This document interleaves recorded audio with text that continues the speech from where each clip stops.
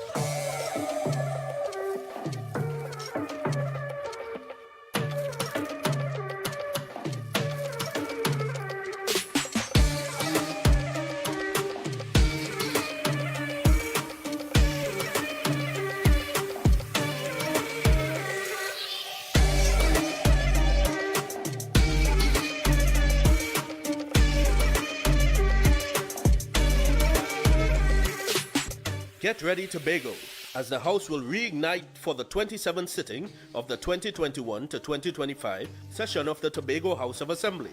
The recent oil spill and increased criminal activity on the island take precedence as Chief Secretary Fali Augustine will lay a motion seeking support to establish a standing committee dedicated to creating and executing strategies to enable an atmosphere of environmental safety and security within Tobago's jurisdiction. Thursday from 1:30 p.m. You know the drill. Whether you choose to come in or tune in, either way, don't miss it.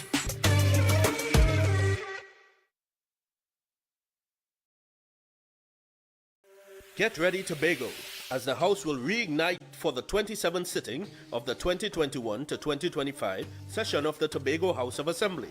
The recent oil spill and increased criminal activity on the island take precedence as Chief Secretary Fali Augustine will lay a motion seeking support to establish a standing committee dedicated to creating and executing strategies to enable an atmosphere of environmental safety and security within Tobago's jurisdiction. Thursday from 1:30 p.m. You know the drill. Whether you choose to come in or tune in, either way, don't miss it.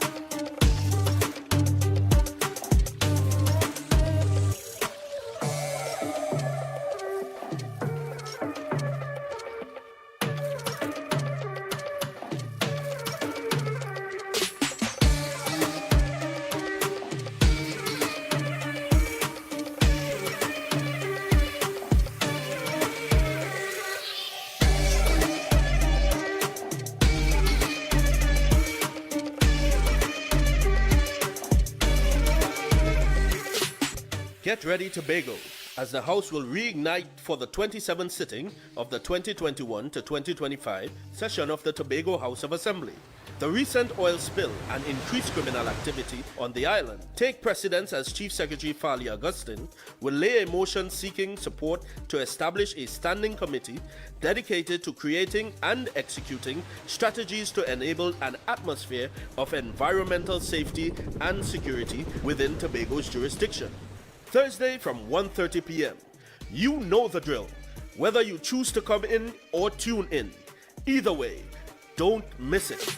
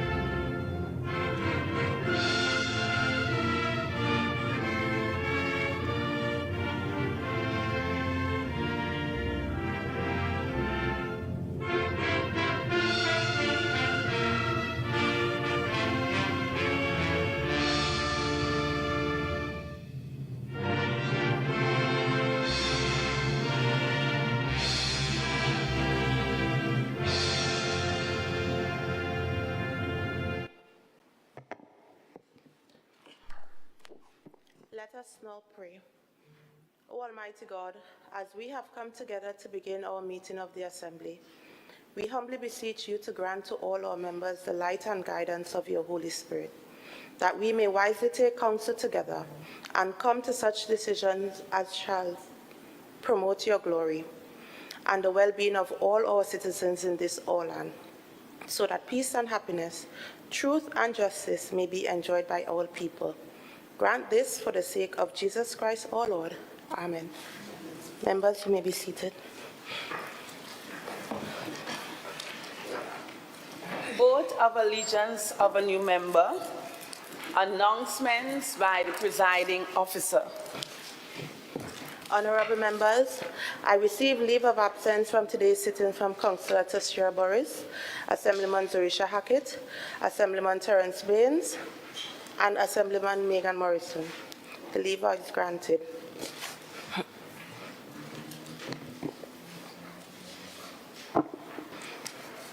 Honorable members, at the last sitting, the 26th sitting of the Tobago House of Assembly, the Secretary for Infrastructure, Quarries and Urban Development stood and gave his own interpretation of the Standing Order 26.5, towards questions for oral answers to secretaries as it relates to questions 103 and 104. However, before dealing with this matter at hand, I wish to highlight Standing Orders 9 and 10, which highlights the authority of the presiding officer to be the sole interpreter of the Standing Orders. The interpretation of the Standing Orders of Standing Orders 26.5 does not refer to questions that were deferred from previous sittings. The questions asked prior to question 103 and 104 were deferred from the 22nd, 23rd, and 24th sitting. My decision was made to invoke the ruling of Standing Order 26.7 due to the backlog of questions on the order paper and worry of exceeding 45 minutes allotted questions and answers allotted for the question and answer period. Nevertheless, this response given by the Secretary was, the Secretary submitted answers that were incomplete and only provided answers for questions A and B from question 103, and no response was given for C of question 103 and question 104. As such, they have remained on the order paper to be answered at this sitting.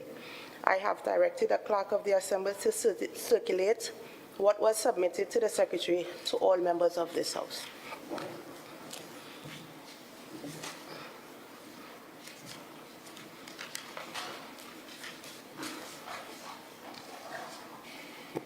Chief Secretary.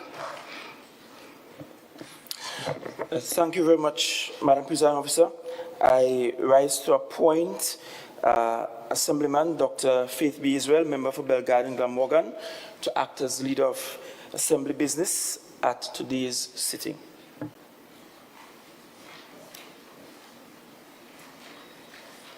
Assembly bills sent back from Cabinet. Assembly laws brought back from Parliament. Petitions, papers. Leader of Assembly Business.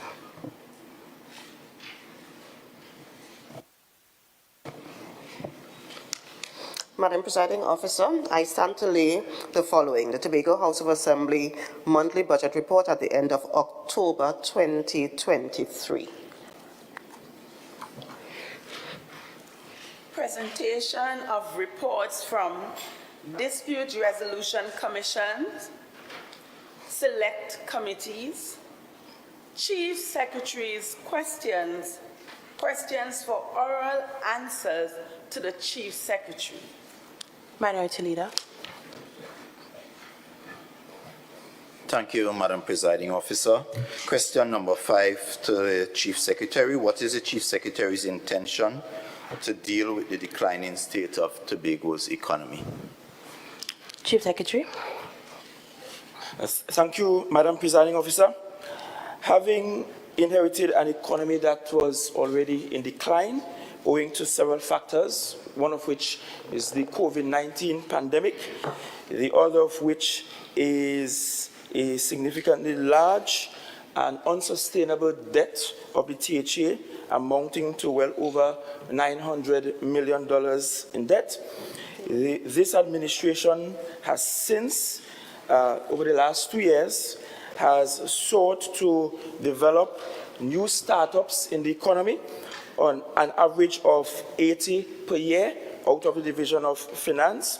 From the BDU department, this administration has ramped up the grant offerings, and we are about to increase the threshold, or rather the cap on the amounts that can be given for grants.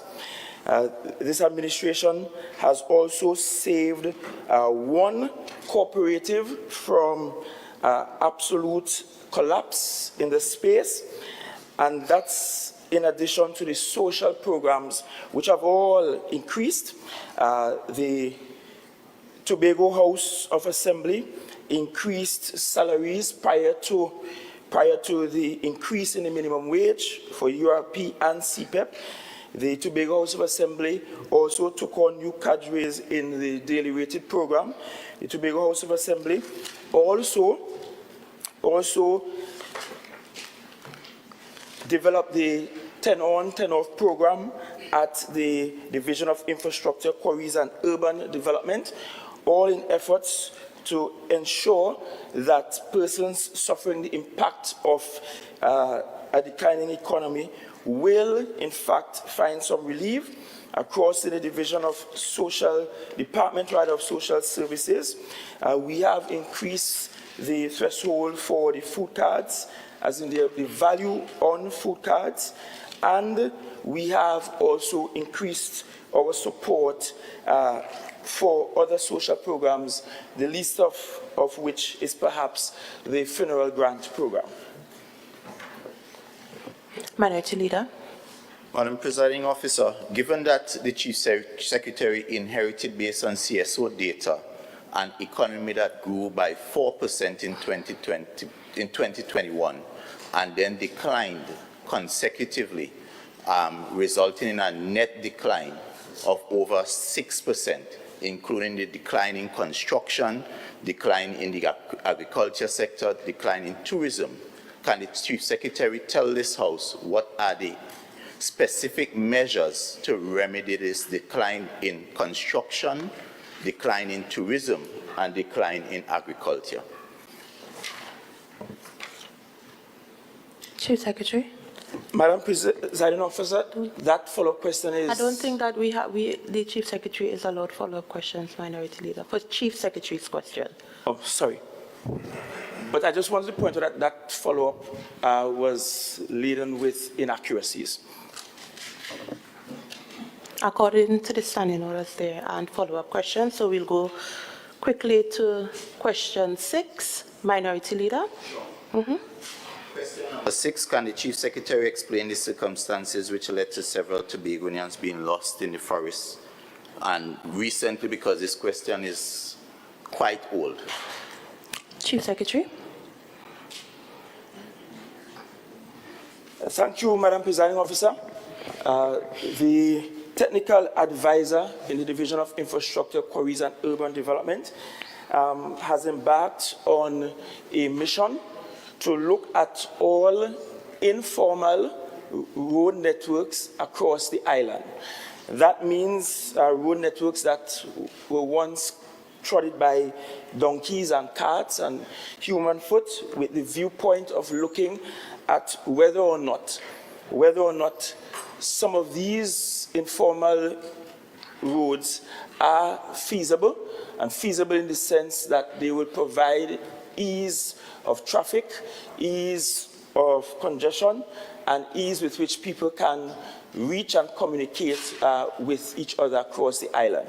In that regard, the technical advisor took a team through the forest looking at an old road that connects north of Tobago with east of Tobago. And those were the circumstances by which they got lost.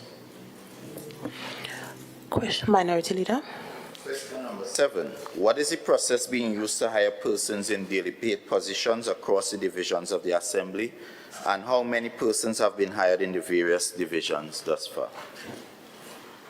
Chief Secretary. Thank you, Madam Presiding Officer. Only 2 divisions have completed their work with daily rated hirings. That's the Division of Food Security and the Division of Health. The process involves a lengthy bit of negotiation and conversation with the union involved. That's the major union for daily rated workers. The division will first seek to establish its list of vacancies, and that's done in conjunction with the union. That list is posted. The second step would be to regularize anyone who is on what is known as a casual or regular list, since they would have accrued years of service. And then the union and the division decide on how to hire the remaining numbers to fulfill the vacancies. Currently, over the Division of Health, their number is at 357, and over at the Division of Food Security, their number is at 150. Minority Leader. And as per Standing Order 26. 26-1, there's no need to read the questions. Okay. No problem. Madam Presiding Officer, question number 8. Chief Secretary. Thank you, Madam Presiding Officer.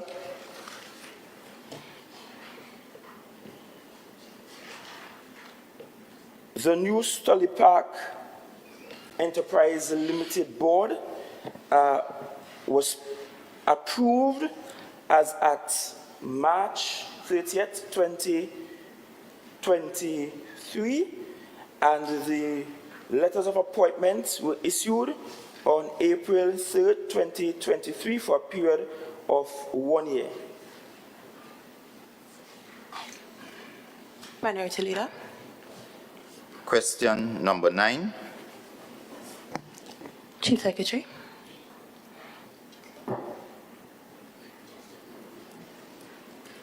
Thank you, Madam Presiding Officer.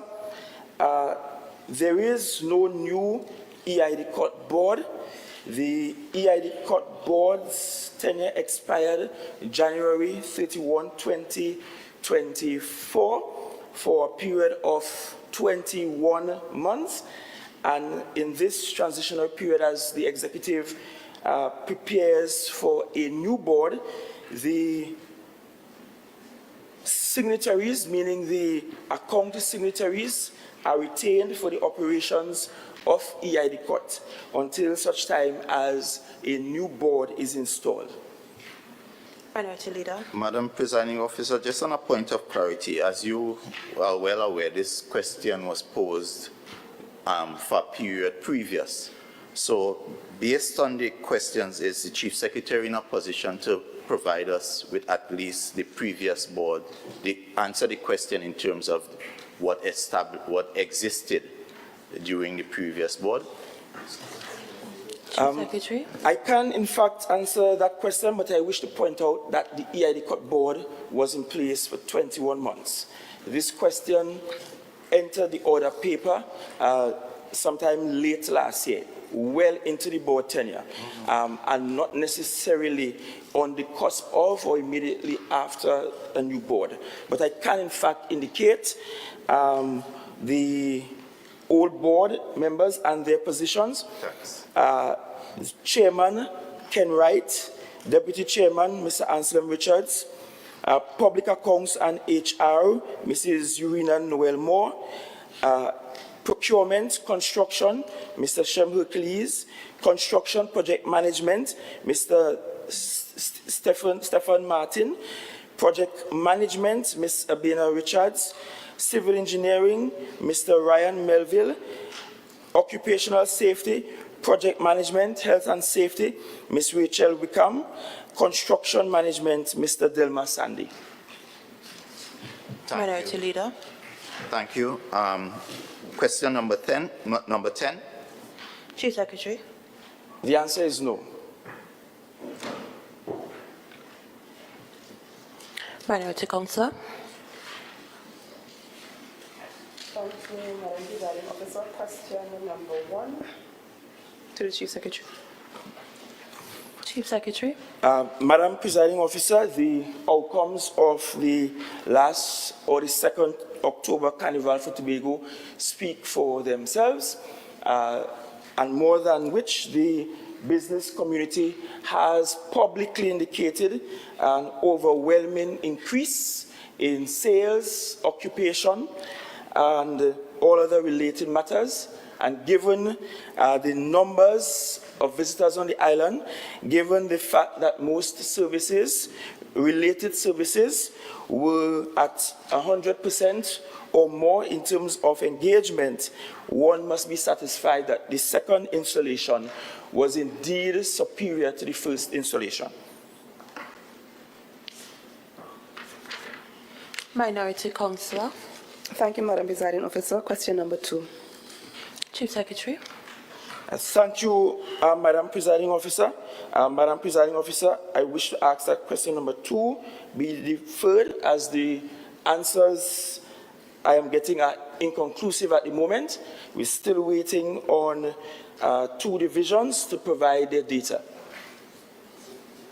So I'll ask that you remain on the order paper. Minority Councillor. Thank you, Madam Presiding Officer. Question number 1 to the Chief Secretary. Chief Secretary. Thank you, Madam Presiding Officer. This question has to be treated in 2 parts. We have to treat with the issue of late salaries separate and apart from the matter with payments to service providers. With regards to service providers, the reality is that the Tobago House of Assembly has always been very tardy in paying service providers. Tardy to the extent that this government is, in fact, now paying service providers, in some cases, 8 and 10 years old. That means, naturally, that in some regards, current service providers will be forced to wait while all bills are being settled.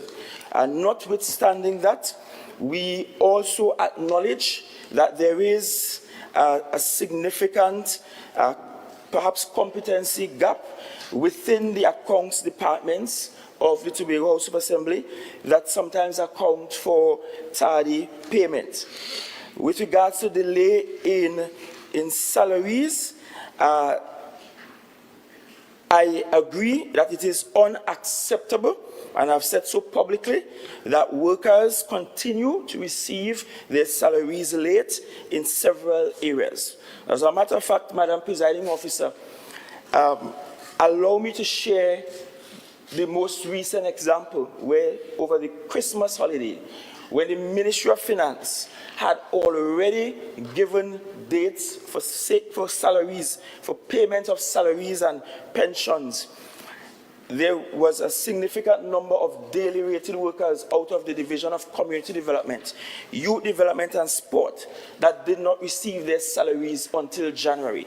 And that's notwithstanding the fact that the division had the requisite amount of releases. There were monies in the division to pay the workers. The reason given by the administrator at that time is that the monthly pay, the public servants, that they all took their shopping days and took time off, and they did not get around to doing the salaries on time. And so I will re-echo what I've stated publicly before, that it is unacceptable that people continue to receive their salaries late. In that regard, I've asked the Chief Administrator to convene a task force with other administrators to look division by division on what the issues are and to then arrive at solutions. Because if it is monies are made available to pay employees, the divisions have those releases on time, and the divisions are still paying late, then it means there is a system, problem with the system that has to be fixed. As to the final part of the question, has the Chief Secretary ever received his salary late? The answer to that will be yes. And my first salary as Chief Secretary was indeed very late. Minority Leader. Question number 1. Chief Secretary.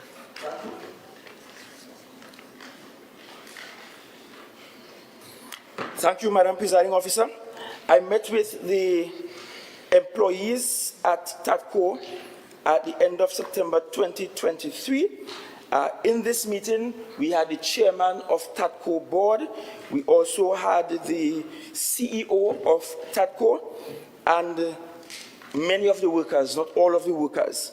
At that meeting, I indicated to the workers then that there will be some restructuring at TATCO owing to the inefficiencies in TATCO. And I also pointed out that the executive was at the time considering relocating some of the employees back to their substantive or their original positions, either in the division or elsewhere where they worked previously. As part of the restructuring process.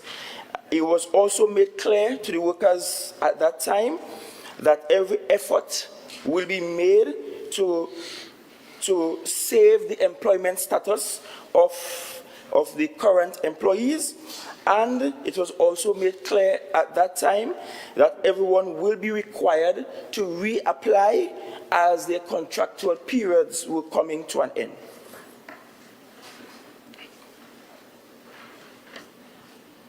Minority Leader. Question number 2. Chief Secretary. Yes, Madam Presiding Officer, the answer to that question is yes. The THA is operating in strict compliance with the rules and regulations of the Public Procurement and Disposal of Property Act since its proclamation in April of 2023. In fact, That strict adherence has led to delays, even in payments to both service providers and individuals providing services.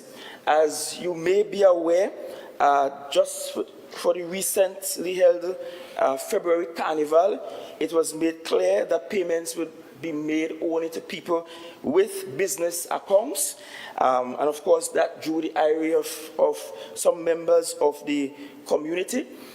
Currently, I'll give another example. Currently, with regards to the Heritage Festival last year and payments, we have had to ask internal audit to treat with some of the invoices there because they were just not compliant with the Public Procurement and Disposal of Property Act. And I have asked the Chief Administrator to write errant public servants in that regard to ensure they account for not following strictly the Public Procurement and Disposal of Property Act. Minority Leader. Question number 3. Chief Secretary. Thank you, Madam Presiding Officer.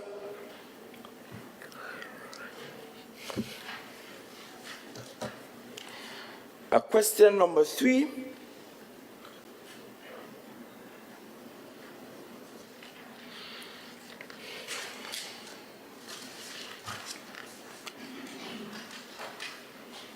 The answer to question number 3, part A, is 3.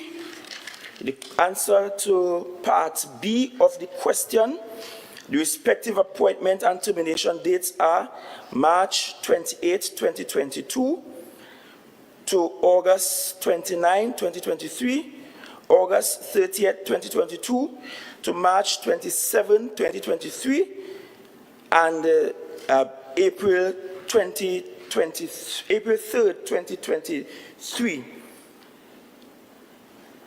The answer to question No, we're not. that's it, part B? No, yeah. Oh yes, that's it.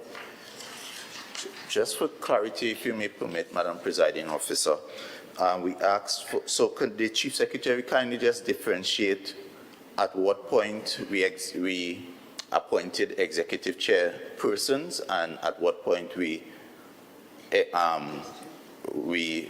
appointed just a chairman, please. This is in relation to The first part question, B. because it was specific, no, the first question A was specific to how many executive chairmen and or. So it should say 2 executive chairmen and 1 chairman or 3 executive chairmen alone, because we said and or.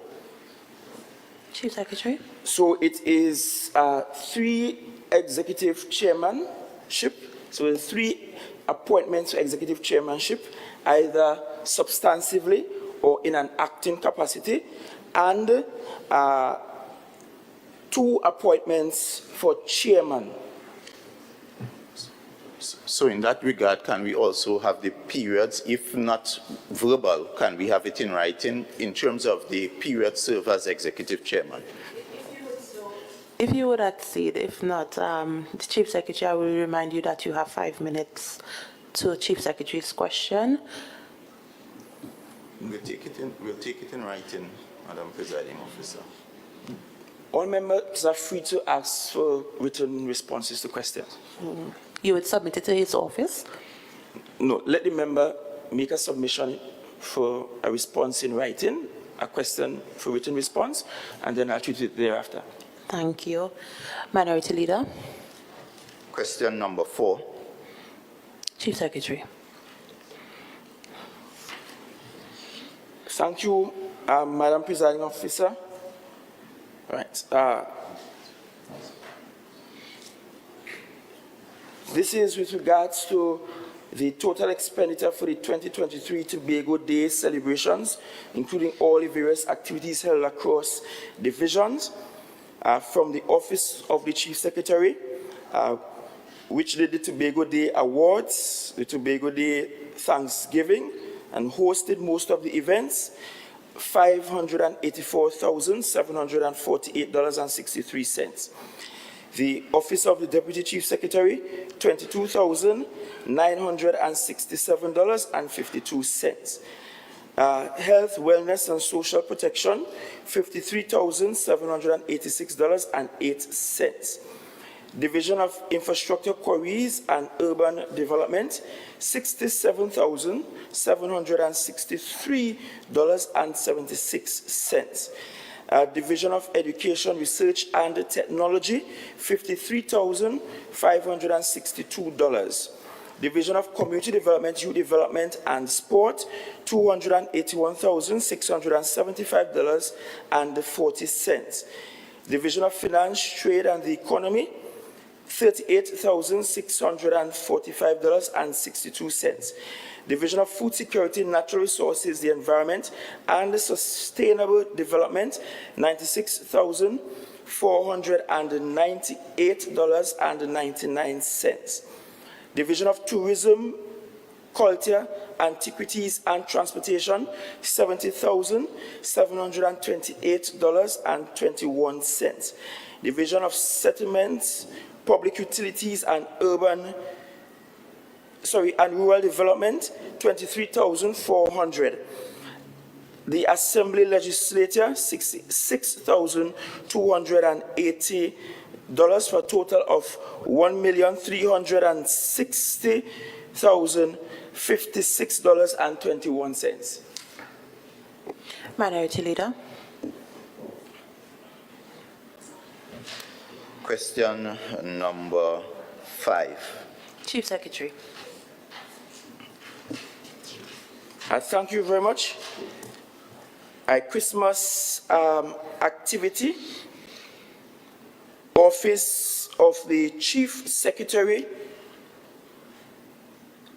$177,587.50.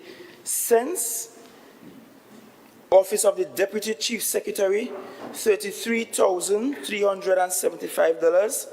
Health, Wellness, and Social Protection, $21,957.11. Education, Research, and Technology,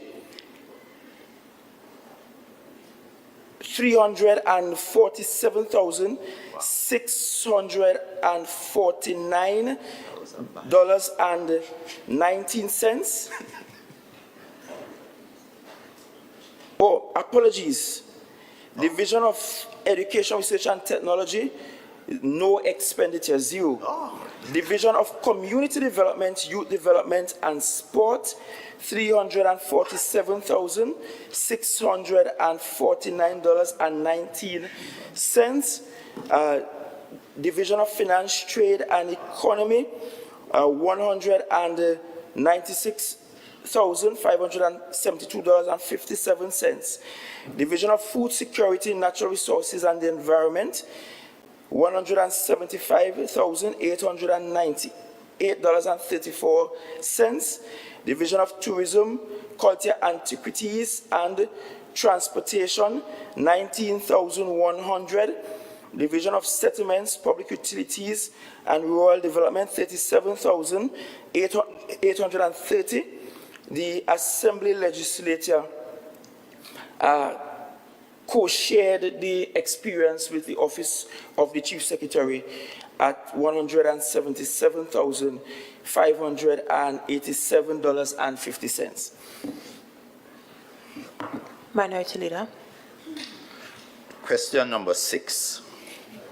Chief Secretary.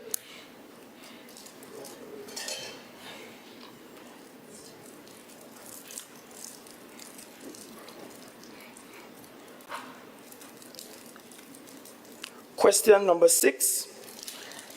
The question reads, as it relates to the composition of the Study Park Enterprise Limited, why has the board discontinued the structure of having independent directors and executive directors and revised the payment of directors accordingly?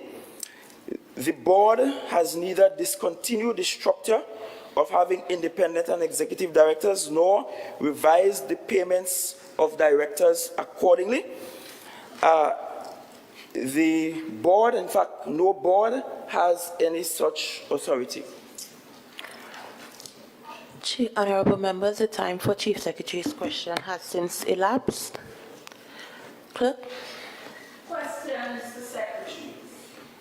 Questions for oral answer. Leader of Assembly Business.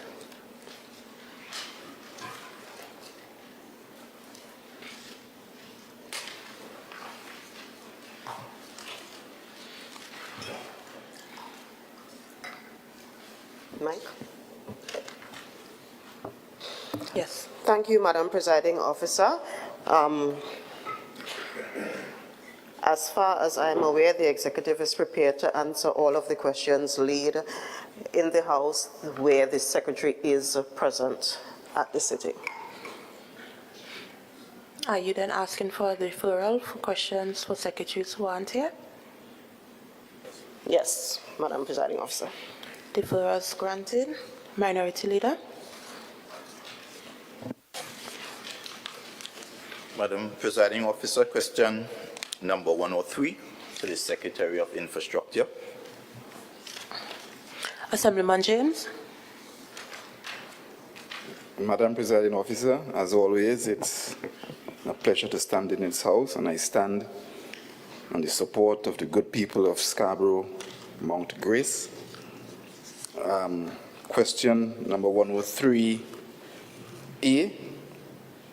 The answer is $69,921.75. The Secretary has not been reimbursed for this trip to date. Minority. Follow up. Madam Presiding Officer, in keeping with the original question, and as it relates to the statement, we would like some clarity on exactly who was or were the wide family members or companies that assisted in bringing our esteemed secretary back to safe landing via a jet, a private jet. So we just want to know, it could be brother, sister, and we want to know. We are concerned about the secretary's welfare.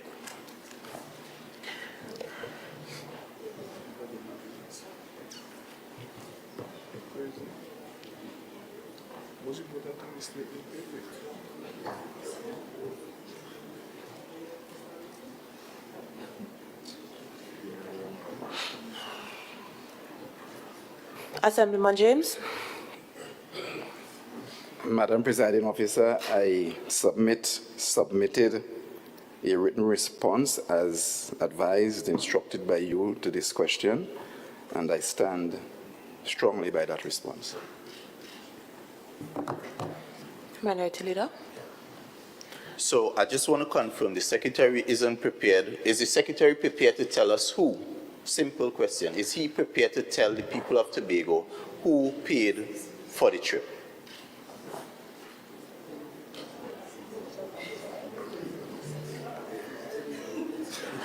Minority Leader, wasn't this question asked and answered at the last sitting via written response? Madam Presiding Officer, we got a question that told me to, an answer that told me to refer to a statement. The statement is very inconclusive. It neither tells us who, how, and we are asking as a follow-up, because part of the original question to this was who. We asked who. He told us, refer to the statement. All the statement says is simply that he would have reached out to his wide networks of friends and family. And we are now asking whether he's prepared to tell us exactly. Granted, this was a question that was asked and answered. No, I but can't have you asking. Answers. I can't have you asking the exact same question again. No, but we are probing for more answers, clarity. All I want is clarity. I'm asking for exactly who. Be specific. Is it your mother? Is it your brother? Is it Minority my brother Leader? Max James? Minority Leader, I would caution you please. The question was asked and a response was given. But the point of a follow-up Question is to 104. make the answer intelligible. Question 104, Minority Leader.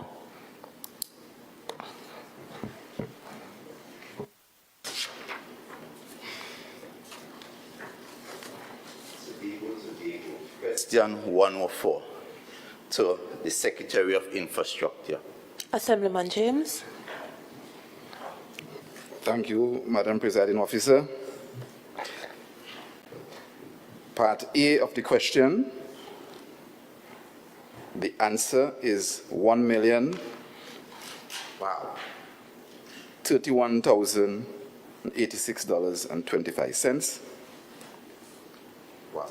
Part B of the question,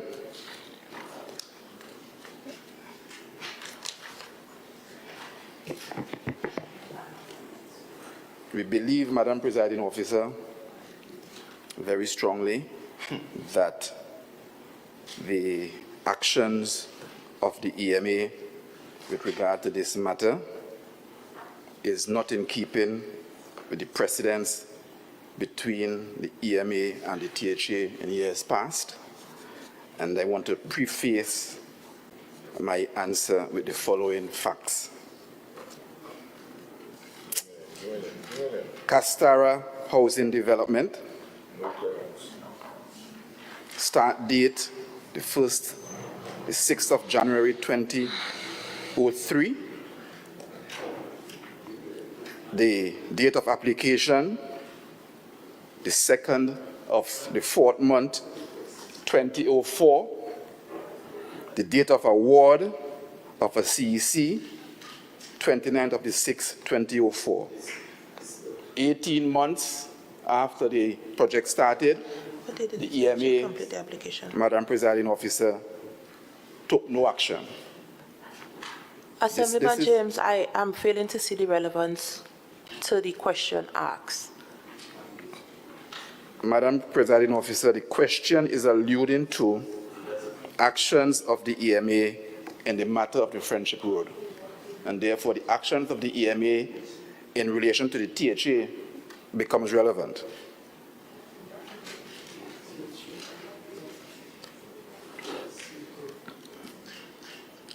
Corlan Estate, the start date, December 2012, the date of application for a CEC,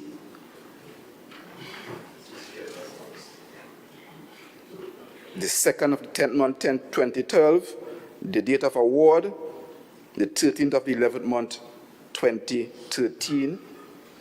Total time elapsed before award of a CEC, the EMA took no action, 11 months. And I can go on like this, but in the safe time, I know there are many questions on the other paper.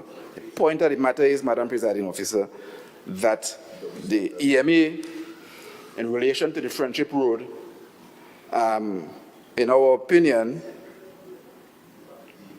deviated from the established precedents of working with the THA in order to achieve certificate of environmental clearance.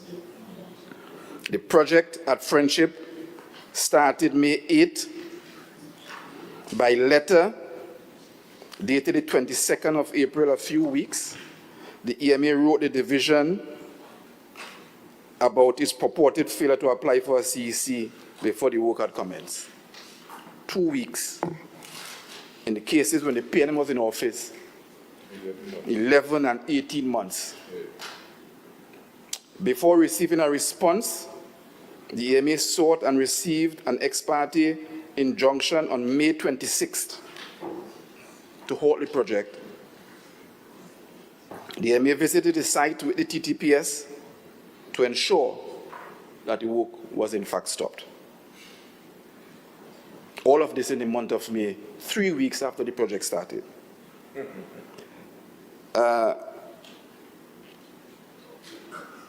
The DIQD made an application for the CEC on June 6th, 2023. The DIQD and the EMA visited the site on June 26th. and pursuant to the Division's CEC application, the EMA granted a CEC on September 6th. The parties agreed by consent to have the injunction order lifted. The injunction was lifted on September 14th. The parties agreed by consent dated the 12th of December 2023 to have the matter discontinued. The EMA's first compliant visit was on October 2026, and all was deemed to be good. The EMA's second compliant visit was on February 8, 2024, and we remain without complaint.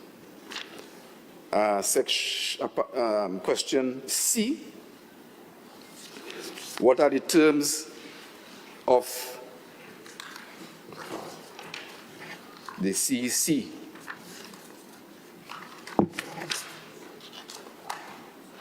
Madam Presiding Officer, the terms are quite extensive, that I'll do my best in my slow reading style to go as quickly as I can.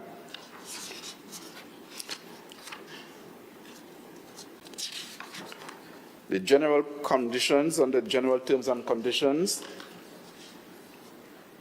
Item 1.1, the CC holder shall take notice of the issuance of this certificate is not an authorization to commence any work related to the project. Works related to the project shall only commence when all approvals from other statutory, regulatory, and relevant agencies are obtained. These include, but are not limited to, Town and Country Planning, Department of State Lands, Department of Natural Resources and Forestry, Water and Sewage Authority, Occupational Safety and Health, Trinidad and Tobago Fire Service. Item number 2, the CEC holder shall take notice that the grant of the CEC with conditions does not exempt the CEC holder from the requirement to ensure compliance with all other relevant legislative provisions having force of law. Item number 3, Certificate of Environmental Clearance number 6672-2023. The CEC holder shall take notice that the project design, description, and scope, as well as the prevention, mitigation, and monitoring measures for the anticipated impacts presented in the application for this certificate and any other additional information provided in writing form part of the conditions to which the CC holders shall adhere unless modified as by listed condition within this certificate. The CEC holder, item 1.4, shall submit a finalized scope of works for the remaining activities and a detailed schedule for such to the EMA at least 5 working days prior to the commencement of any works related to the project. 1.5, the CEC holder shall ensure that all proposed supporting infrastructure, facilities, and management systems required to maximize the effectiveness of mitigation measures are installed/implemented and functioning prior to the commencement of any related works. 1.6, the CEC holder shall ensure the fulfillment of the following requirements for all written reports, plans, or notifications submitted to the EMA in respect of this certificate. A, the CEC number and the relevant CEC conditions are stated in the title or cover letter of this document. 1 digital copy in PDF format of each report, plan or notification. C, all reports, plans, or notifications shall be addressed to the office of the manager Permit Monitoring and Complaints Environmental Management Authority, number 8 Elizabeth Street, St. Clair, Port of Spain, and submitted via email to pmc@ema.co.tt.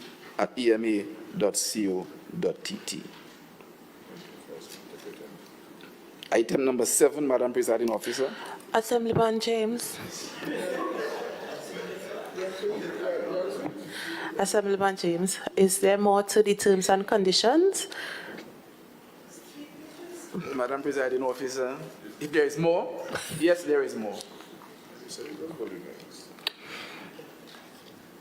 In the interest of time, I would ask that you submit a copy of that document to the minorities office, please. I can furnish the minority with this copy if he so chooses today, right now. I'm sure he has a copy already, but I can furnish him with this one. Minority Leader, follow-up question? Sure. Thank you, Assemblyman James.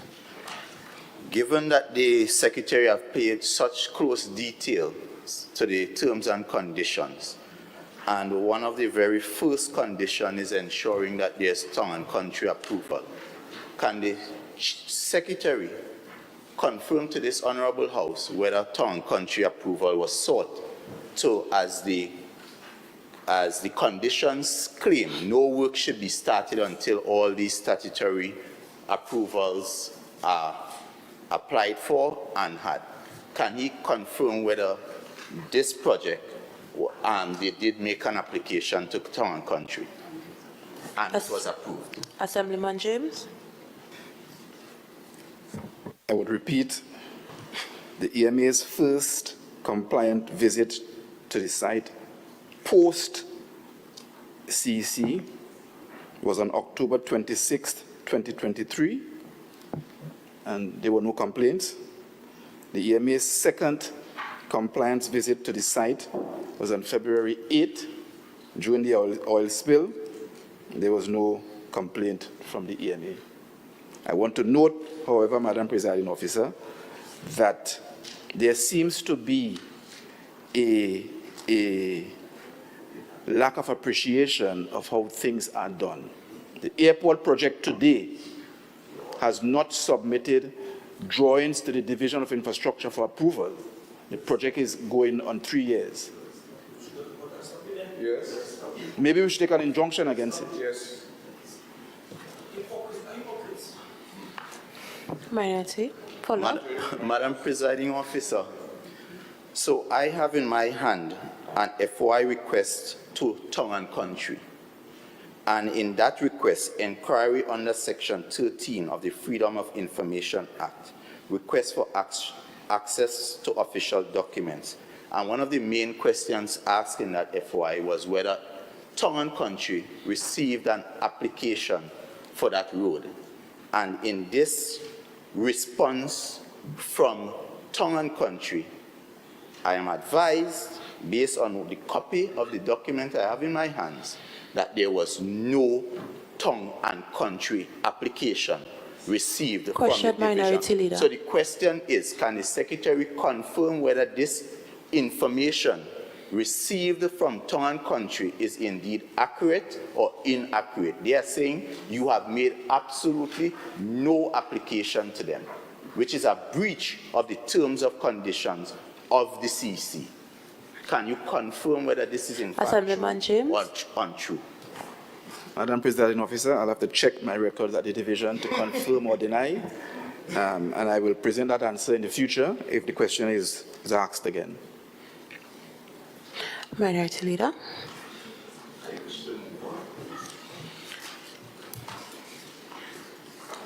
Question 106 to the Secretary of Food Security. Assemblyman Natisha Charles-Panton. Thank you, Madam Presiding Officer. Question 106, as it relates to TADCO, can the Secretary confirm if any close relative of any member of the Board of Directors has been engaged to provide training to staff, consultancy, or any other human resource related services? Madam Presiding Officer, TADCO has not engaged or did not engage any human resource service or consultant. Yeah, so no monies were paid to any consultant at TADCO. Minority Leader. Madam Presiding Officer, is the Secretary prepared to deny that the mother-in-law of the chairman of TADCO was paid a stipend for training services? Is she prepared to say categorically that the mother-in-law of the chairman was not prepaid a stipend for training, which is an HR-related service? Assemblyman Charles Pantin.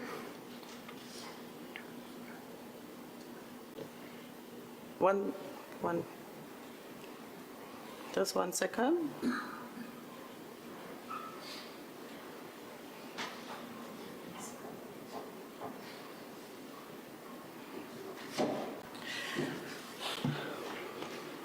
So I sought to investigate what the minority councillor is referring to. Sorry, minority leader, sorry. Sorry, I'm sorry. It's very difficult to believe you are the minority leader.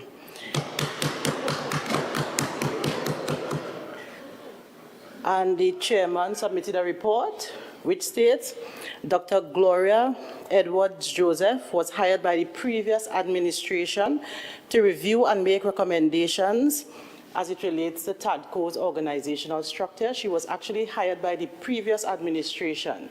So because the documents were missing when we got into office, we had to consult with people that were hired by the previous administration. I was hired by the previous administration, so she was one of them. So her being the mother-in-law of someone, right, that has nothing to do with what exists during our period. Minority Leader. Question still remains. Was any payment during the period of this chairman made to the mother-in-law of the chairman? Simple, yes or no? Assemblyman Pantin. Madam Presiding Officer, when I inquired about question number 106, right, the board submitted that no one was engaged, no payments were made to recruit a consultant or any HR-related services. So no monies were paid to anyone. Minority Leader.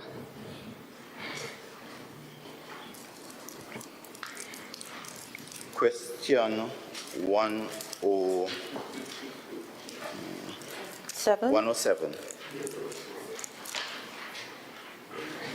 Question 107 to whom? To the Secretary of Infrastructure. Assemblyman Trevor James. Thank you, Madam Presiding Officer. Part A of the question.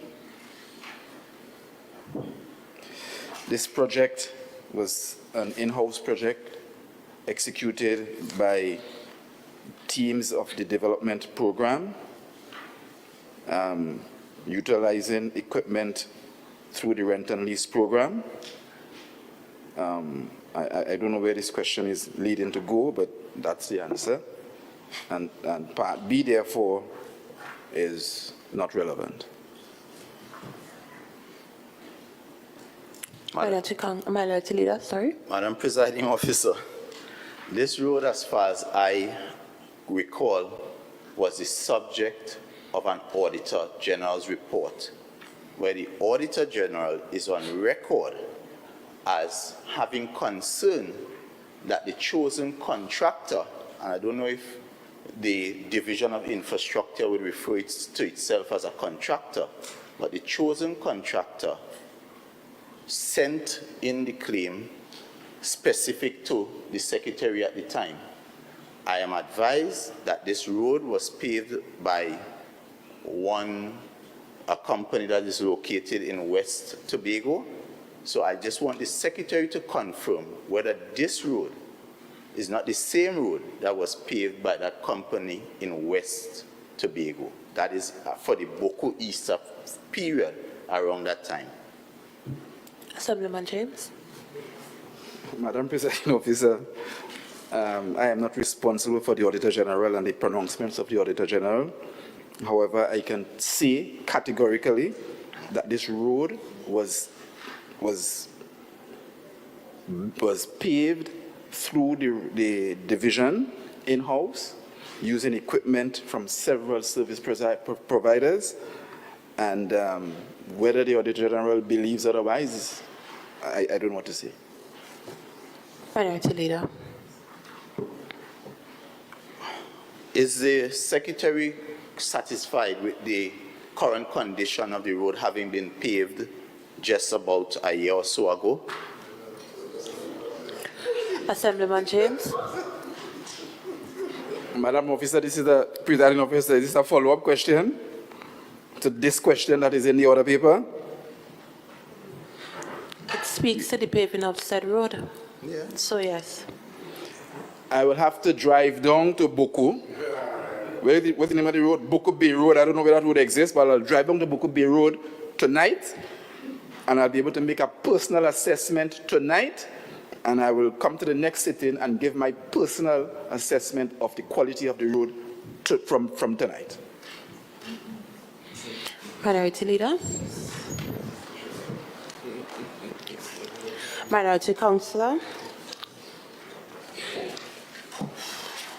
Thank you, Madam Presiding Officer. Question 111 to the Chief Secretary and Secretary of Finance, Trade and the Economy. Assemblyman Augustine. Thank you very much, Madam Presiding Officer. The individual is impacting on the public road reserve as his house is within approximately 4 feet of the road reserve when it should be 25 feet of the road reserve.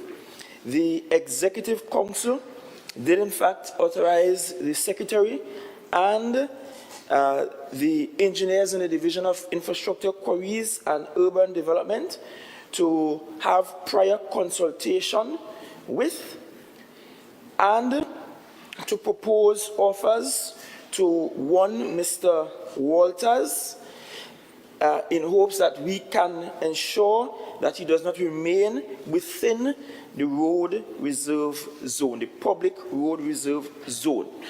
It must be noted that the lands in that area are not owned by Mr. Walters, but owned by another private entity.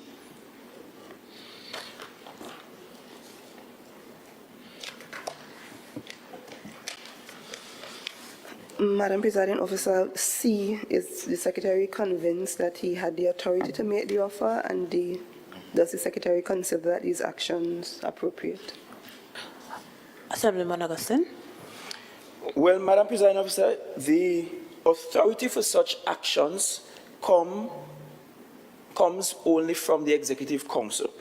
And if I'm answering in the affirmative of the Executive Council, it did in fact authorize Mr. Secretary James, and his staff at the division to enter into those consultations and to make offers. And I could tell you what the offer is. The offer is that, one, he be relocated into rental arrangements for a period of 6 months, and that the THA replace his home in a much more suitable location on lands owned by the THA. Those are the broad terms. Minority Councillor. D is still outstanding, Madam Presiding Officer. Do we have to go through this, Assemblyman Augustine? Part D of Madam Presiding question Officer, if 111. the Executive Council authorize the Secretary and the workers in the division to have those actions, then those actions are not just appropriate, but they are very legal. Minority Councillor. Thank you, Madam Presiding Officer. The Chief Secretary would have indicated that the Executive, and I'm confirming, did the Executive Council authorize the Chief Secretary, or did they authorize the Secretary of Infrastructure? Because I think I heard the Chief Secretary saying that he was authorized.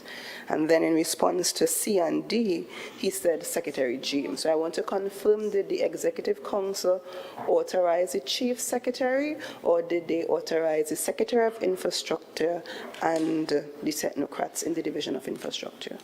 Assemblyman Augustine, can you clarify? Madam Presiding Officer, so let me go slowly.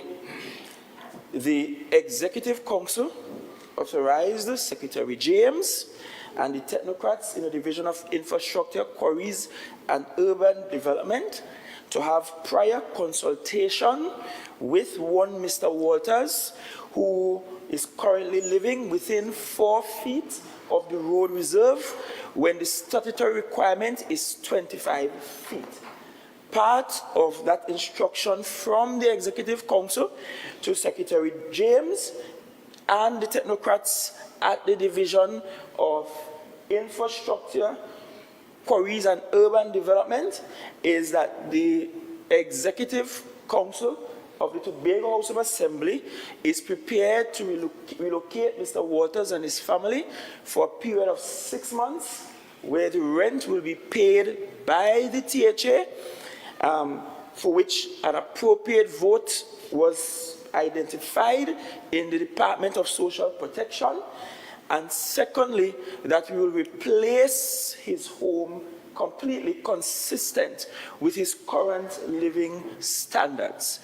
Those were the general terms for which the Secretary and the technocrats in the Division of Infrastructure could or were given the authority to have consultations and to make those offers. Thank you, Madam Madam. Councillor. Yes, Madam. Thank you, Chief Secretary, for the clarification. So in light of that clarification, Madam Presiding Officer, to the Chief Secretary, why were you involved in that process and visiting to negotiate? And what was your role, since the Executive Council would have authorized Secretary James? Chief Secretary. And not you. Assemblyman Augustine. Thank you, Madam President Officer. I visited the site of the construction, including Mr. Waters, on 2 occasions, and I made that visit with Secretary James and the technocrats of the Division of Infrastructure, Quarries and Urban Development. And as Chief Secretary and Head of the Executive Council, I am authorized to accompany any secretary here to monitor any work that they do and to get involved in any work that they do.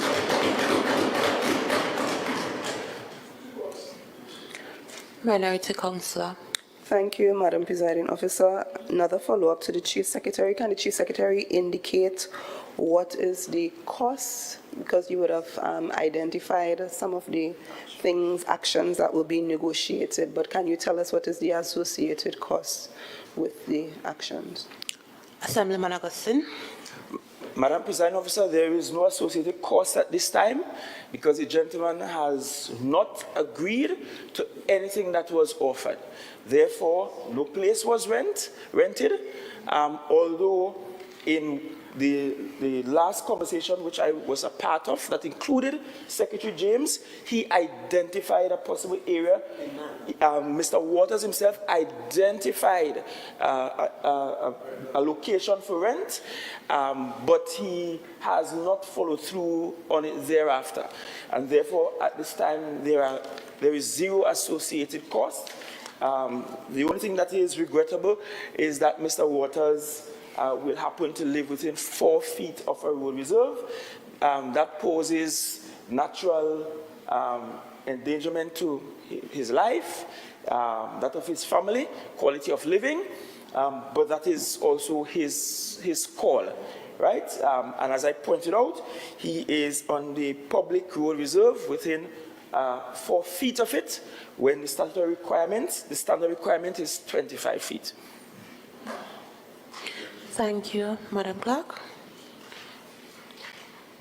Request for leave to move the adjournment of the Assembly on definite matters of urgent public importance. Statements by secretaries or assistant secretaries. Councillor Williams-O. Thank you, Madam Presiding Officer.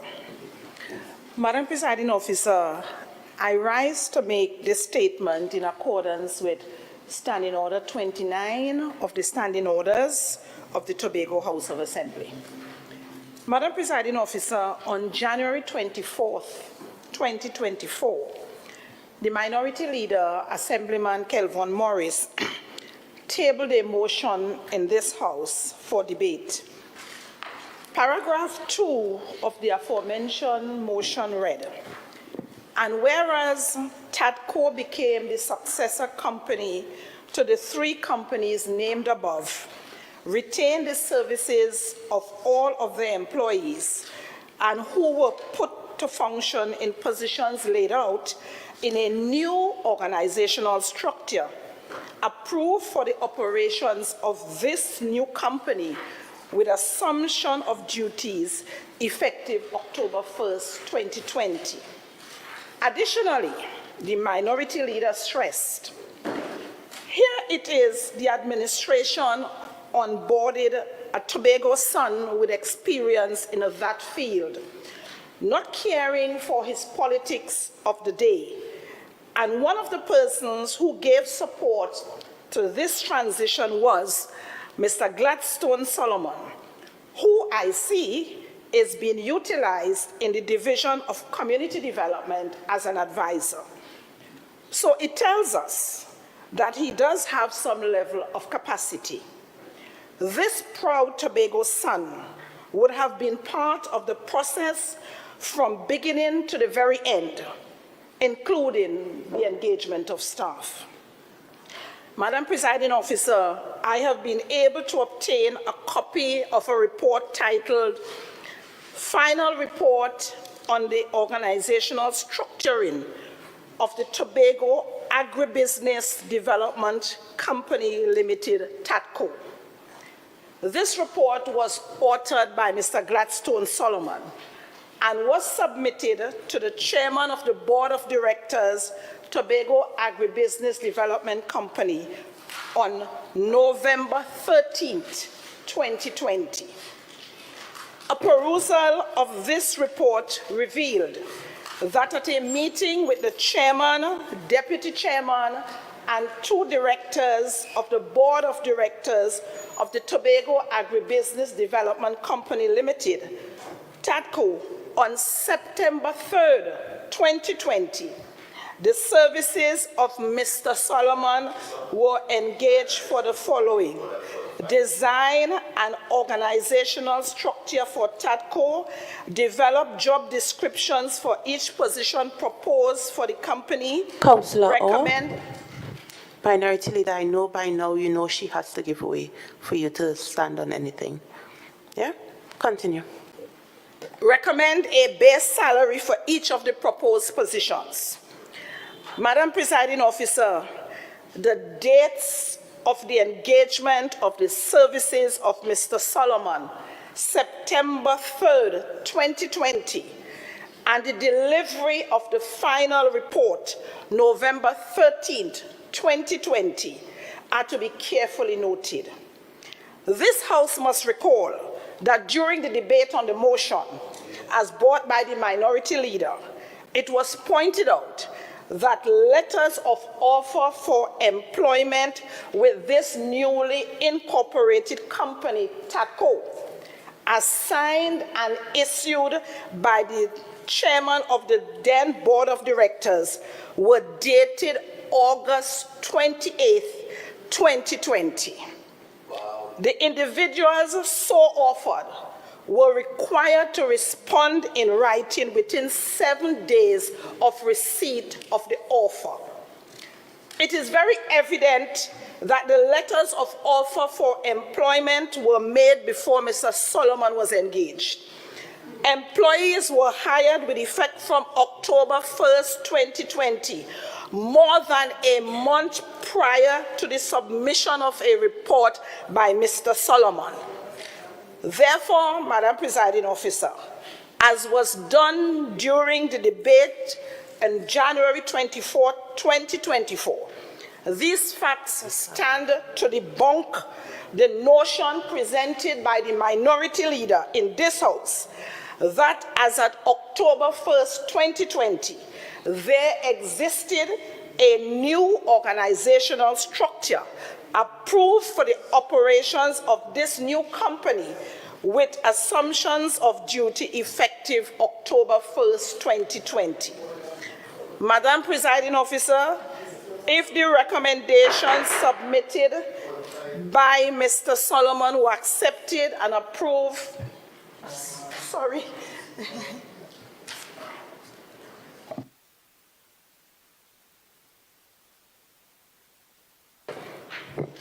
Honourable members, if information is placed on an order paper, it is by my approval.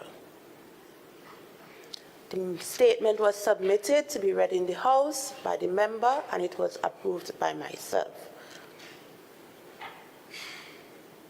Please allow the member to finish her statement. Member, you have 5 minutes.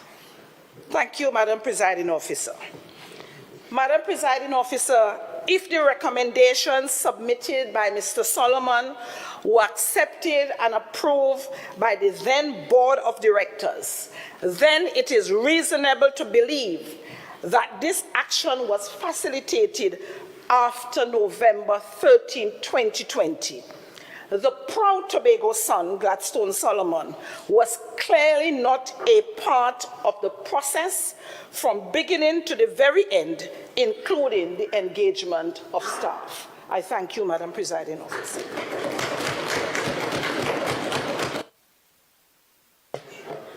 Minority Leader, you have a follow-up question if necessary. Madam Clerk. Personal explanations, introduction of bills, motion relating to the business or sitting of the Assembly and moved by a secretary or assistant secretary, public business, executive council, motion. Chief Secretary and Secretary of Finance, Trade and the Economy.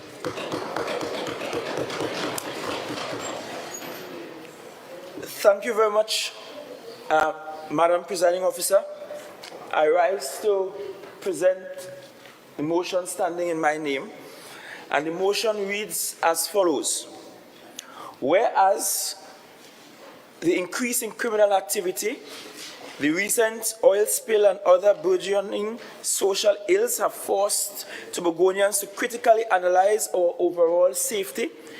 And whereas the Tobago House of Assembly, while not vested with direct authority over national security, possesses the capacity to advocate for and engage in collaborative endeavors with pertinent entities to effectively enable an atmosphere of security within Tobago's jurisdiction. And whereas the formulation and execution of focused intervention strategies in Tobago necessitate a proactive and multifaceted approach underpinned by the active involvement of all stakeholders. Be it resolved that the Tobago House of Assembly adopts a comprehensive, integrated approach encompassing all the facets of THA operations to bolster intervention strategies aimed at reassuring public safety on the island. And be it further resolved that this Assembly establishes a standing committee devoted to the continual monitoring and evaluation of the implementation of these intervention strategies, thereby ensuring their efficacy in diminishing crime rates and fostering an environment conducive to the safety and security of Tobago's residents. Madam Presiding Officer, it is against the backdrop of our forced and unpleasant reality that I brought this motion to the House for debate and discussions. I brought it because we as a collective seek to co-create practical and implementable solutions to the disturbingly concerning crime and security challenge confronting and displacing the peaceful and loving defining DNA of Tobago. At the national level, Madam Presiding Officer, the anecdotal evidence points to a state of fear of crime, a fear of violence, where the citizenry has seemingly given up to the uncontrolled terror and grief that are packed in the destructive winds of the crime storm that have been continuously battering our nation for the last 2 decades. Madam Presiding Officer, it's important to point out this early in my presentation that Trinidad and Tobago's challenge with crime has occurred across varying administrations at the national and the local levels. The police data on serious crimes for the years 2018 to 2022 says that a total of 61,004 serious crimes were committed and reported to the police. This works out to an annual average of 12,200 serious crimes nationally. A total of 2,953 murders, the most heinous of serious crimes committed and reported to the police. This gives an annual average of 591 murders, and illegal firearms is the weapon of choice used to commit over 90% of the reported murders. We have seen recently, Madam Presiding Officer, conversations even within CARICOM about the state of crime in the region, and I'll speak some more to that in a short while. The murder rate per 100,000 of the population was calculated as 39.4 in 2022.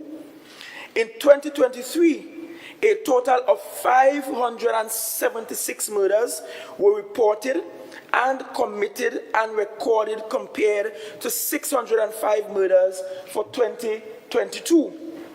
I just told you, Madam Presiding Officer, that our running with crime might very well be a regional issue. A former General Secretary of United Nations pointed out that the Caribbean might very well be the world's most murderous region when we look at the statistics on a per capita basis. So we have a problem. We note, Madam Presiding Officer, the recent discussions led by the Prime Minister of Trinidad and Tobago on gun-related violence in the Caribbean, and the fact that conversations have started with North America on the illicit importation of guns into the Caribbean region, most of which comes from the North American society. After all, in the Caribbean, we are not known to be manufacturers of guns. Madam Presiding Officer, with limited focus on murders, the deadliest and most humanly impactful of serious crime, our insecurity challenge, I'm going to let bear in the House for national community viewing and listening to these proceedings. Madam Presiding Officer, let's look as well at the financial resources that this country has directly spent with the aim of alleviating national crime or the national crime storm via the allocations to the Ministry of National Security from fiscal 2018 to 2024. And Madam President, it's important to point out that this is just what is spent through the Ministry of National Security. But there are other ministries, there are local government entities, there are other agencies for which allocations are made for programs, social programs, that are also meant to alleviate this crime storm. But I'll focus on the Ministry of National Security for a moment. In 2018, 3.78 billion. 2019, 3.75 billion. 2020, 3.74 billion. 2021, 3.21 billion. 2022, 3.11 billion. 2023, 3.21 billion, and for fiscal 2024, the current fiscal period, 3.83 billion, for a total of 24.55 billion. Madam Presiding Officer, I will summarize only to say that it is evident that the citizenry has not experienced any material improvement on account of the 24.55 billion the government has spent on the insecurity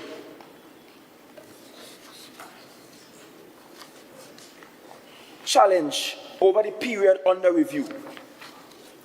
The clear message from the data is that the policies, strategies, projects and programs deployed by the national government of the Republic of Trinidad and Tobago have not worked and are not doing the work. And I will return to that later.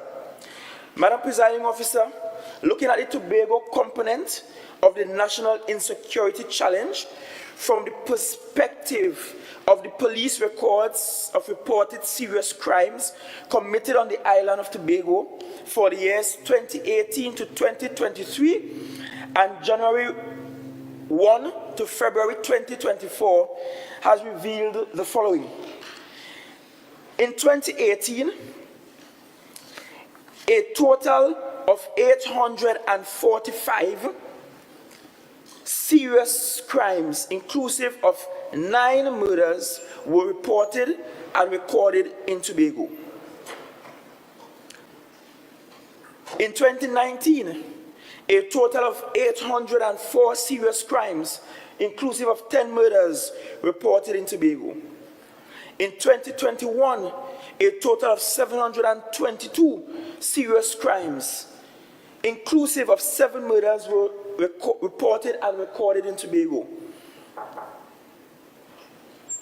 In 2023, a total of 757 serious crimes, inclusive of 14 murders, were reported and recorded in Tobago. And in 2024, as at February 19, 2024, 59 serious crimes, inclusive of 4 murders, were reported and recorded. Firearm was the weapon of choice used to commit the vast majority of the 74 murders experienced in Tobago between 2018 and present. Madam Presiding Officer, the Tobago serious crimes data are indeed troubling and concerning to all of us. Sadly, the data presents hard evidence of an ugly and violent change in our social and human interaction. And that's happening in a Tobago that was once definable as an island of closely knitted communities and villages. I've always said that for us in Tobago, our families are larger than our villages. In fact, we have families on this island who, in numbers, are bigger than some of our existing villages. There is hardly a village you could go to in Tobago and not find a family.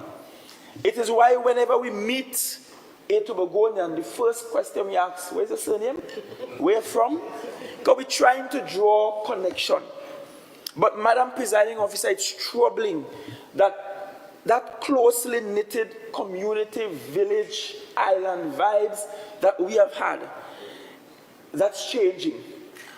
And given Tobago's small population, small physical size, and our tourism-driven service economy, the emerging trend of gun violence and murder will have a devastating social, economic, and human impact. The question that naturally arises, Madam Presiding Officer, is what is the authority and responsibility of the Tobago Island government to intervene and create safety solutions to the insecurity challenge that are confronting us. Madam Presiding Officer, I visited the recognized social theories on this matter. And in looking at the social theories on this matter, Madam Presiding Officer, I am forced to bring this motion to this House today so that perchance, Tobagonians can renew their social contract with each other. I looked particularly, Madam Presiding Officer, at the explanations of the evolution of modern human societies and the responsibilities and duties of consistent entities such as the government and the citizenry.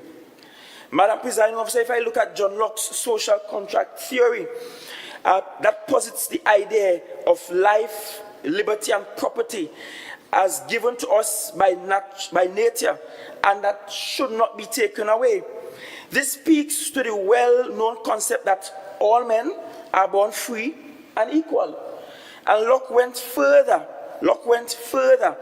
and stated that people form society and elect government primarily to protect these rights. You're talking about life, liberty, and property. But in order for that to work, people have to observe and follow the laws the government makes for the society. So if you look at Locke's theory, his social contract theory, that theory has been, social contract has been broken every day. People vote for the government to protect the rights of life, liberty, and property. And in return, the people ought to obey the laws created by the government to do just that.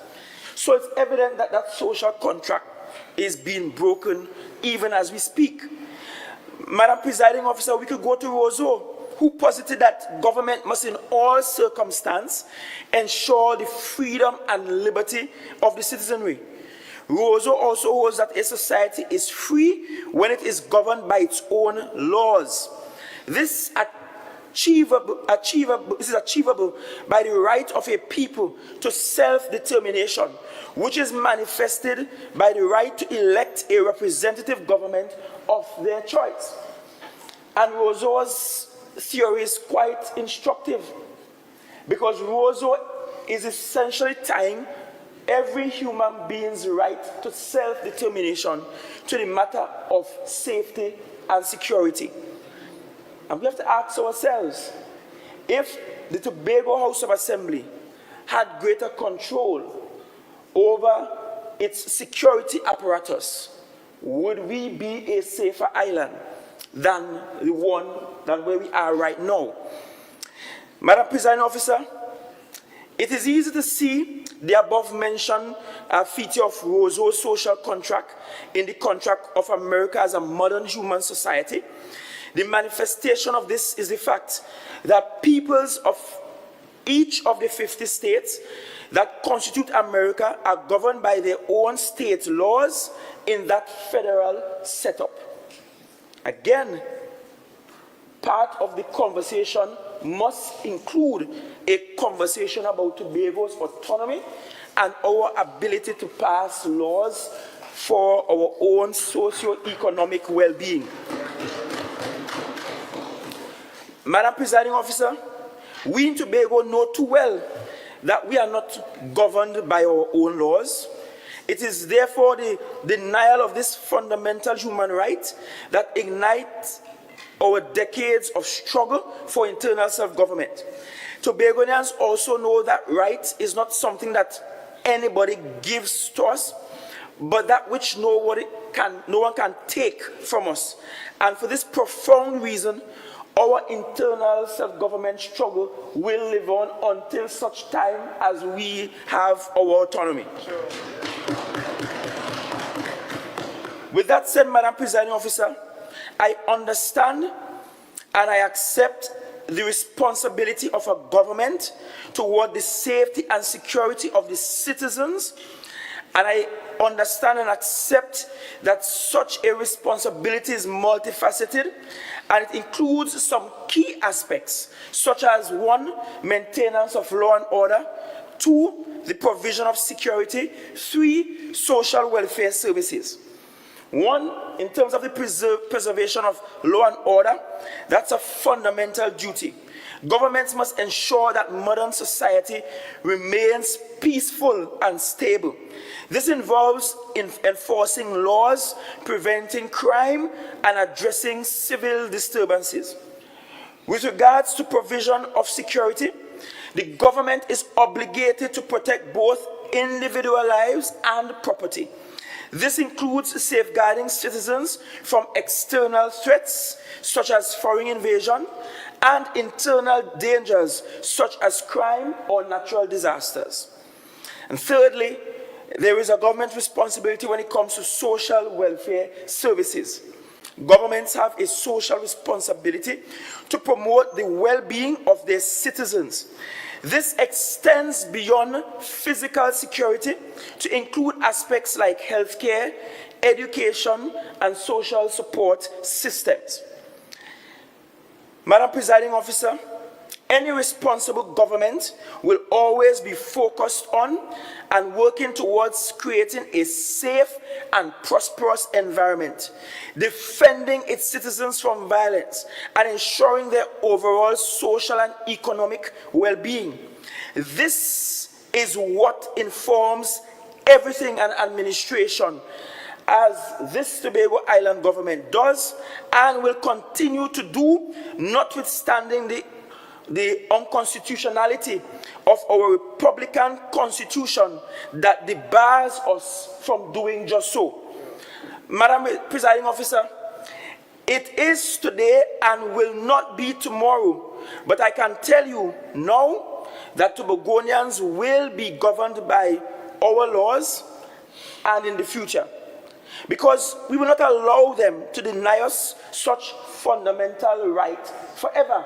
And that's why we will fight hard to ensure that we take a grasp of our lives.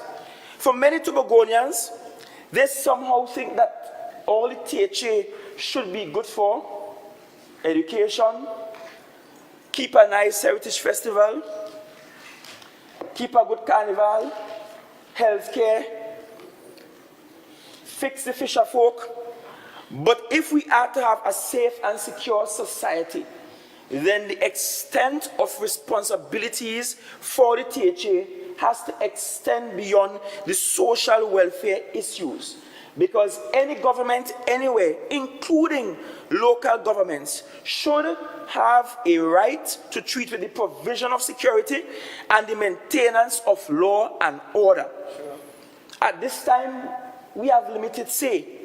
As a matter of fact, I could give you an example, such as calling to say we have an oil spill, we need to get some roads blocked because it's becoming dangerous, deciding that a particular road had to be blocked because it is dangerous, and then a high-ranking police officer will then decide to call off the blocking of that road because he thought he had that authority. Well, I just instructed Secretary James to take the relevant material and go and block the road. Sure. Right? Let the police come and lock me up for doing that if they wanted to. But it cannot be that we are running an island and we have security considerations and the THA has zero say or input when it comes to the security apparatus and how they work on the island of Tobago. Madam Presiding Officer, my administration has taken the express policy position to establish within the Office of the Chief Secretary of Tobago a Department of Public Safety and Security. This department, pursuant to some consultancy, will instead be called the Department of Public Safety and Risk Analysis. This department will manifest as an amalgamation of all the units, agencies, departments that currently discharge a public safety function. And the significant new additions will be the THA police, litter wardens, traffic wardens, and risk analysis. And that will be added to the game wardens, to TEMA, to the officers that work in the forestry department and that take on a security type function at present. Madam Presiding Officer, I am pleased to report that the legality of proposed departments has been researched through a consultancy arrangement. The preliminary report has been submitted, and we are expected to receive the final report, which will inform the next steps in the coming weeks. I wish to identify for Tobagonians that the consultancy report was done by the former Assistant Commissioner of Police, Mr. William Nurse. Madam Presiding Officer, I have been having regular meetings with the heads of all the arms of national security on the island. Coming to these discussions, the THA has been doing and will continue to do all within our authority and capability to ensure that the national security apparatus is functionally efficient and effective. To this end, Madam Presiding Officer, over the last 2 years, the Tobago House of Assembly has spent $1,229,100 on accommodation for members of the national security apparatus. I want Tobagonians to appreciate that we have spent $1.2 million to date on accommodation for the national security apparatus, notwithstanding it is a 6th scheduled item.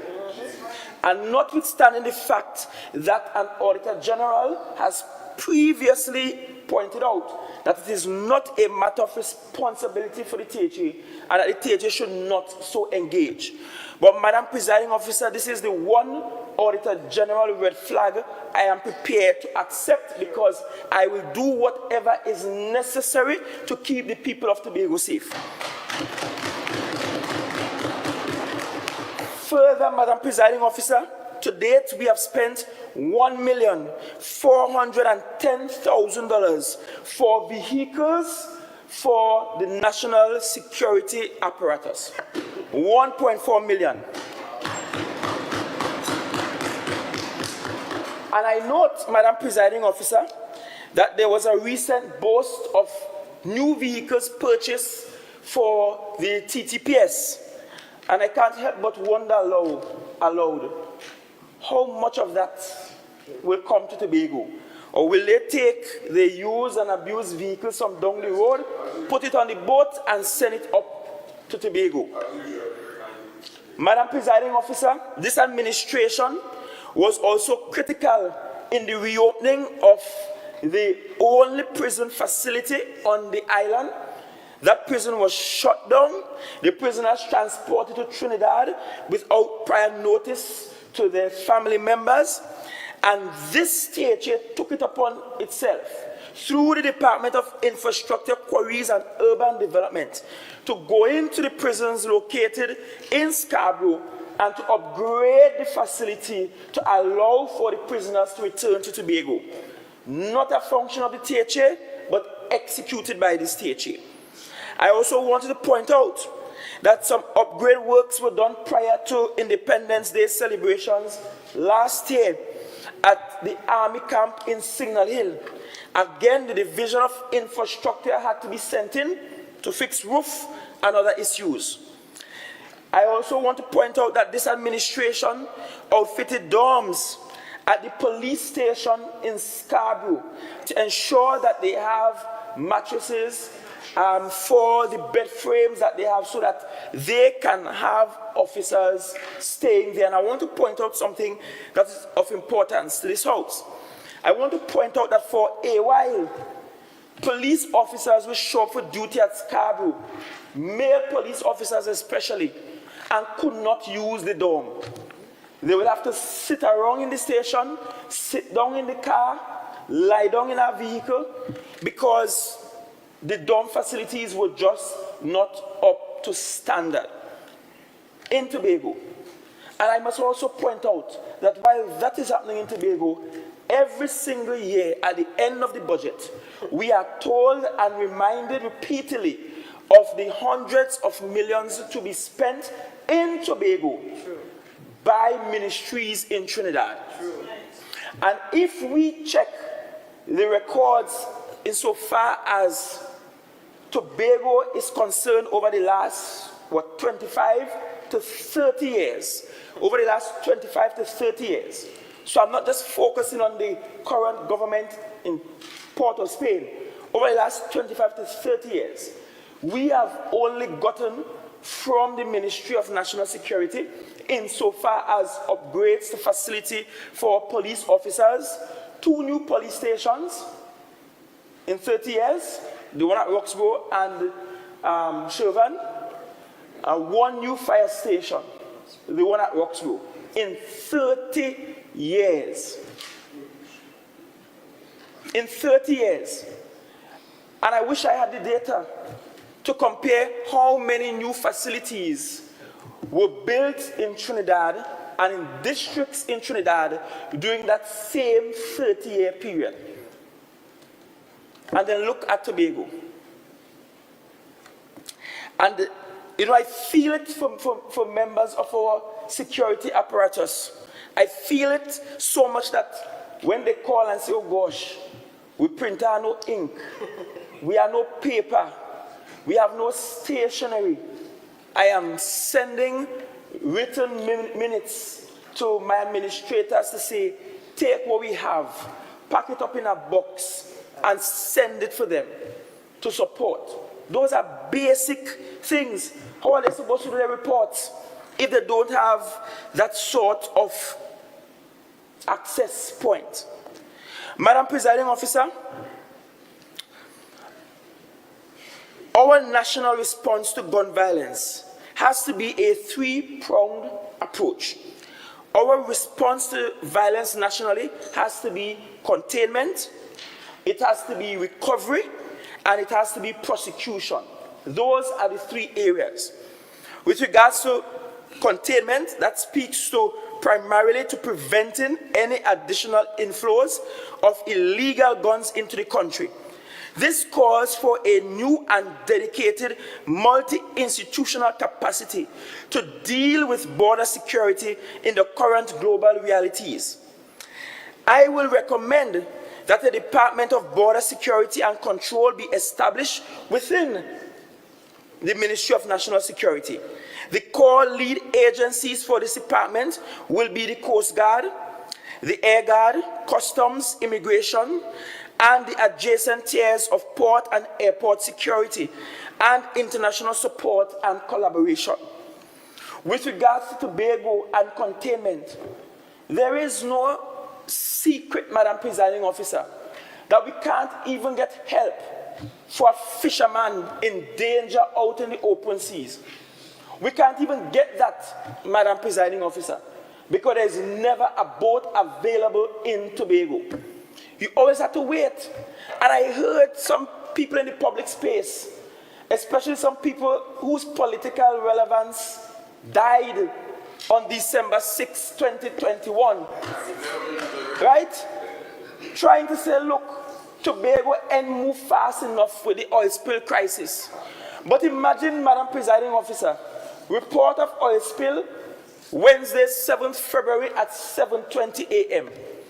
You know when we were able to get the first Coast Guard vessel to Tobago?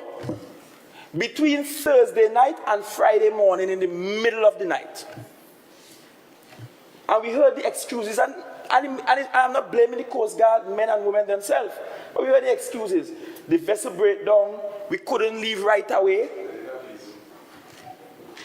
I have had situations, Madam Presiding Officer, in my electoral district where I've had fishermen in danger at sea, engine breakdown, the drifting going away.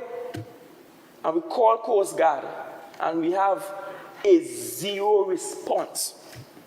And then we have to scramble in the village, taking up the phone, calling, you are gas, you are gas, you are gas, pulling all the gas we could pull, to then use the coordinates we have and send fishermen out to rescue fishermen. We had a situation recently, again, where the matter of Bajan fishermen in Tobago waters popped up because the All Tobago Fisherfolk Association spoke about it publicly. It drew the attention of the Barbadian government, and some bilateral conversations have started. But when we had our internal conversations, you know what was part of the problem? Coast Guard could not even share with us data, the report, the number of reports they have received, because no one was collecting that data every time the fisher folk or others called to report the matter. How, in such circumstances, Madam Presiding Officer, can we get containment?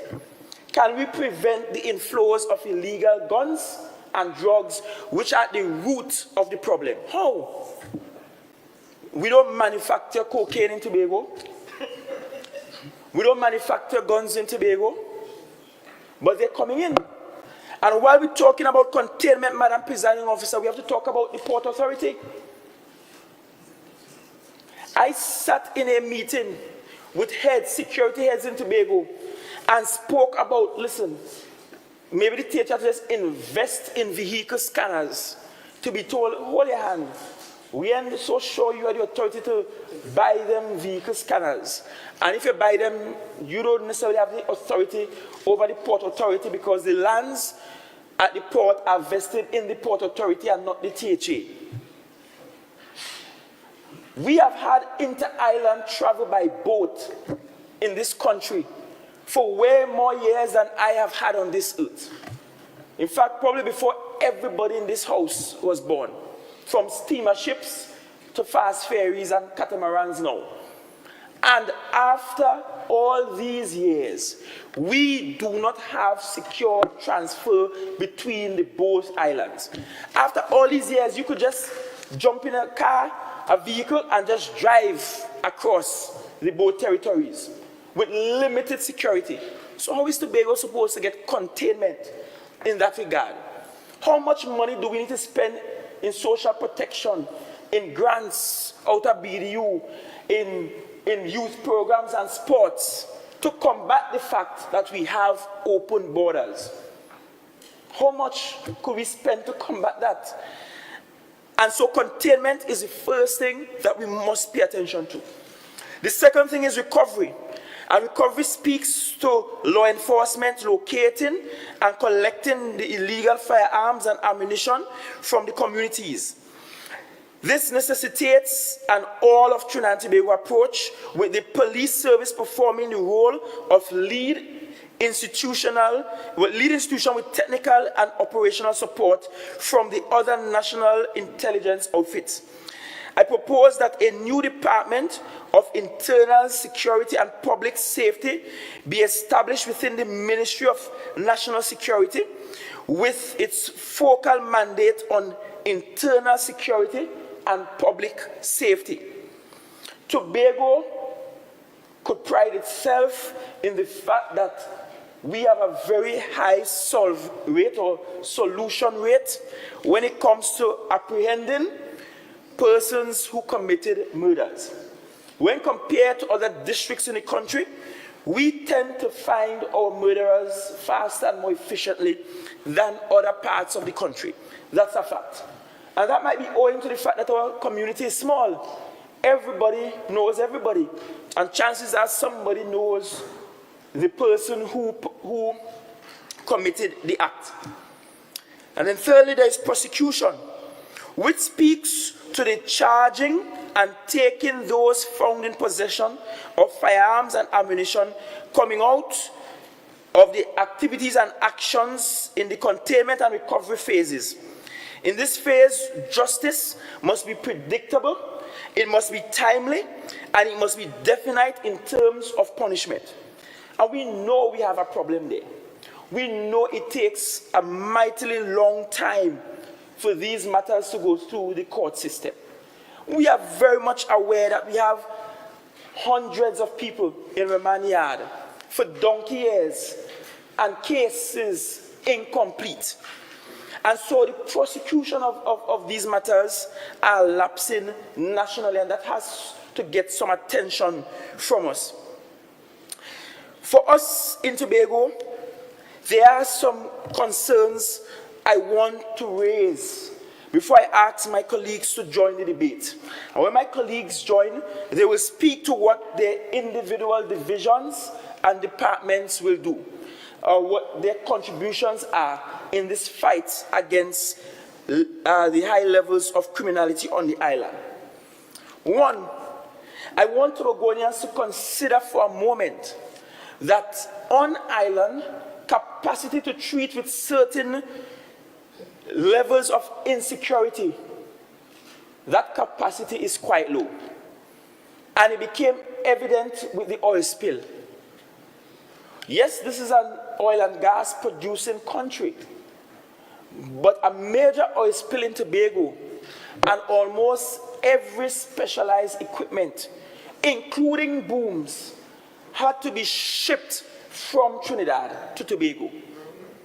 Had to be shipped during a hectic carnival period with cruise ships at the port and days that the cargo star weren't sailing. And that's the only vessel that could accommodate the size of some of these equipment. Thankfully, Madam Presiding Officer, and I want to draw the comparison, the port in Scarborough was only saved because Woodside had some storage of booms across at Almando's. Those booms were owned by Kaizen, and Woodside asked Kaizen to keep those booms there in Tobago. If those booms weren't already on island, then we would have had to shut down the operations of the port. That meant the fast ferry, the cargo boat, the cruise ships, none of them would have been able to set sail. Chief Secretary, you have 2 minutes. None of them would have been able to set sail. We could only imagine, Madam Presiding Officer, what the impact of that on the Tobago economy would have been. But that example tells us that there is a need to have apparatus on the island to treat with higher levels of insecurity. I also must raise another fact. What if Tobago becomes victim of global terrorism, an act of terrorism? How do we respond? Is our capacity here to respond as we ought to? And all of that, Madam Presiding Officer, bolsters the argument that Tobago needs to have some responsibility for the execution of security on the island. And that's why I agree with everything and most things PNM were doing when they were in office. But, you know, they used to tell us that when you have PNM in Trinidad and PNM in Tobago, everything does work smooth. But somehow that could not result in a bill for an assembly's localized police service being accepted and transmitted to the Parliament between former Chief Secretary, Mr. London, and former Prime Minister, Mr. Manning. PNM, and it still wasn't done. And we are seeing now more than ever the need for that kind of localized force.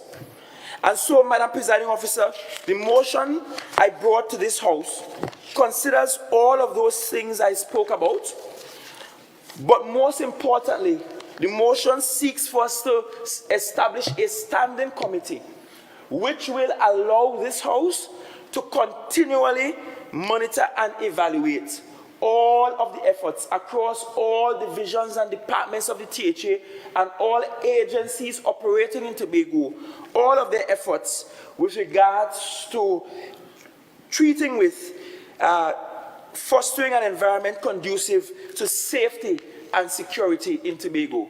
Madam Presiding Officer, I beg to move.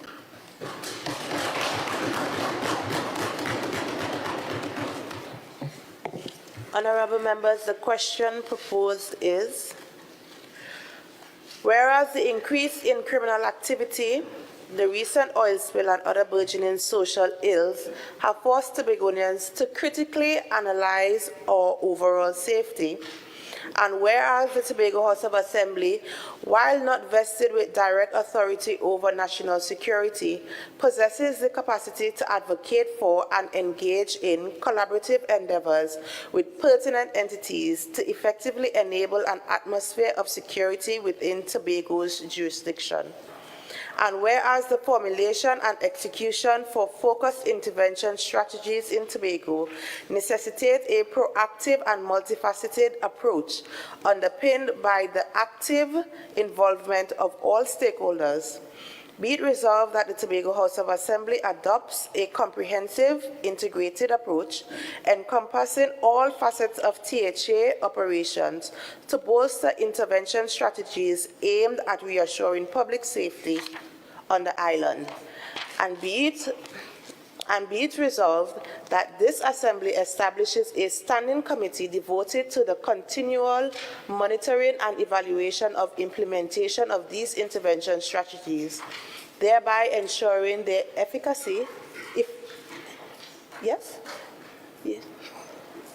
in diminishing crime rates and fostering an environment conducive to the safety and security of Tobago residents.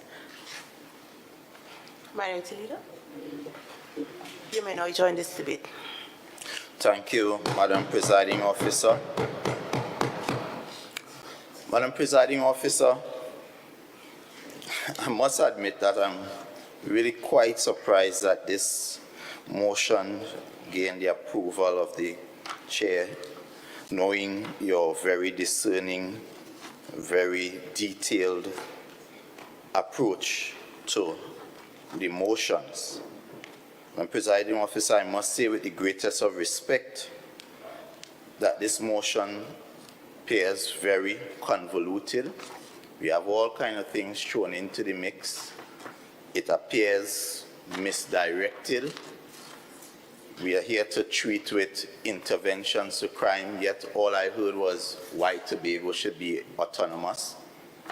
This motion also is outstandingly vague because there's no clear pathway in this motion that tells us what are the strategies towards us achieving the desired outcomes. And Madam Presiding Officer, I must admit that this issue of the rising criminal activity confronting the people of Tobago at this time is indeed alarming, it is concerning, and it is a matter that requires serious and urgent attention. Madam Presiding Officer, it truly pleases my heart that my independent colleagues on that side have not only come to appreciate the value of collaboration, but has also recognized that the Tobago House of Assembly has a significant role to play in the safety and security of the residents of this island, notwithstanding that national security is an item under the 6th schedule of the THA Act assigned to the central government of Trinidad and Tobago. Madam Presiding Officer, it is for this reason that the minority will support this motion in principle, because this is a motion and this issue of crime affects all of Tobago. However, now that I've heard the presentation of the Chief Secretary, I had concerns before, but I have even more concerns now, having heard his presentation, and I would outline the concerns. Madam Presiding Officer, in the first instance, the Chief Secretary has failed in his presentation to clearly identify the focused intervention strategies, because if you read the motions and the motion, there are certain things that would stand out as the subject matter. And one reading this motion, what is outstanding in the recital is that we are trying to create focused strategies, focused interventions to mitigate against this rising criminal activity. Yet, in this presentation, I listened for over 40 minutes. There were no clear, and I doubt any one of us could honestly point to a clear intervention strategy by the Chief Secretary that would be implemented by this Tobago House of Assembly that would allow us to treat with this very serious matter. So my question, therefore, to the Chief Secretary is simply, what are the intervention strategies? You have told us all about autonomy and what the national security, what you should do. You have highlighted some challenges. But what exactly are these intervention strategies that would allow all of us to work hand in hand to ensure that we can treat with this matter of the increased criminal activity on island? We want to know which division, which unit, which officer will be responsible for the implementation of the respective strategies. So while we outline the strategies, we must also right away know who are the people who are required to participate and be a part of the solution, be a part of the implementation. And when is the timeline for its implementation? Because what is not measured cannot be managed. And therefore, I truly thought that the Chief Secretary was coming to us with some kind of plan, some kind of strategy, so that we all can review, we all can analyze, and we all can contribute as well to make it better, because, as I said, public safety is the business of every citizen of Tobago. And I've always said it. It is not one to be politicized and play the blame game. Yes, the government of Tobago, as they like to refer to themselves, you have a responsibility, and we will continue to hold you to that responsibility. But when it comes to securing the people of Tobago, we are willing to work with you to ensure that we treat with this matter.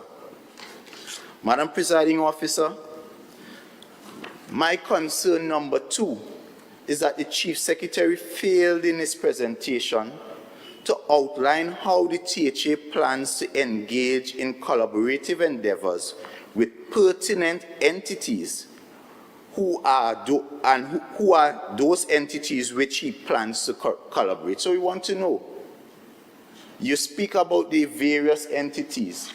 Who are those entities, and what is the mechanism through which you would achieve this collaboration? Because in one breath, you speak of collaboration, but in the next breath, I'm hearing you speaking of criticizing and chastising and blaming.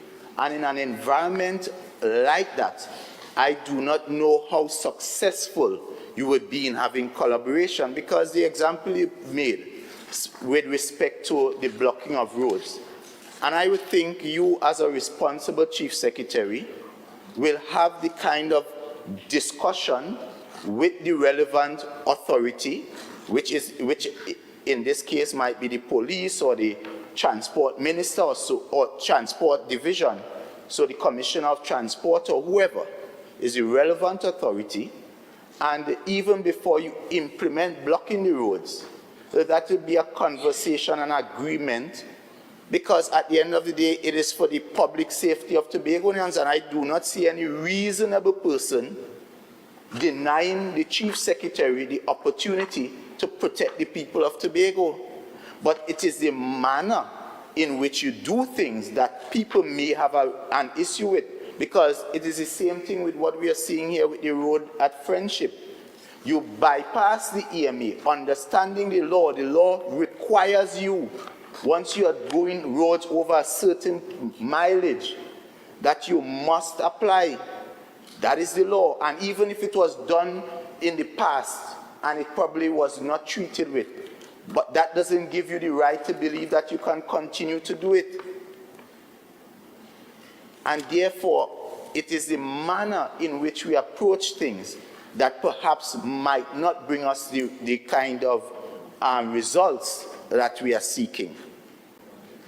Madam Presiding Officer, the motion speaks about analyzing our overall safety. However, I did not hear or see the Chief Secretary present empirical data from which an informed analysis can be made. And if we are talking about crime, crime does not happen in a vacuum. Crime, as I've said, as someone who is a student of sociology, crime is a social problem that requires social interventions. And therefore, if we are not able to first accept the numbers, if we are not able to gather the information and then analyze the information, then we cannot properly diagnose and then prescribe. So I thought we would have had a little more detailed analysis of what Tobago's current situation is. Because I'm hearing what is happening in the Caribbean, what is happening in Trinidad. But I heard absolutely nothing as to what are the underlying issues that are allowing our young people to be attracted to a life of crime. Because crime and criminal activity can only happen when there is opportunity. And it is our responsibility as the Tobago House of Assembly to utilize the various resources that we have within the various divisions to limit the opportunity of our young people getting involved in criminal activity. Because whether the guns are coming, if we have our young people so engaged, then they'll have no one to pick up the guns. Whether the drugs are coming, if we have our young people so engaged, then there'll be no reason for them to sell the narcotics. So therefore, it is our responsibility through the Division of Sport, Division of Community Development.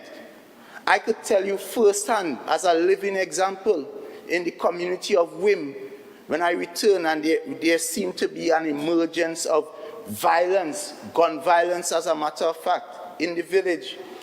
And one of the strategies, we utilized two strategies. I remember the former area representative at the time.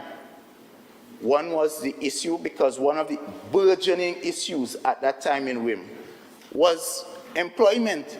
A lot of the young men were home and idle and had nothing to do, and therefore the selling drugs became very lucrative to them. And so they were attracted to that. And of course, with drugs come, you have to protect your block and all kind of different things. And therefore, one of the things the area rep did at that time was to focus employment and target it to those young men. And the other thing was utilizing sport. We created something called SAVED, and it was sport against violence and drug abuse. And what that did at the junction of Backhill is that we had night football and night sports happening, and that brought out the community. The young men were engaged. We had persons coming out and sell their soccer bags and pies, so it engaged an entire community. And I can tell you, if you check the statistics in terms of violence from about 2008 to 2012, and do the analysis from 2012 to about 2016, you would recognize that there was indeed a decrease in that. Fast forward to now, I am the representative without opportunity to employ or make recommendations for employment. And what is happening in the community of Wim? We are seeing an emergence of that opportunity, that propensity to want to engage in activities to make money. And some of it is illicit. And if you talk to the current ACP, he would tell you that that community of Wim is one of those challenged communities. Is the Tobago House of Assembly doing the kind of analysis to understand where those challenges are, like the Golden Lanes and the Bethel, and then decide that when we are channeling resources, we channel the resources in such a way that it puts some emphasis in those places where the propensity and the opportunity for crime exists? Are we doing that, or we just simply, when the member for the Secretary for Health have opportunity, we just employ everybody from my area and don't care what happens to the rest of Tobago? Or what about education? We are seeing an increase currently in school violence in Tobago. That is a fact. Is the Minister of Education in Trinidad responsible for that? That is a social problem starting from in the homes, treating with family. What are we doing in terms of behavioral issues? What are we doing in terms of persons experiencing trauma? What are we doing in terms of providing the support? And we cannot, and I want to warn Tobagonians, we cannot continue to simply play the game of victimhood, because our posture of victimhood says that you give way to the external locus of control. You believe everything, there's the people outside that are responsible for your destiny. The people outside, they are the ones doing me this and punishing me this, and that every time something happens, you believe it's somebody or something outside. When the truth might just be, there are some things right within that we perhaps are not doing as well as we should be doing, or we can do better. And therefore, I would encourage this current administration. Yes, national security is an issue, but at the same time, there are things right within this current setup of the Tobago House of Assembly that requires to be fixed, and if fixed, can help to address some of the challenges of criminal activity. So, Madam Presiding Officer, my fourth concern is that this House is being asked to consider the establishment of a standing committee, of which up to now,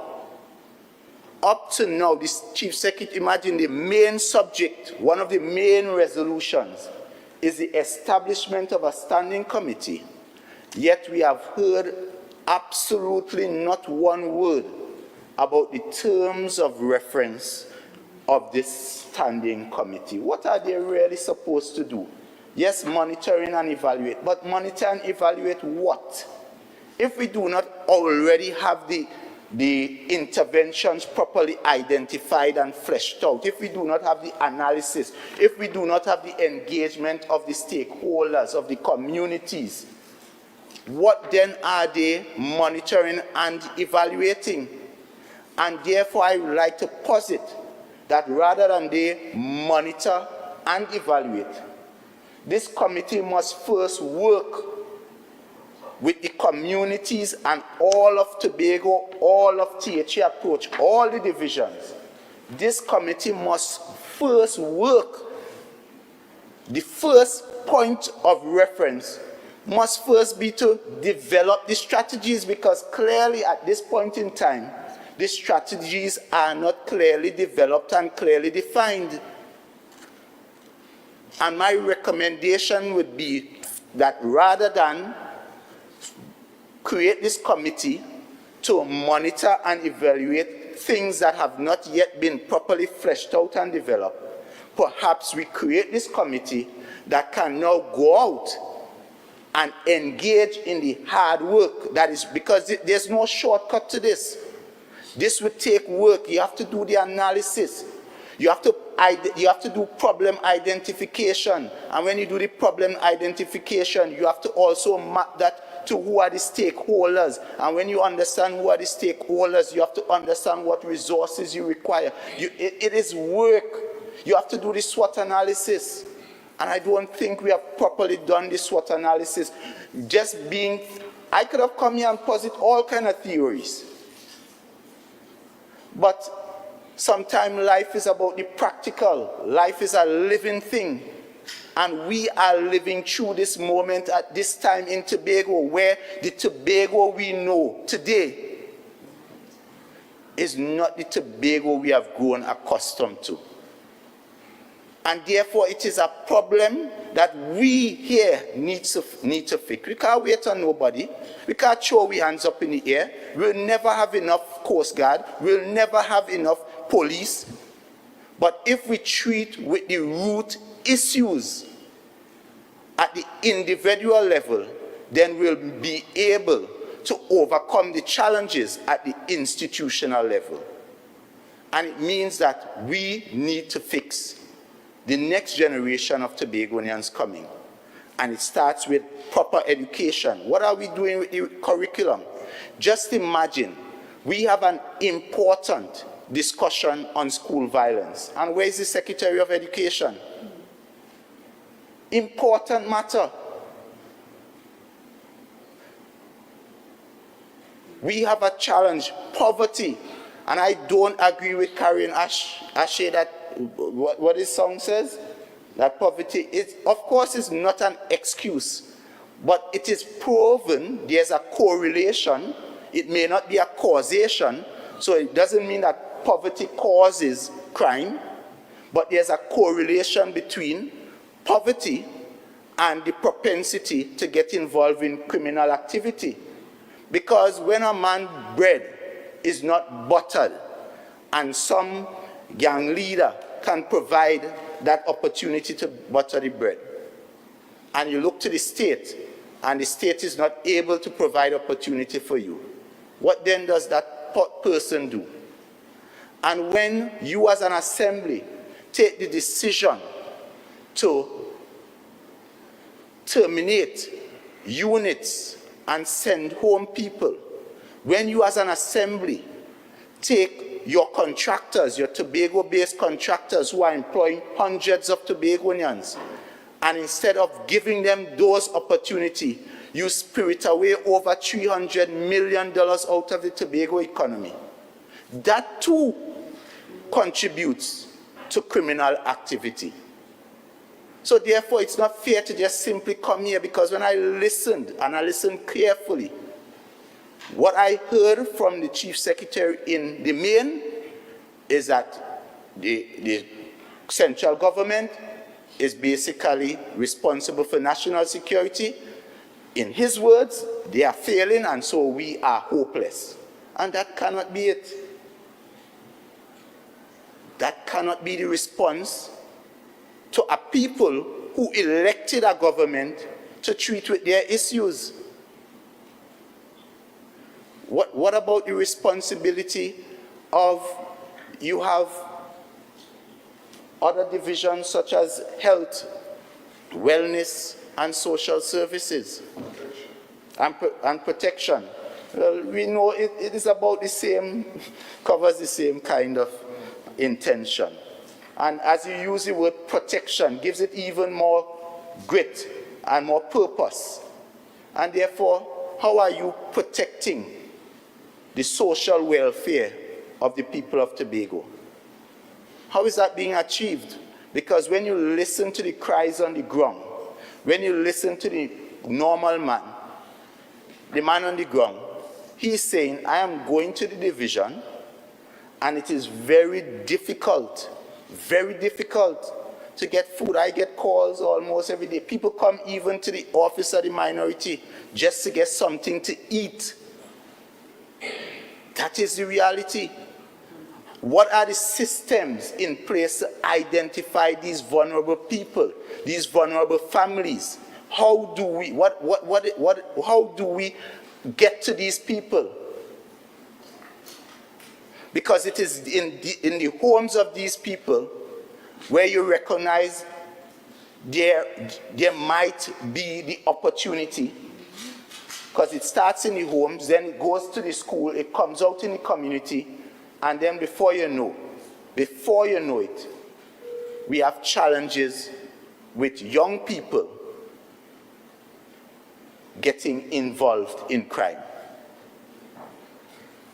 So, Madam Presiding Officer, and I think I really touched on most of the concerns that I have with this motion in the form it was presented. So in principle, yes, we should treat with this issue as a matter of public importance. I know at the national level, it has been declared a health, just in the same breath as how COVID was a national health crisis, crime has been declared a national crisis, and it is in the same breath we in Tobago should also treat crime as an island-wide crisis that requires an island-wide response. I place on the record for this House the support of the minority, and for whatever expertise that resides,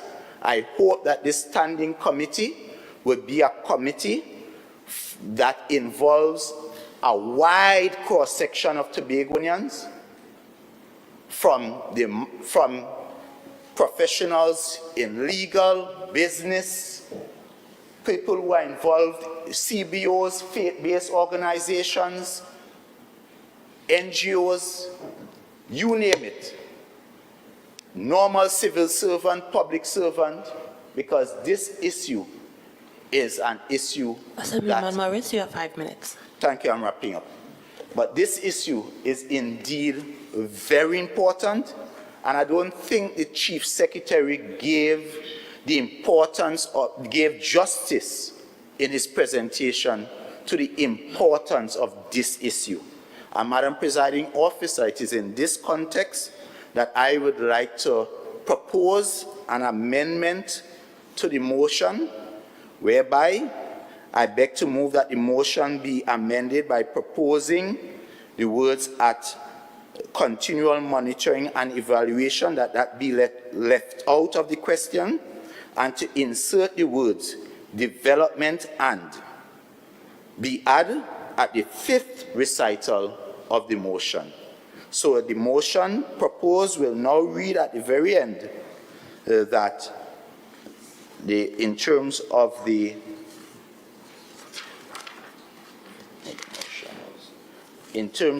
final resolution, it will now read that this Assembly establishes a standing committee devoted to the development and implementation of these intervention strategies, thereby ensuring their efficacy in diminishing crime rates and fostering an environment conducive to the safety and security of Tobago's residents. Madam Presiding Officer, I thank you.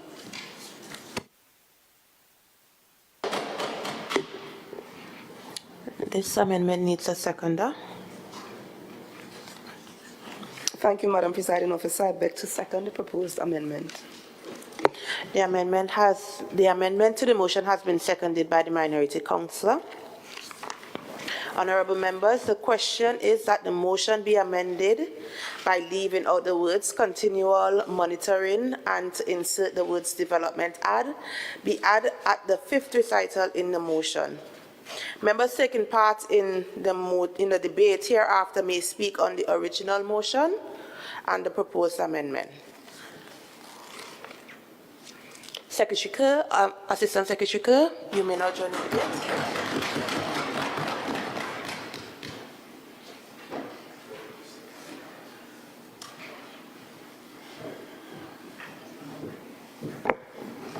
Thank you very much, Madam Presiding Officer. And let me just say it is always a pleasure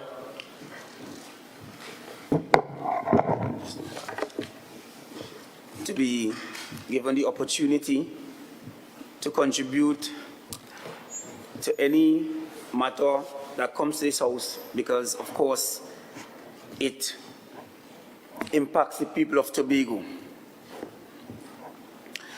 Madam Presiding Officer, please permit me to pause and to divert from the matter at hand to congratulate the Roxburgh Secondary School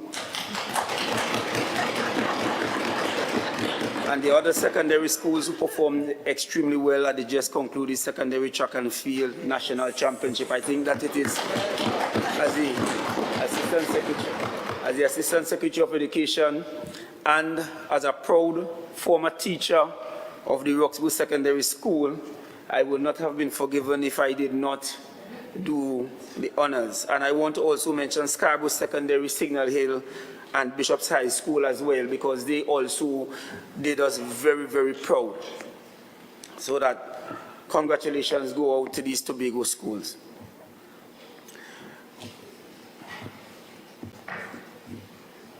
Madam Presiding Officer, before I begin to do my part of the presentation, I just wanted to deal with a few things that were mentioned by the minority leader. And I think that I want to give the minority a little commendation today, because they can get, as a teacher, they'll get 5 out of 10. Because previous to today, we have come to this house with very important motions, and they were not supported by the minority at all. And today, the minority recognized the importance of the motion and decided that he was going to support, quote-unquote, in principle. So I'm going to give him 5 out of 10, and the minority 5 out of 10 for supporting the motion today. Right? And I will give them an additional mark for making brief suggestions at the end, because in my view, if you're not a part of the solution, you're a part of the problem.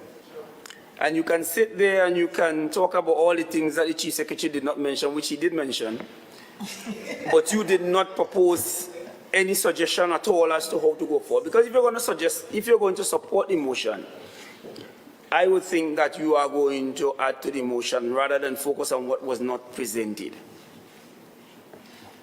So that the minority side, you get a little thing today, right? So we're moving, and let's hope that it continues to go in that direction.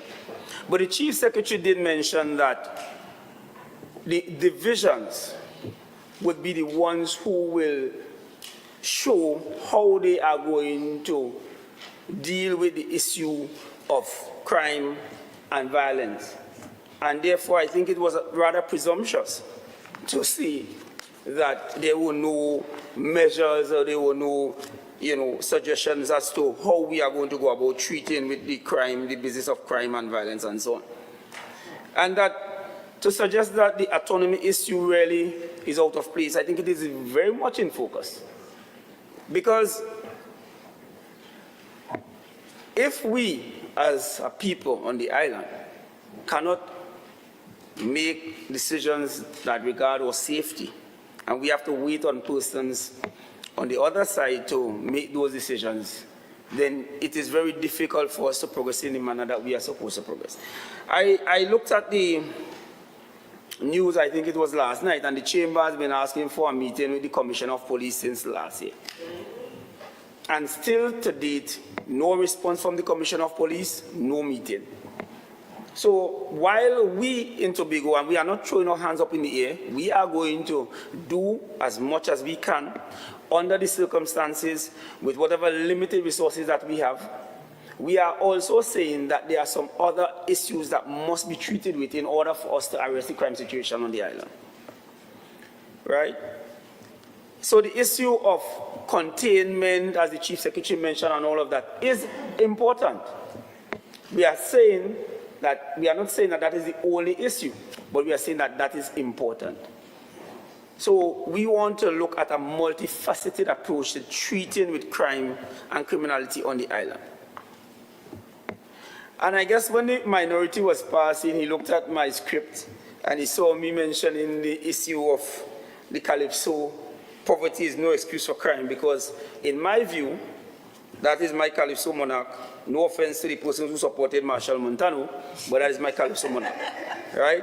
Because I had a very long debate with many of my colleagues on this matter. Is it that poverty is an excuse for crime. And the jury is still out on that matter. But I can say this. In my view, poverty is no excuse for crime, but it may be a reason for crime. Because I can point to persons like myself who grew up from very humble beginnings, Chief Sec.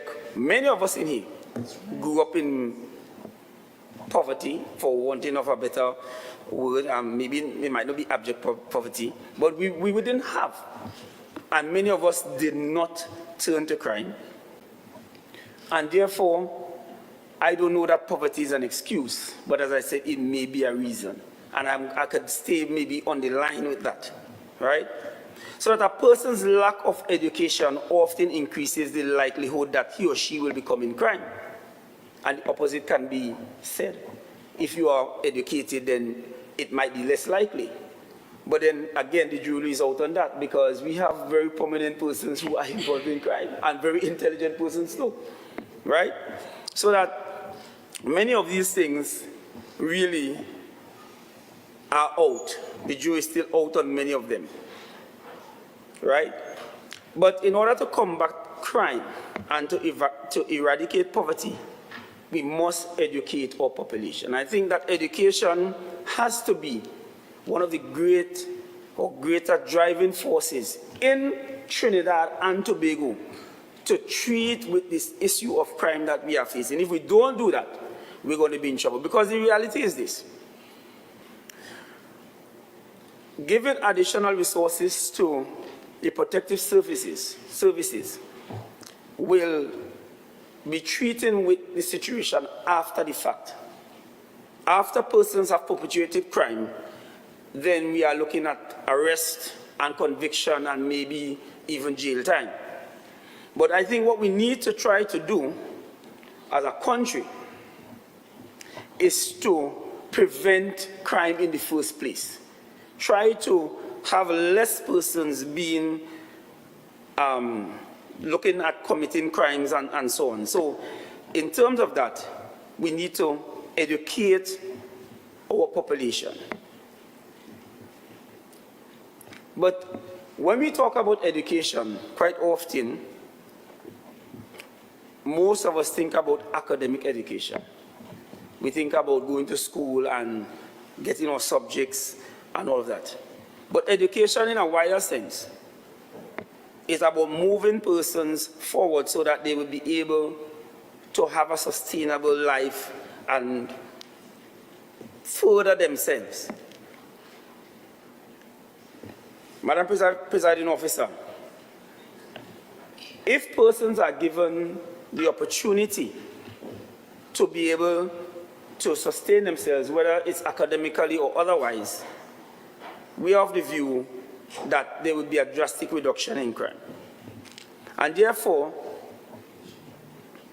it is time that we begin the conversation in a serious way about our version of universal secondary education in Trinidad and Tobago.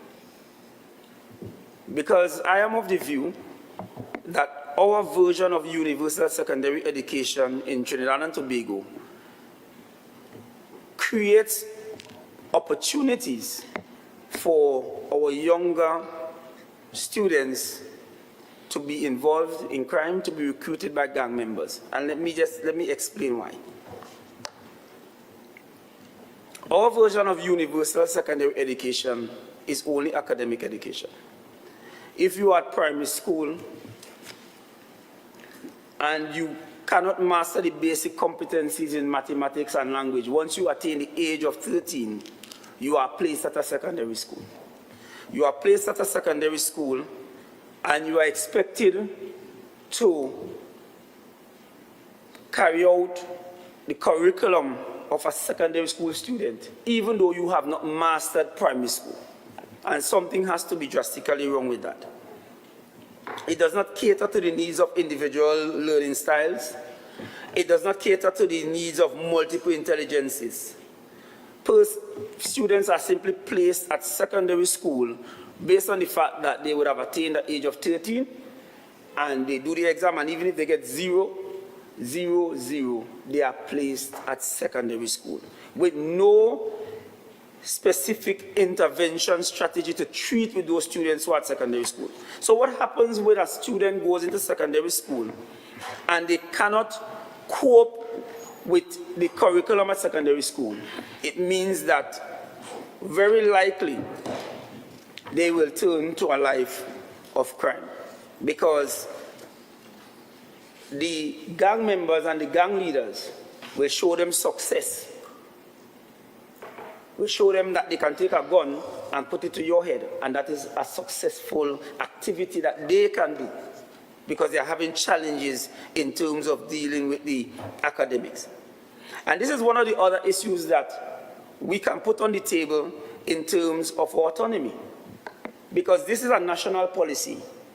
And this policy, I remember when Mr. Pandey came up with the universal secondary education, I think it would have been 2006 or 5 or someplace there. I was at primary school at the time. And I remember that I was appalled because we had not put anything in place to put all our students in secondary school. There was nothing in place. We had to simply do it overnight. And the reality is that Trinidad and Tobago has not recovered from that. We have not recovered from that, because if you look at the failure rate at secondary school, it tells us that we do not need any more academic secondary schools. The reality is that this administration has already outlined that we are going to make Tobago and the education system in Tobago a dual track system. What does that mean? That we are catering for the children who are not academically inclined, but who want to do things with their hands and so on. And that is the difference in terms of a child who is going to be in Tobago under this administration.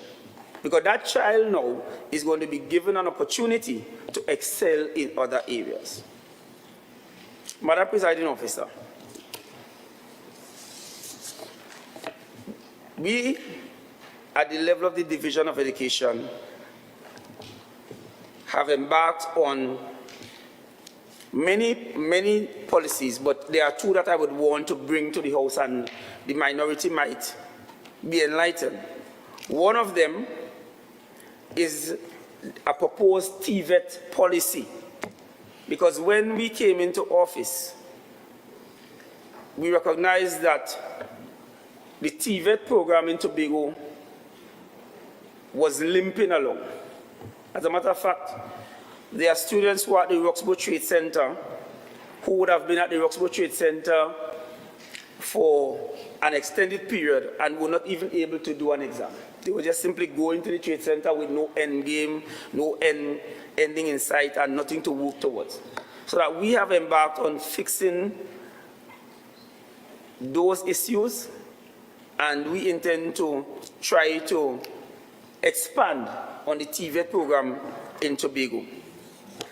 So I have the TVET policy, and I'm going to just simply read parts of it because it's a very extensive document, and I wouldn't want to go through the entire document. But I want to also make the point that the notion that TVET is for students who can't do anything else also is one that must be dispelled. Because there are students who are excelling and who would want to do TVET. And as a matter of fact, as well, there is a lot more technology involved in TVET. But what we are proposing is that if a student wishes to go academic, there is that track. But if a student also wants to do technical vocational area, there is also that available for the student to be able to excel in.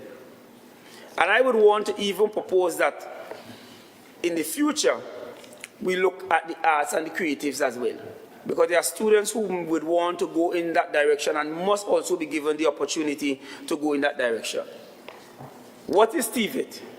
Technical vocational education and training comprises of education, training, skills development related to a wide range of occupational fields, production services, and livelihood. So it speaks to being able to transform the lives of persons so that they would be able to survive and, as we say, earn a living. But when we started to look at the policy, we were able to identify quite a few challenges in Tobago. And I just wanted to highlight some of the more serious ones, as we would see. There was a lack of overarching TVET policy and a comprehensive strategy that would allow for the standardized dual pathway of academics and TVET through the school system at every level of the education on the island. So there was a lack of that. I also want to point out that there was the school's infrastructural limitation for all TVET courses to be conducted or implemented at each school, even though there were trained and qualified teachers available. For example, lack of labs and lack of workshop spaces.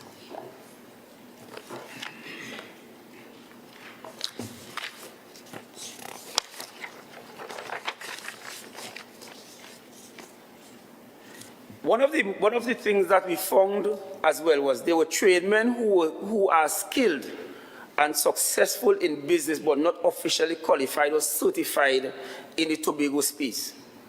They were either self-taught or trained by a seasoned tradesman and are not qualified to engage in further professional endeavors like teaching at a TVET institution or working for the government. And that is something that we found very common in Tobago. There are many persons who have been doing the trade for years, but they have no certification, but they are masters and they have trained a lot of persons, but they had no certificates and so on, right? And what is the relevance of this to Tobago? Although most of the studies that we conducted were in Europe, the social and economic benefits of TVET listed, and I didn't read all the listing, globally applies. With a recent upsurge in crime, murders, unemployment, and an overwhelming health system, the island of Tobago has tremendous work to undertake before becoming the greatest little island on the planet, as envisioned by the Chief Secretary. It is evident that Tobago critically needs to develop appropriate policies and strategies that will inform skilling, upskilling, and reskilling at a local contextual level. As such, the formation of a TMET committee populated by key stakeholders in the Tobago space is essential for addressing these current challenges and informing the way forward. The objectives of such a committee are outlined and so on. But I want to report to this House that we have already begun that discussion. As recent as 2 weeks ago, we met with MIC, and we were able to start charting the way forward to develop TVET on the island. The other proposal that I want to bring to your attention is the community impact proposal. And this is a proposal that is a collaboration between the Division of Education and the Division of Community Development. And this speaks to a situation that all of us are familiar with in Tobago. There are many instances where persons may have done their CSEC exams and they were not successful. What we are proposing is that we assist persons in each community in Tobago in the areas of mathematics and language in particular, and there are other areas, so that they can attain their CSEC passes in Tobago. This, again, is another strategy in terms of retooling and educating persons. But this one is basically more on the academic side of the spectrum, right? And it speaks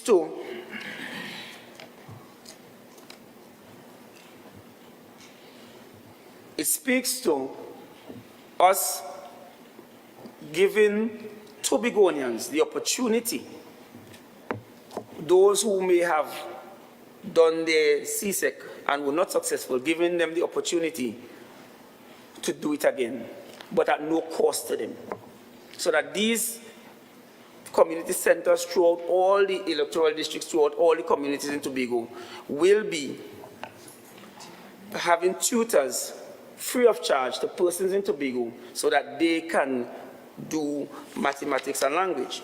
But it speaks to even more than that, because there's also the proposal of adult literacy and computer literacy, adult numeracy, because we know that there are many adults among us who have challenges with literacy and numeracy, and this program also is about retooling them and assisting them at no cost to them. So it goes to show, and these are just two of the proposals that we have in terms of treating with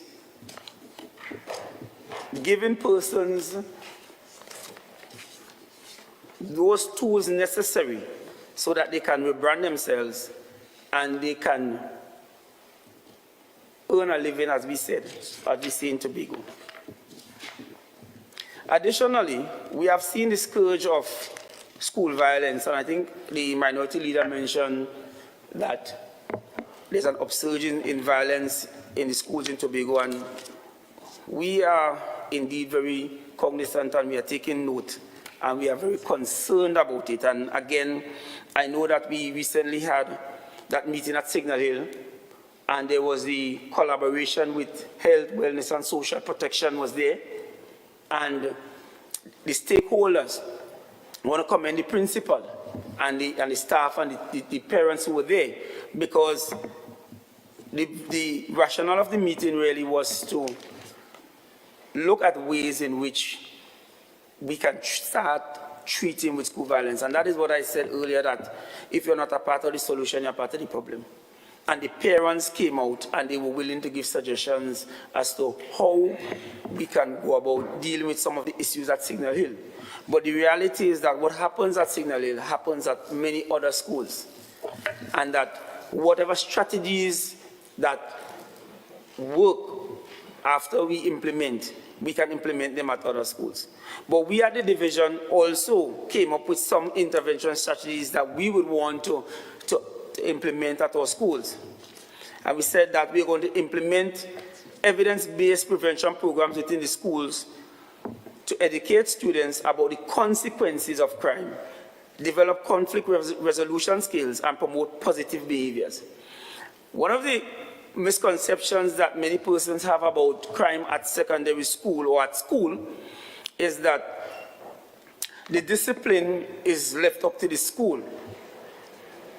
But I think that we need to let our students know that depending on what you do, the laws of Trinidad and Tobago will apply to you.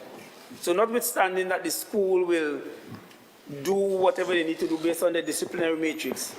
And I remember, it's now 4:30.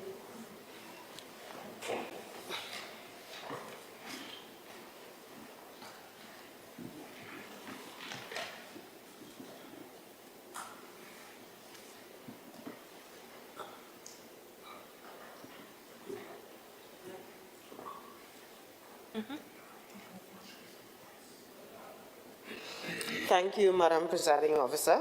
I beg to move that this House remain seated until all business on the order paper has been dealt with. Honourable members, the question put is that we remain seated until the business on the order paper is dealt with. All in favour say aye. Any against? The ayes have it. Member, you may continue. Please bear in mind you have 4 minutes. Thank you, Madam Presiding Officer. I didn't realize that I was been so long. I guess I was behaving like Trevor today. Well, we have quite a few intervention strategies that we have outlined to roll out in our schools that I will not bother to go through because there are quite a few. But I would want to surmise by simply also saying that the minority mentioned that the secretary is not here. And I want to let the minority know that they are quite capable replacements when the secretary is not here. And we have been collaborating because the secretary and I work very well together. So even if the secretary is not here, the Division of Education is a team and it is not an individual. And therefore, whatever messages that the Division of Education has to put out there, I or some other person will be able to put it out there. I just want to say in conclusion that this administration is committed to the development of the human resource on our island. But the reality is that we can make all the policies, we can put all the resources in place, and if persons are not taking up the opportunities, then it will be an exercise in futility. What, in my estimation, has happened is that Tobagonians over the last 21 years have been conditioned to think that they are second-class citizens. Because when the notion of autonomy is asked to some persons, they say, or they feel that we do not have the capacity to manage our own affairs, and that comes from conditioning. But I understand that, as was mentioned earlier, when you have an administration that has to look to Trinidad at the parent administration for every single move that they have to make, then I understand why persons in their mind might think that, you know, we cannot manage our own affairs here. The mindset that if you are not academic, then you are only good enough for an early morning walk must be discarded. All my Tobagonian brothers and sisters can reach their full potential and achieve anything they desire. This administration will give you that opportunity. Thank you, Madam Presiding Officer.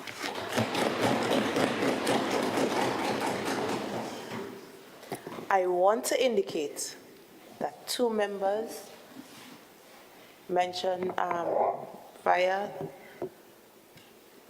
intercom. Mr. Tate, I saw your indication first. You may proceed. Mr. Duke, Assemblyman Duke, you may go after. Thank you, Madam Presiding Officer.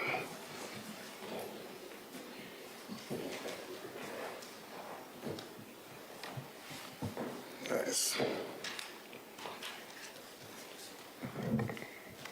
Madam Presiding Officer, please allow me to acknowledge my Honorable Chief Secretary, Farley Chavez Augustine, for his continuous fight for making Tobago a safer place.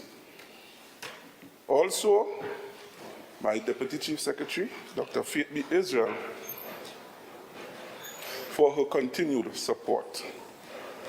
All Assemblymen and Councillors, and I must acknowledge my electoral district of Signal Hill Patience Hill. I must thank you for your continued support, as I'm committed to serve you all to the best of my ability. Madam Presiding Officer, let me start by expressing an experience that I had. On the very first day of January 2024, I received a phone call stating that two young men, whom I know very well, were just shot and lying on the ground in a truck in Patience Hill, the village that I reside. The caller also stated that one was lying motionless and the other was conscious, but bore marks of what seemed to be like gunshot wounds. During our conversation, the caller also said that someone had called the ambulance and the police were also contacted. Madam Presiding Officer, tears flowed from my eyes as I hurried to arrive on the scene, as I knew the individuals very well. Madam Presiding Officer, this administration acknowledges that in nature and extent, crime and violence has become the epidemic and affirming threat to our society. Violence generally in social interactions and violence in crime particularly has grown in Tobago.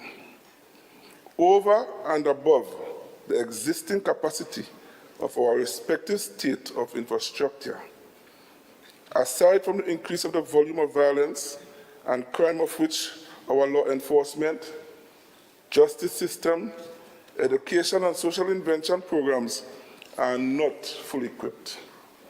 Madam President, Officer, point of order, and orders 42.6. Remember, Standing Orders 42.7. Except with the leave of the presiding officer, a member shall not read his speech, but he may read extracts from written or printed papers or books in support of his arguments and may refresh his memory by reference to notes. I observe my colleague reading an entire speech, and he did not ask you permission. So I would like this House to follow the standing orders, please. Assemblyman Tate, be so guided. Thank you, Madam Presiding Officer. Madam Presiding Officer, crime in Tobago.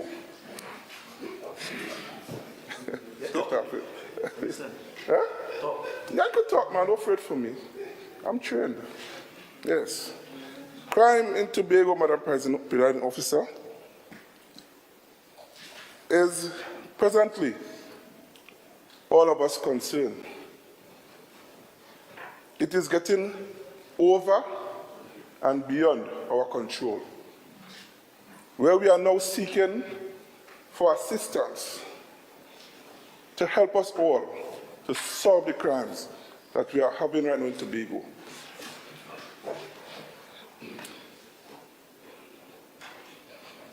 Madam Presiding Officer, the heartfelt concerns from the residents in Tobago cannot go unheard.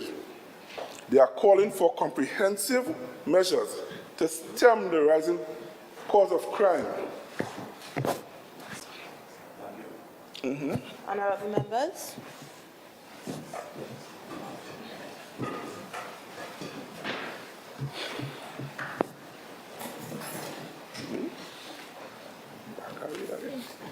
Good afternoon, members. You may be seated. Okay.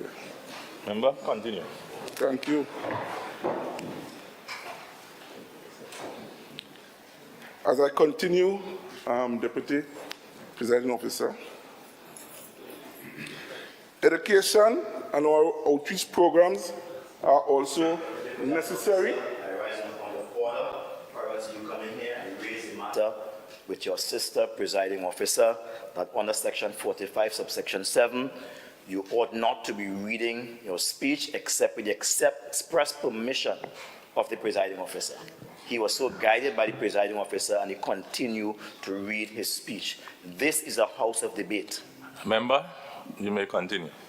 Before I continue, Deputy Presiding Officer, may I seek permission to read from my script that I have presented, that I have typed to present here today, sir? Permission granted. Thank you very much. Well, I just did. But I told you before, I am capable enough to handle myself. Okay, thank you. Yeah? Meaning for no banter with you, big brother. Members, please be guided by the standing order. Each member has the opportunity to present. I would not be going through that this afternoon. Allow the member to present. You have your time to speak after. Continue, member. Thank you, Deputy Presiding Officer. Deputy Presiding Officer, the approach is instrumental in breaking the cycle of criminal behavior, the indisciplined patterns, empowering individuals for meaningful contribution to our society in our pursuit of a safer Tobago. Collaboration with the Trinidad and Tobago Police Service and all other law enforcement agencies is also paramount. We must allocate sufficient resources for the implementation of these measures adequate funding for law enforcement, social programs, and community engagement initiatives are imperative to ensure their success and having a lasting impact. Let us view the challenge as an opportunity for collective growth and resilience. Our patriotic and commitment to build a safer and more secure Tobago requires not only collaboration with the Assembly, but also a united front with our counterparts. Together, let us address the root as a testament of our dedication to the safety and well-being of our resilient people. It is our duty and as representatives of the people to act decisively and create an environment where every Tobagonian and visitors can thrive safely and securely. To address the various nature of crime, we must intensify our law enforcement efforts. Deputy Presiding Officer, this involves not only increased patrols, but also a strategic deployment of resources, such as CCTV cameras, to steadily monitor the hotspots, which demand our attention in the event of crime committed in that area, as it will assist the police in their investigations, where the perpetrator could be identified and brought before justice. The Tobago House of Assembly, in collaboration with Trinidad and Tobago law enforcement agencies, is essential in fostering a synchronized response and seamless exchange of intelligence of effectively combat inter-island crime and activity.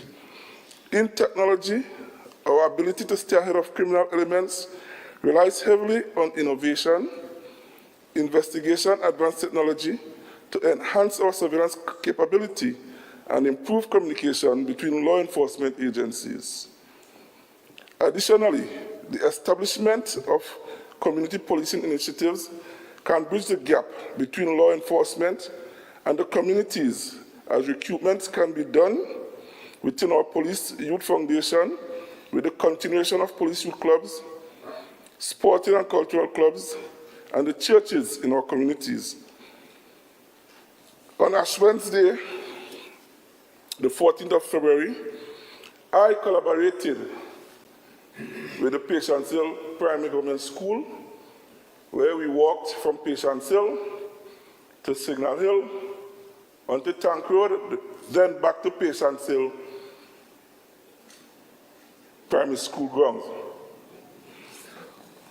During the walk, we were able to meet with some of the residents in our district. We had conversations with them about crime and how harmful it could be, not only for them, but for others. I also engaged in churches in my community where we have planned to have, I have to laugh at this, to have crusade programs starting from this Sunday by Patience Hill, by Peter Bob Supermarket, and it will continue until the end of this very month. I didn't read that. I just wanted to know. Right? Don't worry, I'm still in the learning process, sorry.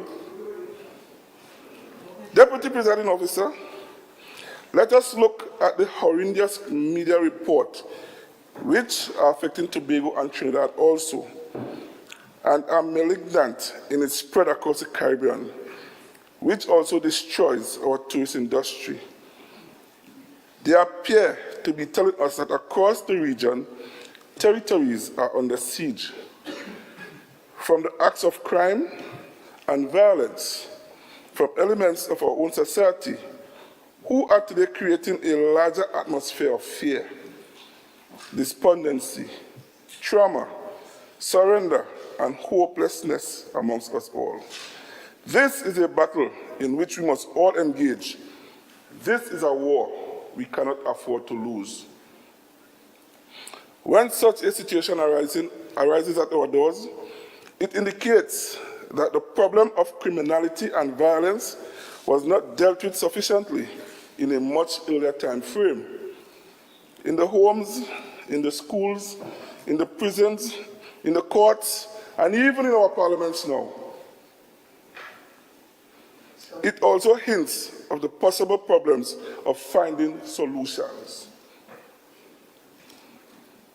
The record shows that for all of the new era, we all have continued to be haunted by violence from the domestic quarters at homes, our schools, where we recently saw the stabbing incident via social media in Sinaloa Comprehensive School, Secondary School, sorry. We have been witnessing citizens being gunned down on our nation's streets. Violence is threatening this island of Tobago. More recently, there have been worrying increase in crime in the island in Tobago, where the highest murder rate was recorded in double figures in the year 2023, which was 14. A few reported examples are as follows. Within the month of December, Tobagonians have witnessed some of the most heinous crimes, where we saw a body was burnt in the Mount Avon area. 2 men were shot and killed in Bonaccord, and also we witnessed drive-by shooting in the Kiambi area. And thus far, for 2024, we have experienced 4 murders. This administration will not tolerate these sorts of crimes that are affecting our sweet island of Tobago. Deputy Presiding Officer, crime and violence are now a major part of the Caribbean overall plethora of problems, ranging from petty theft, home invasion, domestic violence, sexual abuse, rape, human trafficking, drug and gang warfare, murders, fraud, among many others. Violence in our island now threatens our lives, our economies, our national security, and by extension, every aspect of our well-being. Madam Presiding Officer, let me share a little of my experience to this House. I was employed on the Port Authority of Trinidad and Tobago in the police department for approximately 30 years. My wealth and experience in crime is overwhelmed. I have enough knowledge and experience where I can see and also witness the movement of drugs, guns, ammunition, theft of animals, human trafficking. Yes, I've witnessed it all. I was a port police, yes. I witnessed all these crimes took place on the port. Madam Deputy Presiding Officer, Deputy Presiding Officer, those are some of the crimes that I've experienced whilst working on the port. Due to the lack of vehicle scanners and container scanner, which we presently need right now to help alleviate some of these illegal guns and drugs that is coming here to our island of Tobago. Now that I am the Assistant Secretary in the Division of Food Security, Natural Resources, the Environment and Sustainable Development, I am also experiencing many reports of predator larceny, poaching of wildlife animals in the close season, furniture shops and sawmills operating without permits, illegal logging, sand mining, persons lighting fires without fire permits, persons illegally removing plants from the main ridge, Forest Reserve, and Little Tobago. In the Fisheries Division within the Marine Park, we are experiencing overloading of reef vessels, persons riding jet skis without safety vests, persons in the Marine Park during the closed periods, consumption of alcohol, unauthorized vessels also in the Marine Park.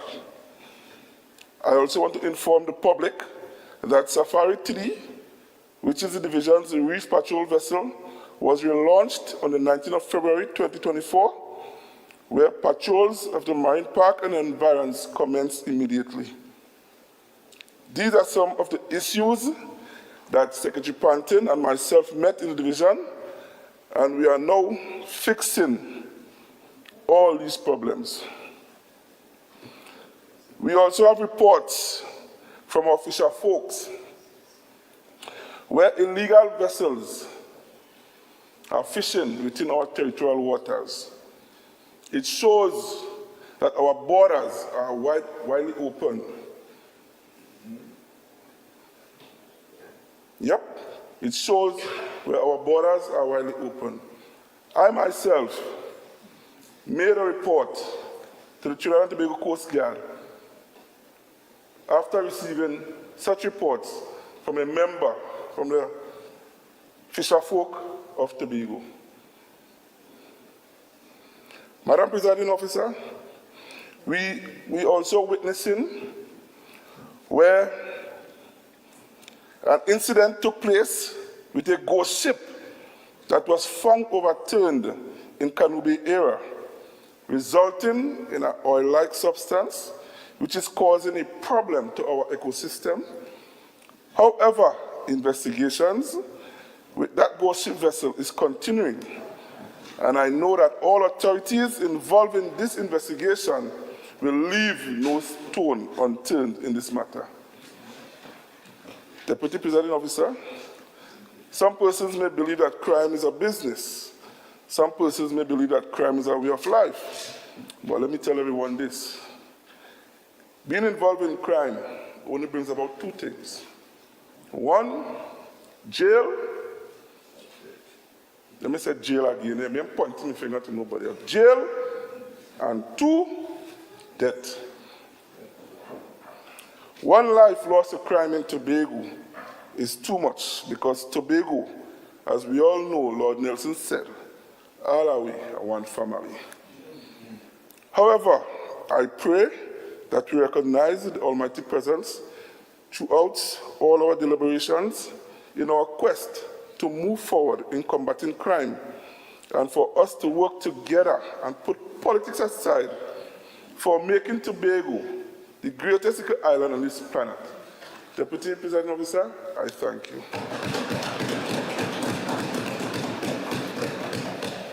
Who next?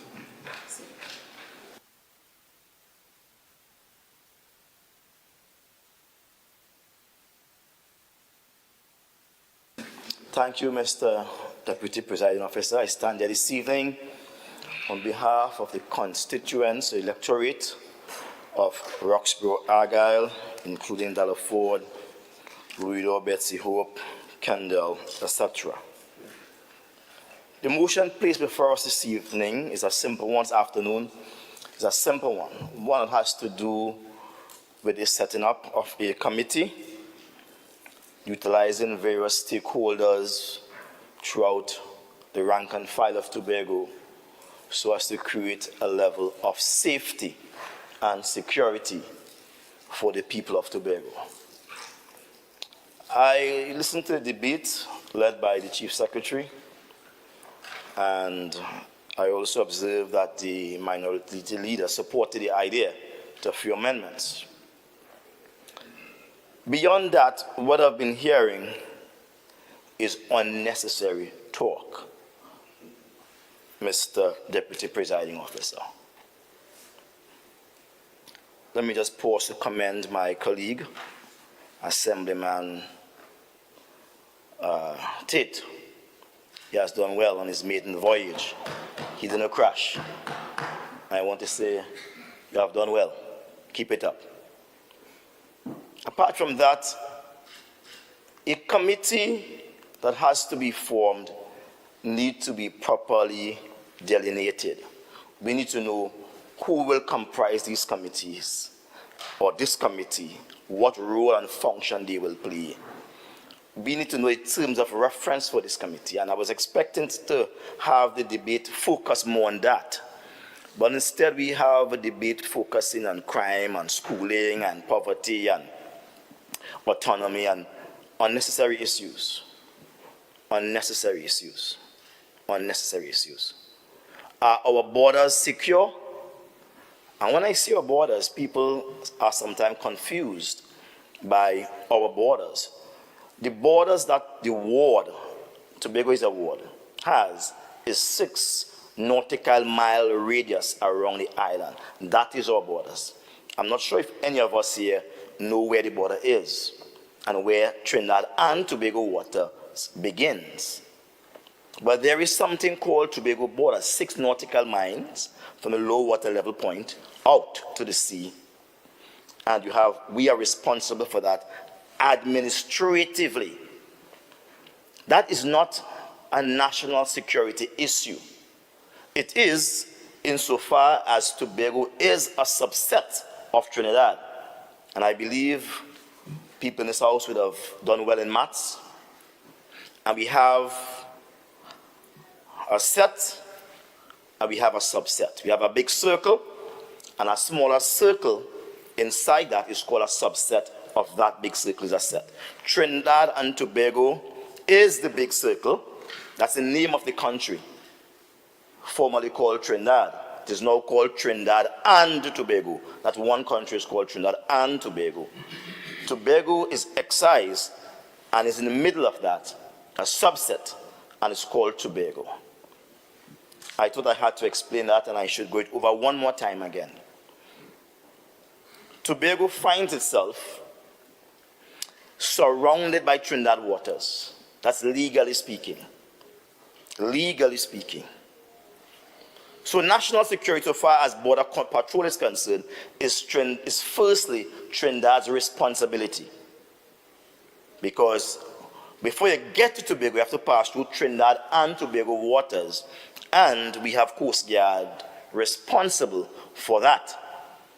If there are feelings, a matter for the Minister of National Security and the Head of National Security, and we know them very well. Once it gets past that and it enters within the 6-mile radius of Tobago, for which Tobago House of Assembly has administrative responsibility, it then becomes a problem for the Tobago House of Assembly, led by the Chief Secretary. And if we're going to talk about safety and security, about our borders, then we need to put something in place that is legally sound and not something that's in conflict with existing law.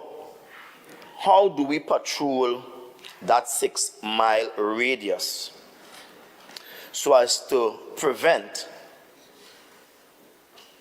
substances, contraband, so to speak, and undesirables from entering our water? We could use fishermen who are always on the sea, and they can radio in anything that they see untoward, anything that they look suspect, they can do that. We can use that.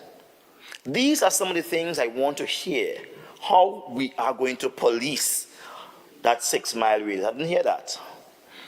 What I'm hearing is talk about autonomy and who not doing what, and we don't need that talk today. You must understand the motion that they write. Don't misunderstand it, because you have intelligent people inside here. This motion is about setting up a committee that looks after the security and welfare of Tobagonians so that we do not suffer any untoward trouble that we can avoid by proper meticulous supervision of our borders and our streets, etc. I didn't hear that.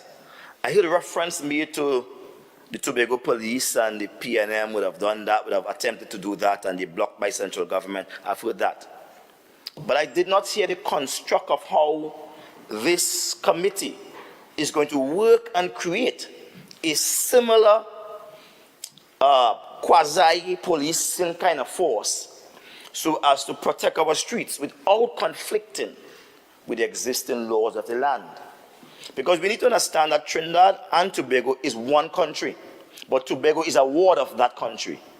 I'm speaking something kind of deep, and I mean, just need to pull aside and park and explain it to you. Trinidad and Tobago is one country, but Tobago is a ward of that country. Yeah? In 1888, the Queen, who was responsible for Tobago at the time, because Tobago had fell from the old representative system where they elected people to now a crown colony rule where she was directly in charge, and she would determine the composition of the assembly and the composition of the legislative council. She would determine those things all by herself, what needs to be discussed and not. When she created the act that would join the colony of Tobago and the colony of Trinidad as one, called it the Trinidad and Tobago Act, what she did was to create one country on paper. But in 1899, she went on further to create the fine prints of that relationship and placed Tobago as a ward of Trinidad and Tobago. What I've just said to you is that they created Trinidad and Tobago first, and then they excised Tobago and made it a ward of Trinidad and Tobago. Meaning, if you understand that, the way we go about creating all of these committees is going to be very different, right? Until Tobago is removed from the status of being a ward, every single thing we do must be subjected to Trinidad, must be subjected to Trinidad, must be. So forming a committee is good, and we operate within the parameters of Tobago, but let us hear about that in this debate. Let us hear how you're going to form this committee. Who's going to take responsibility for policing? Because you cannot advise the central government policing. They can't advise central government police. They cannot advise the army, which is under the control of the president. Anything you go to, it reminds you of a ward. You have to go and say, pretty please, can you please help me with this? Can you please? And if Trinidad say no, it no. So how do we get around that? Is something we should be debating. How do we deal with that? Mr. Deputy Presiding Officer, the issue is a serious one. The death toll in Tobago is rising. We had 4 in less than 2 complete months. We have had 4 murders. It's growing rapid, like a wildfire. People are not wearing masks again. They're not masking up again. It's bodoy-doy, and that is it. Creating a sense of panic and fear on the streets. Anytime you're on the street corner and you hear cars screeching, you want to look for cover because you can't tell. How do we create stability and safety in our community is what this debate should be speaking about. And I will want to suggest that the makers and the framers of this motion spend time reading the motion again. And let's not go all over the place about autonomy. This has nothing to do with autonomy, but has to do with Tobago as a ward, looking out for Tobago as a ward. And we can operate within those limits, but what are the parameters of those limits? What are the parameters? How the committee is going to operate? You can't create no law here, you know. How the committee operate? A nice idea. I will want to support the bill, support the motion. I want to say a good idea. I love it. I can't say it's a bad idea. But how do we go about it? How do we go about it? What are the terms of reference?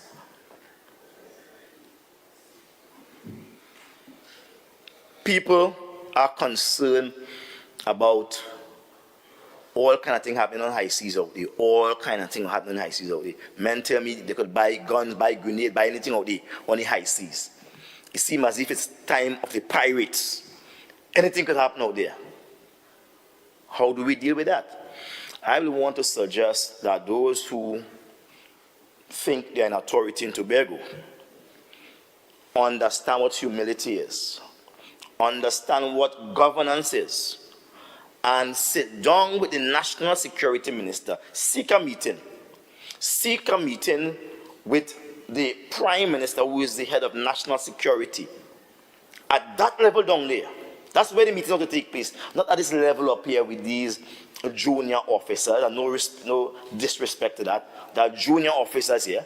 The seniors are in Trinidad. You need to go down and speak with them and have a meeting, but you must know what you're going to talk about. Autonomy is autonomy. And that's not even what Tobago wants. Tobago does not even want autonomy.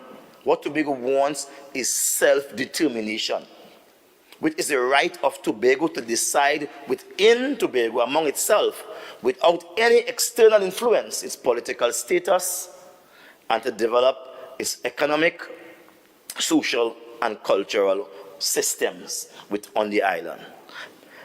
Mr. Deputy Presiding Officer, you are falling asleep. And I want you to pay attention, please. Your eyes are going on me. If you want me to take a break, I could take a break. But I see your eyes dipping on me, Mr. Deputy Presiding Officer. I could say that. I want you to pay attention to me inside here. Pay attention to me. That's not for you to say. That's not for you to say. That's right. That's for you to say. You have to know your place as Deputy Presiding Officer. No, I could tell you, you're falling asleep on me. I don't want you to fall asleep on me. Remind you if you need to be awake. And so, as we debate this bill again, it's a serious, this motion, it's a serious motion, but it cannot be dealt with a school mentality. It's a big issue for Tobago. Security on all fronts, from the seas, from the ocean perspective, on the ground perspective, from the air perspective, but it requires a conversation that must take place outside of Tobago, because we are a ward. And that's what I want to stand here and say today. The sooner that we have a national committee that we can go to and speak to, having discussed from our committee here, because it can't end here. We could make all kind of plans here in Tobago as a committee, and nothing could come out of that. Not one single thing. Not one single thing. Because if national security lapse, everything that's coming will come into our way, and we can't stop it. If you have to get FUL, a permission to use a carry firearm, it has to come from Trinidad. It doesn't come from Tobago here. If you want to buy guns, it has to come from Trinidad, not here. So the instruction for the police to follow up on anything, and they have the legitimate right to enforce the law of the land, it must come from Trinidad. For the Coast Guard to follow up on anything, that instruction must come from Trinidad. And so in dealing with that, it is important for us to repair the relationship with Trinidad and not try to damage it or cut away or strain it any further. I think, Mr. Deputy Presiding Officer, that point is well made. And I think, having made that point, I could now say I've done my due to this bill. Thank you.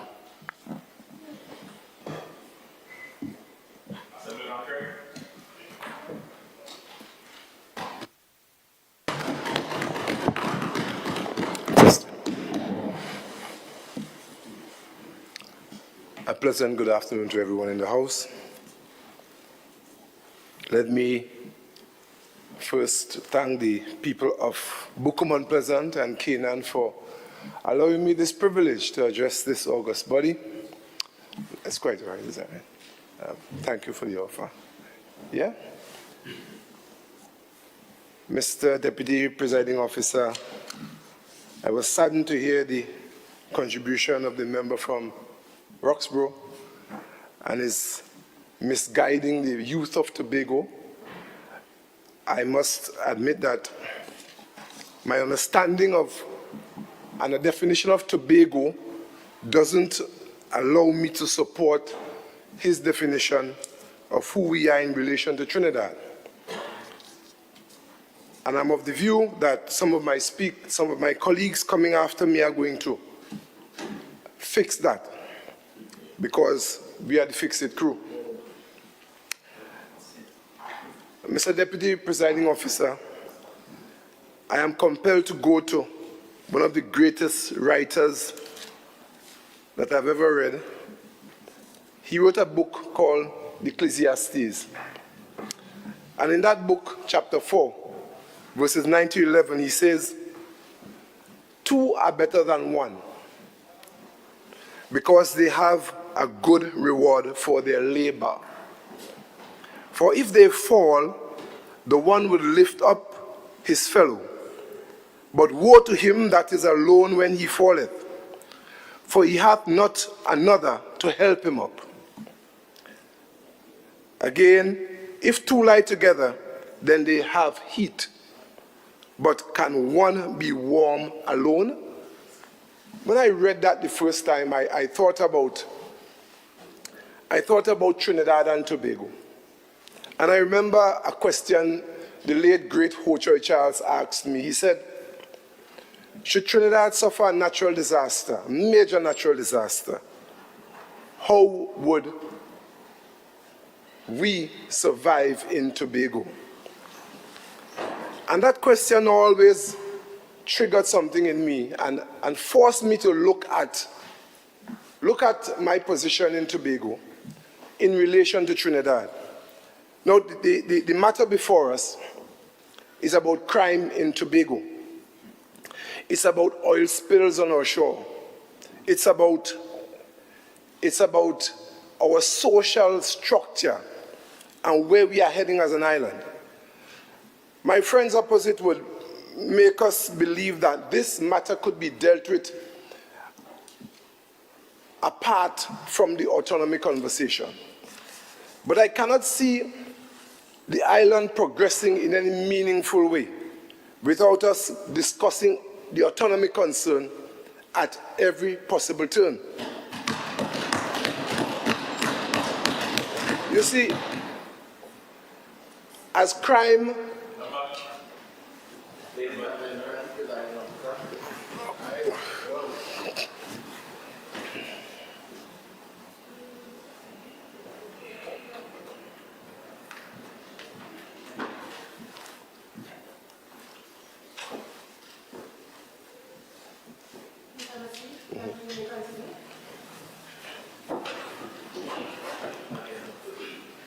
as crime continues to grow in the island, I know for a fact that my foundation and resource base that governs my conduct is biblical. Of course, there's a strong religious twist to it. And amid all the possible solutions, I must insist or recommend that we resort to humbling ourselves to somebody greater than all of us. The matter before us that the minority 1 and 2 seem to not understand is that we are proposing something here to really bring our crime challenge to the fore. And you'll realize that without that intervention from each of us, because the minority 1 already committed the support, conditional support, but without that, we will not get the desired result. I have before me a list of services being offered by the Division of Health, Wellness and Social Protection, of whom I'm the Assistant Secretary. And these offerings will go a long way in assisting in bringing the crime challenge under subjection. As an island, we have suffered. We have suffered from leadership that did not focus the island in a trajectory of development, real development. We had leadership for a long time that focused on having every citizen of Tobago become a member of a voters' bank. And as far as possible, they sought to turn the narrative and create the space and create what they would call opportunity, but not for real growth, not for real private sector development, but for dependency. Seeking to bring Tobago on par with some of the areas in Trinidad that cannot seem to see beyond the Balize. And so, regardless of what the situation is in the country of Trinidad and Tobago, there are persons who, from the time the election bell rings, without any analysis, without reading any documents, without any consideration for anything that's happening, they know where they are going to vote. And the movement was afoot for a long time. And it's very disappointing, Madam Presiding Officer, that Minority Leader 2 has joined Minority Leader 1 with that kind of training and perception and trying to steer Tobago into a place where we do not analyze information. We do not look into the depth of where we're going as an island. And as a consequence, we have a Tobago now that the crime is growing. And that crime is coming from, could you excuse me please, Madam, could I get your protection from yeah. Yeah, and the crime that we are experiencing is a direct response to poor leadership during the 21 years from... Members, please allow the member to finish. Thank you. Thank you, Madam. His contribution uninterrupted. Yeah. Continue. Yeah. Thank you very much for your protection, Madam Presiding Officer. So now that we are in this situation that was created deliberately to ensure that they continue winning election after election, but we must say thank God that the people of Tobago did the analysis that some areas in the country, in the sister isle, do not ever consider, and they did the correct thing to remove them from office.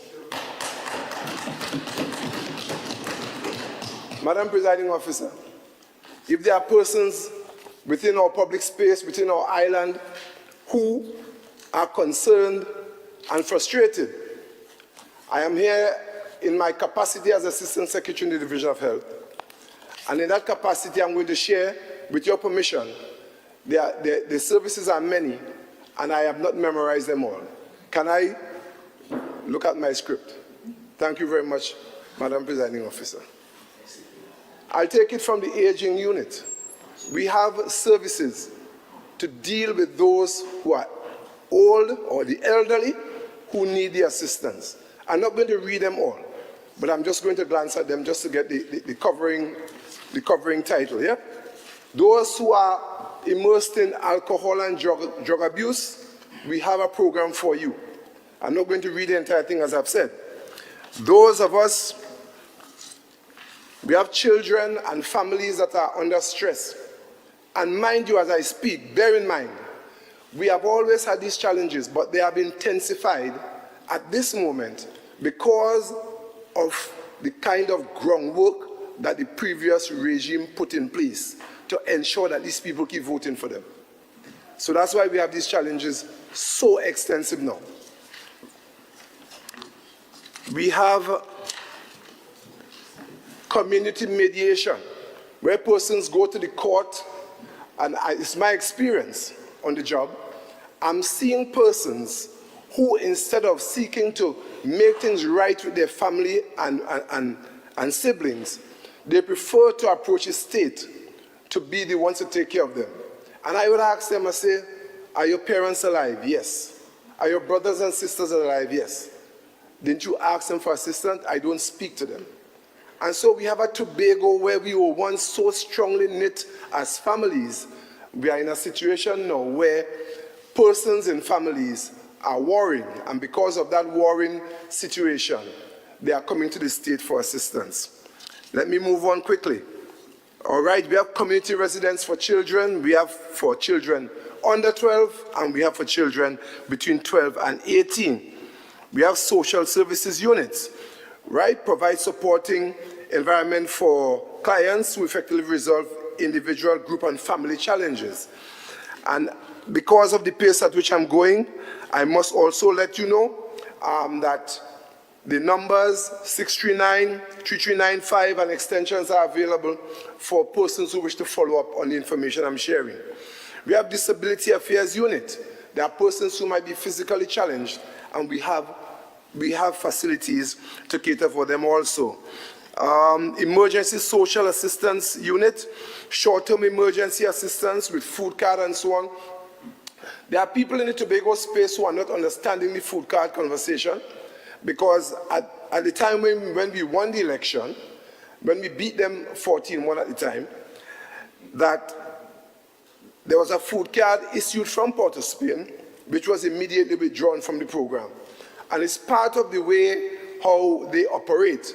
They operate in a way where they deliberately inflict pressure on Tobago, trying to force us to vote for them. And that is why the food card was removed. So now we have a situation where there was always an emergency card at the division. We have maintained the position, and we are seeking to continually improve in that area. Gender Affairs Unit, working with stakeholders to effectively mainstream gender in all policies, programs, and practices. Right? I'm going to run ahead again. Litter Eradication Program, we call it the LEP. So a lot of single mothers have fallen into this program, and we are at the moment regularizing the program because it's one where, when we inherited the program, persons were not able to access holiday and sick leave. There are people who have been working on this program for years, and they just have to work every single day. The day they do not work, they do not get paid. So we have this program being streamlined so that the people could really enjoy the fruits of their labor and be able to take a little casual or a little sick day or so, right? We have public health under us. Public health is dealing with a lot of the concerns, like, for example, airlines come here from all around the world from time to time. Vessels coming in, they are able to check, do the necessary tests, so no diseases are imported into the island, right? That's just one part of what public health does. One of the things public health is embarking on also, right now we are seeking to remove all the derelict cars on the road. You notice that in some areas our road space is cheated because somebody left an old car on the road for too long. We are seeking to remove them, but of course the notification is out there for persons to pick up their vehicles and store them if you want them. If you don't want them, of course, they'll be taken away and disposed of, right? And this notification is in the media as we speak. All right. Of course, I said probation services.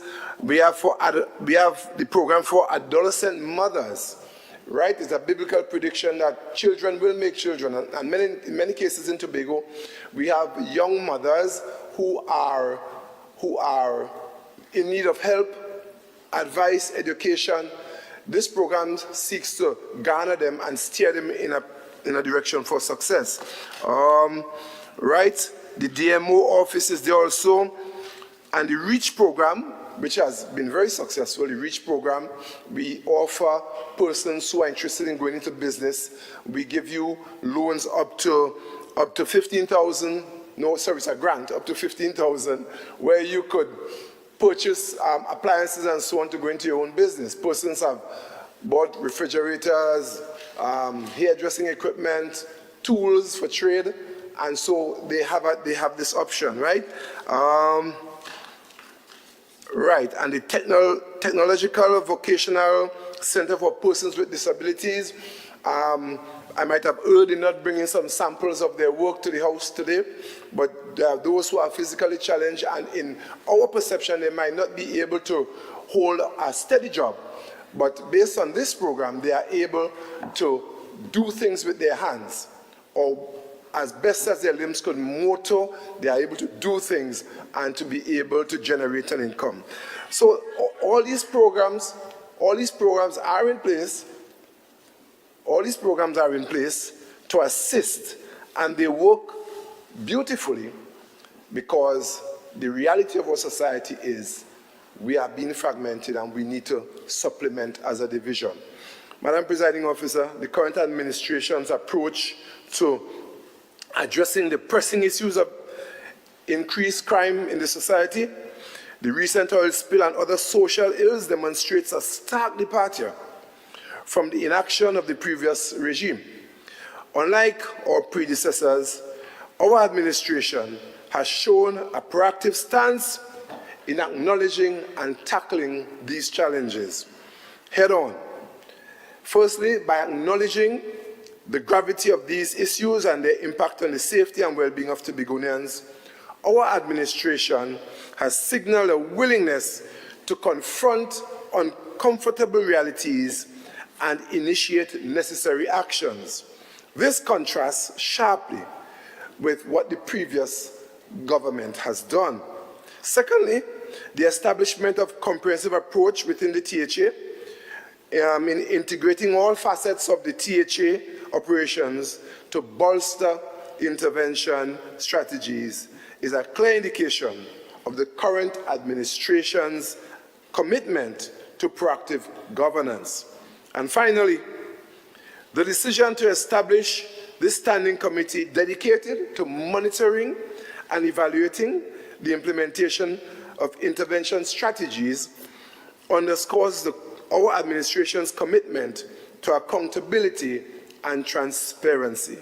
By actively assessing the efficacy of these strategies, this administration ensures that resources are allocated efficiently and that interventions are adapted as needed to address evolving threats. In conclusion, this administration, our approach to addressing the safety and security challenges facing Tobago demonstrates a clear departure from the neglect and inaction of the past.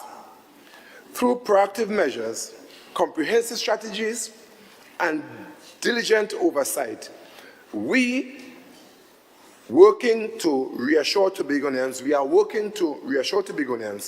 and foster an environment conducive to their safety and well-being. There's a lot of conversation in this space that seeks to discredit everything this administration does. And that is no surprise. That is the tactic of the enemy. However, I call him the enemy of Tobago. However, I feel the confidence, and I know that as an administration, we will weather these storms. I continue to ask my people, the people of Tobago, to follow the trend of this administration. Seek to edify yourself with everything we are doing, and you will see a path, a trajectory towards success and the greatest little island on the planet. I thank you. Assemblyman Sampson, you may now join this debate.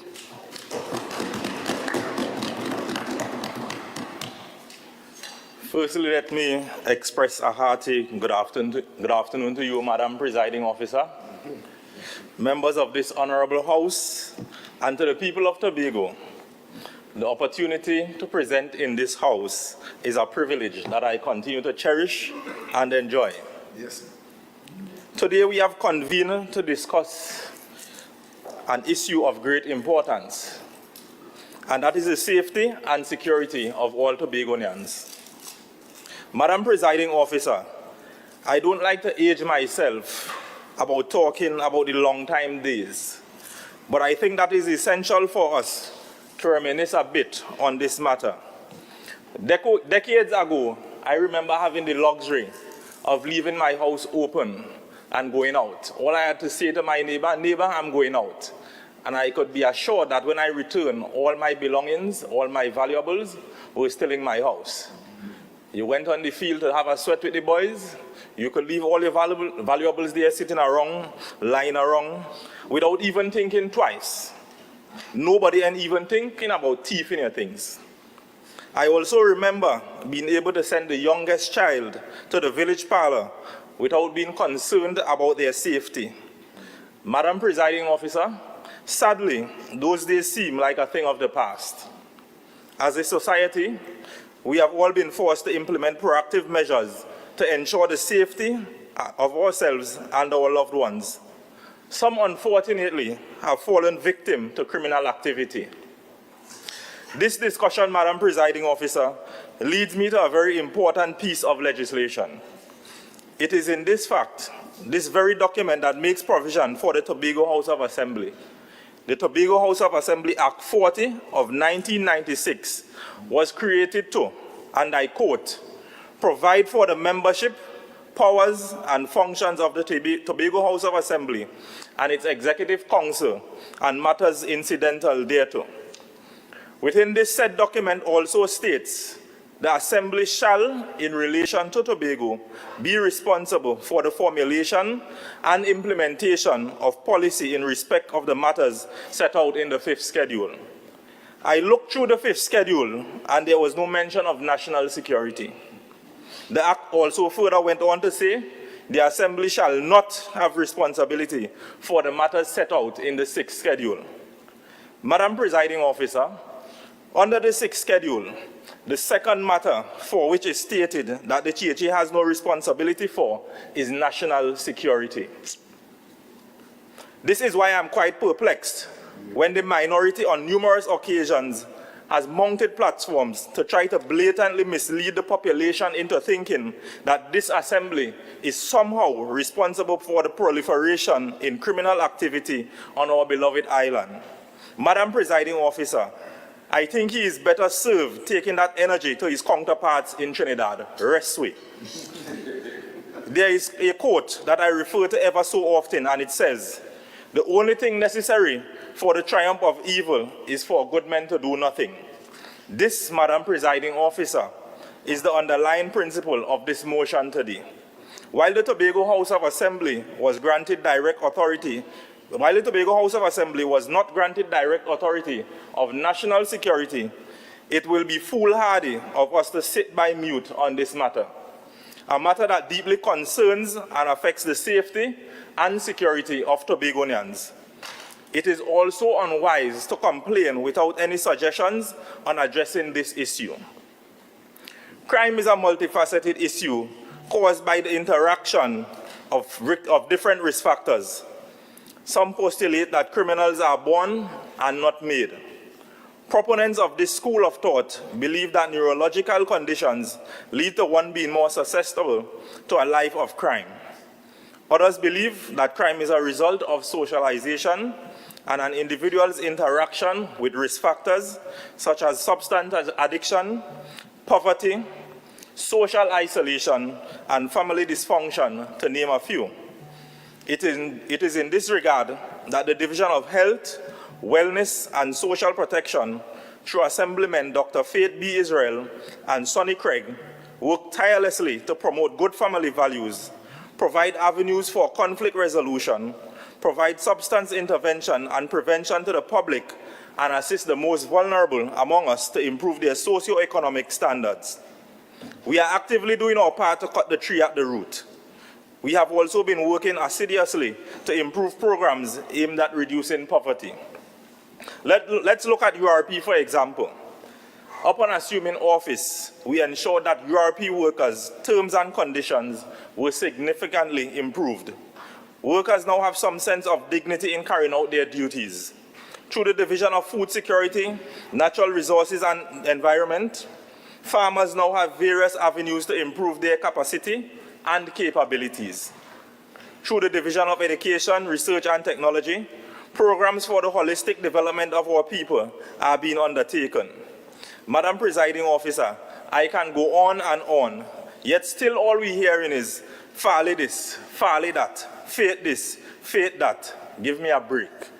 I listened to the minority on his rants and how he brings about his responses. You have to pick a struggle. You can't want to support the motion and then you're trying to bash us at the same time. You know, sometimes when you're looking to grab at political straws, you get to lose sight of what is there. Look at all the programs that we have in place. He's not seen any of these things.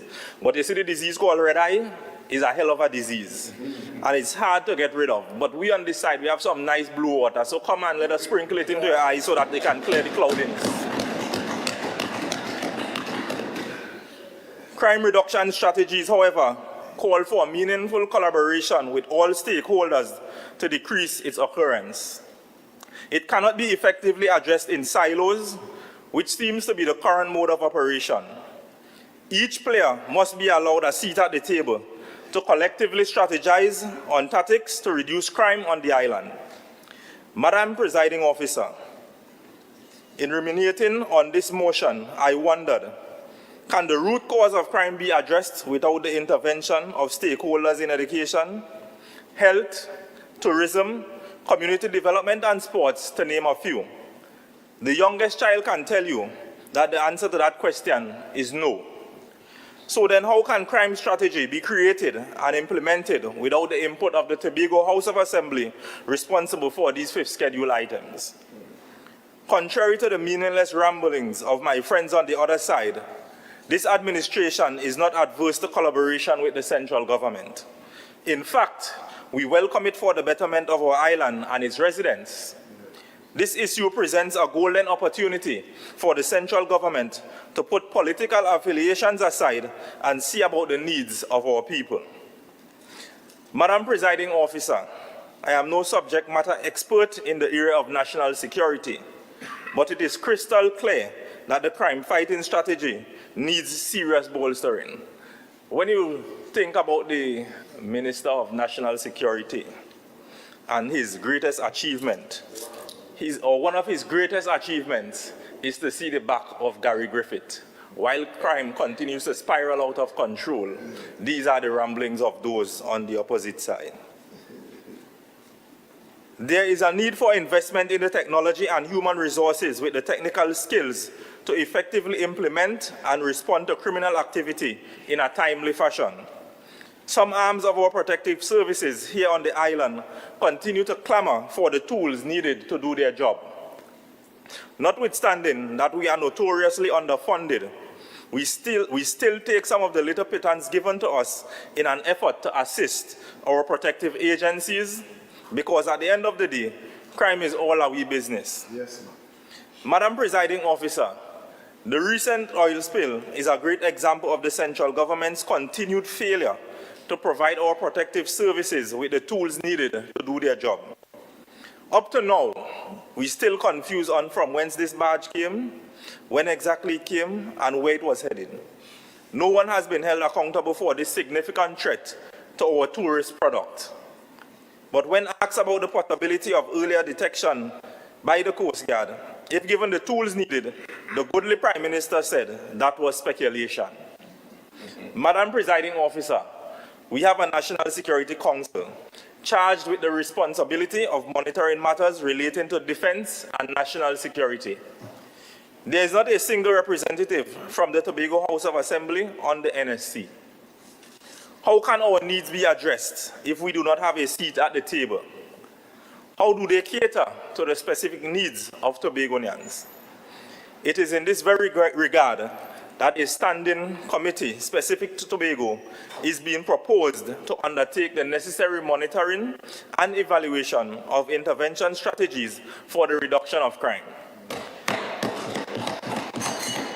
Monitoring and evaluation is critical to ensuring that these initiatives work as they were intended to and that adjustments are made promptly. Madam Presiding Officer, in closing, I call on my fellow Tobagonians to choose information and education over old noise and sheer political desperation. We are not perfect, but we continue to advocate for our beloved island in the areas that we are limited in authority. We call on the central government to collaborate with this administration in an effort to preserve the peaceful nature that is synonymous with Tobago. Madam Presiding Officer, I thank you for the opportunity to yet again contribute to the discussion in this honorable House. I thank you.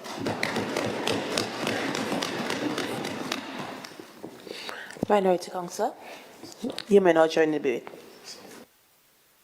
Thank you, Madam Presiding Officer, for the opportunity to join the debate. And again, I want to reiterate the minority support in principle for the motion for the THA to adopt a comprehensive integrated approach to bolster intervention strategies aimed at reassuring public safety on the island, as well as the establishment of the standing committee, and in the case of the minorities, amendment to develop and implement these strategies.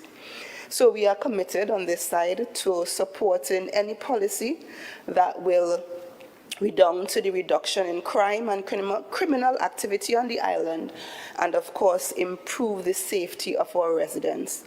And while we acknowledge the pressing issues faced by Tobagonians, the minority expresses some concern regarding the approach and the proposed solutions or lack thereof that are outlined.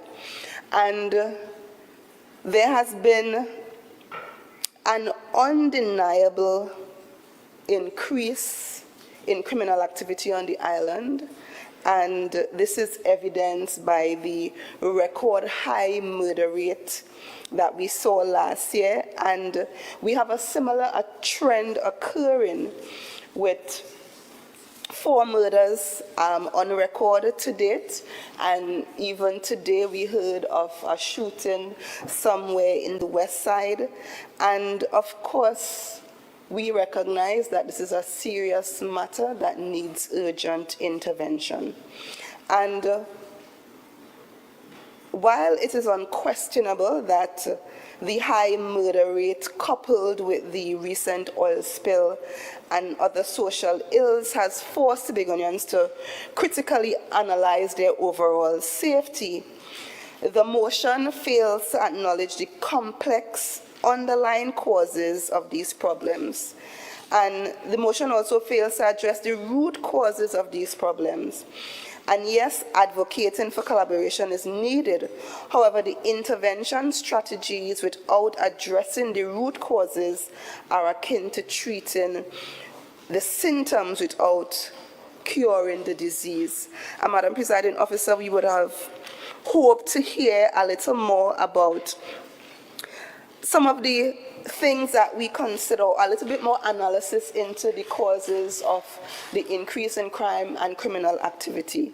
Additionally, Madam Presiding Officer, when we come look at the 2 issues in relation to the oil spill as well as also, the increase in criminal activity on the island, maybe we should have separated the two issues. They are both very important issues, and we don't want one issue to overshadow the other. And even as we speak in the debate currently coming forward, we are hearing more issues dealing with the increase in criminal activity in comparison to the oil spills. Additionally, Madam Presiding Officer, the motion focuses on the formulation and execution of focused intervention strategies in Tobago to necessitate a proactive and multifaceted approach underpinned by the active involvement of stakeholders. And this is actually stanza 3 of the motion.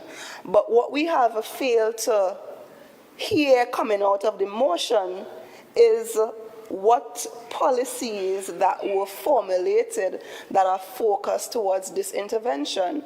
We heard the Assistant Secretary of Education speak to the existing policies that are under the division, and he spoke to the whole issue of TVET and other issues, but I would have liked to hear more of what is currently being formulated that is focused towards this particular intervention that we are seeking to reduce. We also heard the long list of services that are currently available at the Division of Health, but again, we didn't see the formulation of new policies geared towards this intervention. And we are hoping that maybe in the wind-up, the Chief Secretary, and even, I don't know if the other secretaries will speak, but we are hoping that while they speak, we could hear what are the focused strategies that are currently being formulated to address the current issues that we face in terms of the increased crime and criminal activity. And yes, we would have heard the Assistant Secretary of Education speaking to the fact of with the increased criminal activity in our schools and the Signal Hill Secondary School would have had a stakeholder meeting where they are seeking to bring all the stakeholders together to come up with intervention. I would also like to hear what are the specific interventions coming out of the Division of Education in relation to increased criminal activity in our schools. And even while we are in this house, we are hearing increased criminal activity in another school today. And we agree that this matter is pressing and it needs to be addressed in a focused way. And we are reiterating the point that the motion falls short of providing concrete plans for addressing the underlying socio-economic factors contributing to crime and insecurity in Tobago. And so far, the motion, nor persons contributing, were able to outline specific targeted issues or strategies, to address the various issues of increased crime and insecurity. And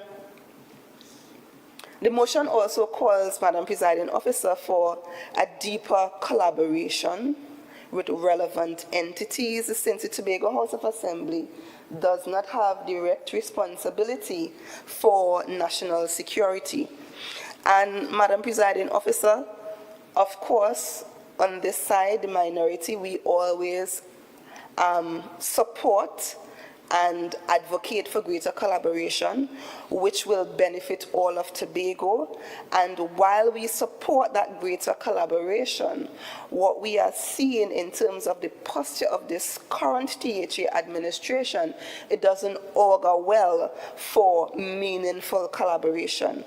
And we would have seen the joint press conference and the touring of the areas affected by the oil spill, and that joint press conference between the Prime Minister and the Chief Secretary, the central government and its agencies, as well as the Tobago House of Assembly and its agencies.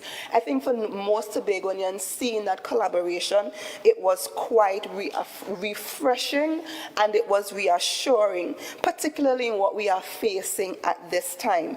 And we are hoping that there could be more meaningful collaboration. But while we see this joint press conference, mere days later, we saw the same THA administration through the Chief Secretary, more or less cussing the central government, so to speak. And then days later, we heard the Secretary of Tourism talking about, the reasons why the Tobago House of Assembly could not act in the way that they acted is because of the relationship that we currently share, and wanting us to go to St. Kitts and Grenada and Barbados, all these countries that do not have an oil and gas economy, that doesn't have any real experience in dealing with oil and gas. And we have the experience here in Trinidad. We have the expertise there, and our brothers and sisters on the other island are willing to support, because from our information, at the advent of this, the Ministry of Energy would have reached out to the Tobago House of Assembly to provide the support. So the posture of the administration, and yes, we do not have a problem with you advocating and speaking up for Tobagonians, but Madam Presiding Officer, it is the way that it is done. And I think we have to be more stately about it. We have to be more diplomatic about it, particularly if we want to engender meaningful collaboration between both entities. So, Madam Presiding Officer, we are in agreement and support greater collaboration, but we recommend that the actions to be taken to create meaningful collaboration, the actions should change a bit that will cause improved contribution towards the safety and security for all of us on our island. And now I want to turn to the establishment of the steering committee. And While the establishment of the steering committee and our proposal on this side was to have the committee, rather than monitoring but implementing and the relevant strategies. While of course this sounds promising and it sounds good, we have some questions that require answers. And some of the questions would have gone before in terms of the composition of the committee. You know, who are the persons that will comprise the committee? And we hope that in the wind-up, the Chief Secretary could give greater insight into that, as well as what is the scope of the committee, what are the terms and conditions under which the committee will operate, will there be broader community engagement and participation, for example, from civil society organizations, from faith-based organizations, from sporting organizations, from community leaders, and of course residents themselves, because the residents are the ones who are actually feeling the effects of what is currently happening in terms of increase in crime and criminal activity. And is the establishment of the committee sufficient to ensure the efficacy of the intervention strategies? Hence our proposed amendment for the implementation of the strategies, development and implementation of the strategies. And true progress in addressing crime and insecurity requires the active involvement of all the stakeholders.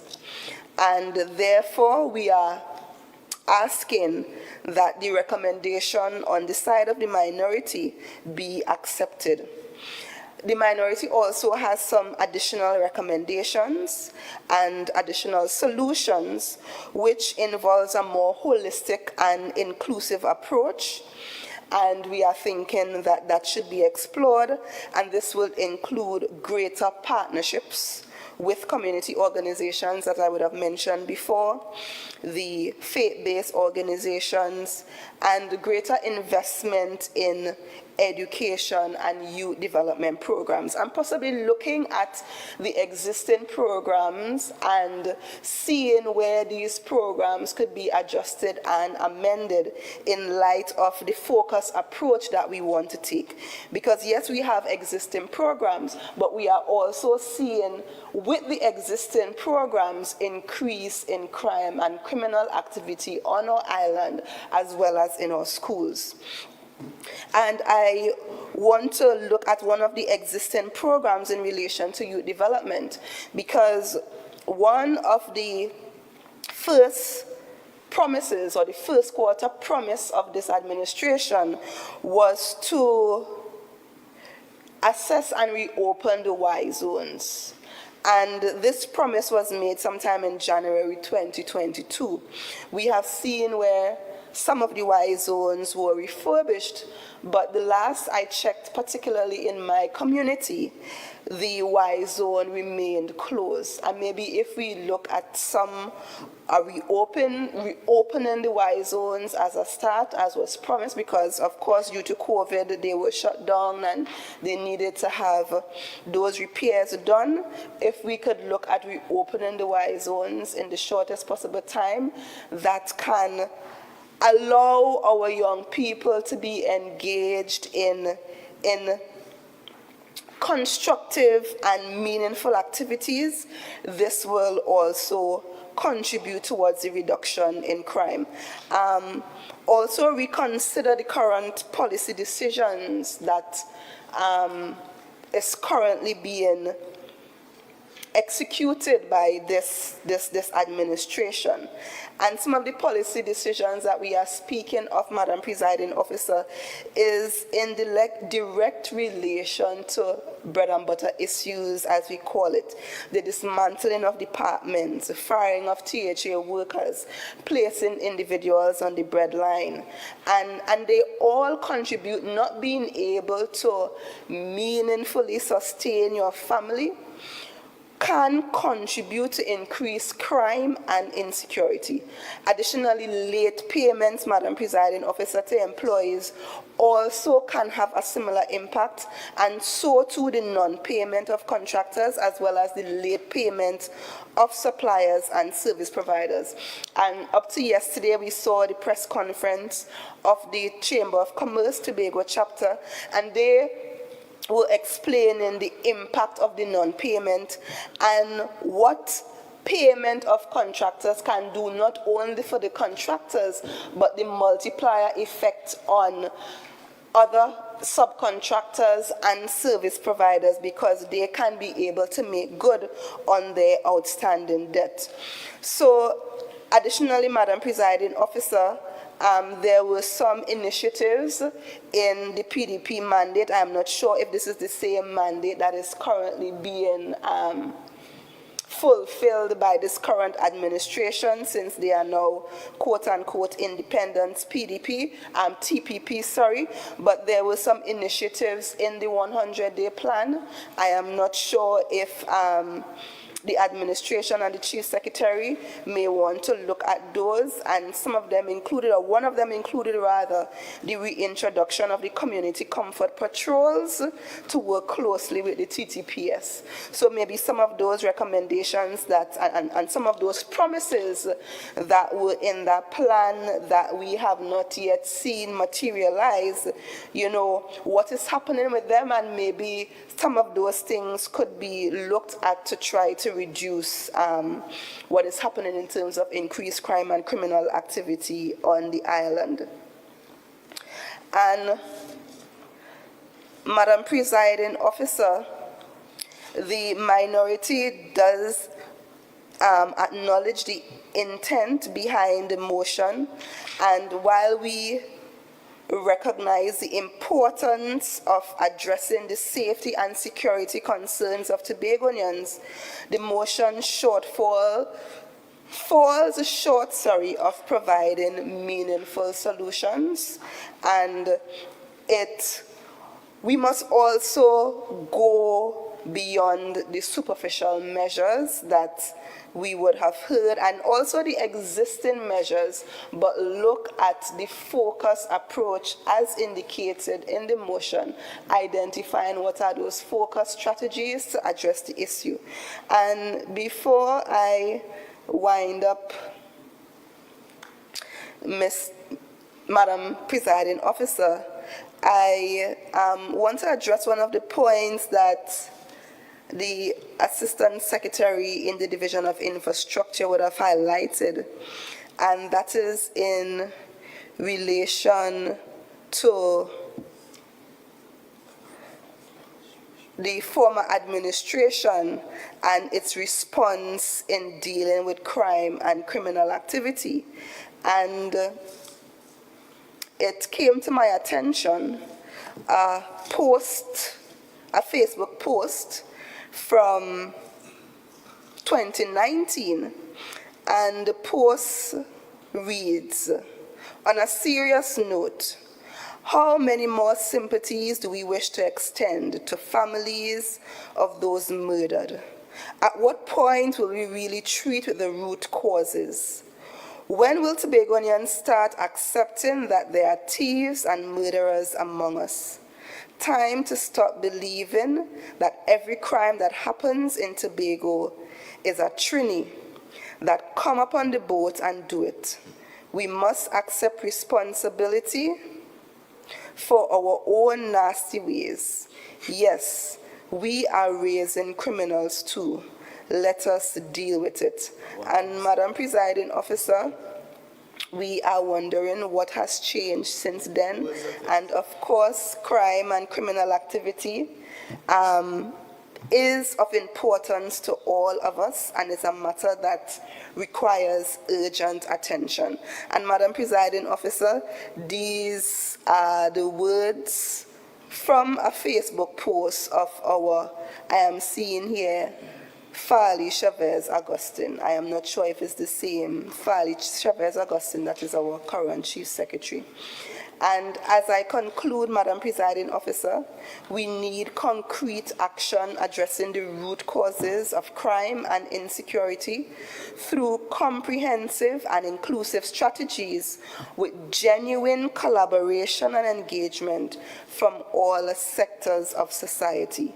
And Madam Presiding Officer, we hope that in the wind-up by the Chief Secretary, he can respond to some of the questions raised and bring greater clarity as it relates to the focused interventions and strategies that will be implemented. Thank you, Madam Presiding Officer, for the opportunity to contribute to this debate. Chief Secretary, you may now wrap up this debate.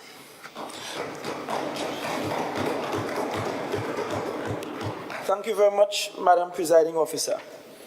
Madam Presiding Officer, we heard a lot this afternoon, and we also heard a lot from the minority members this afternoon. And allow me, in the winding up, to clear up what I believe is some deliberate attempts to misguide the public and to misconstrue the facts as they are. In the first instance, the minority leader indicated that in moving the motion, that facts or data was not presented and that the analysis wasn't based on data. So allow me to remind the minority and remind Tobagonians of the sets of data presented earlier this afternoon. In the first instance, I presented data on the national crime statistics.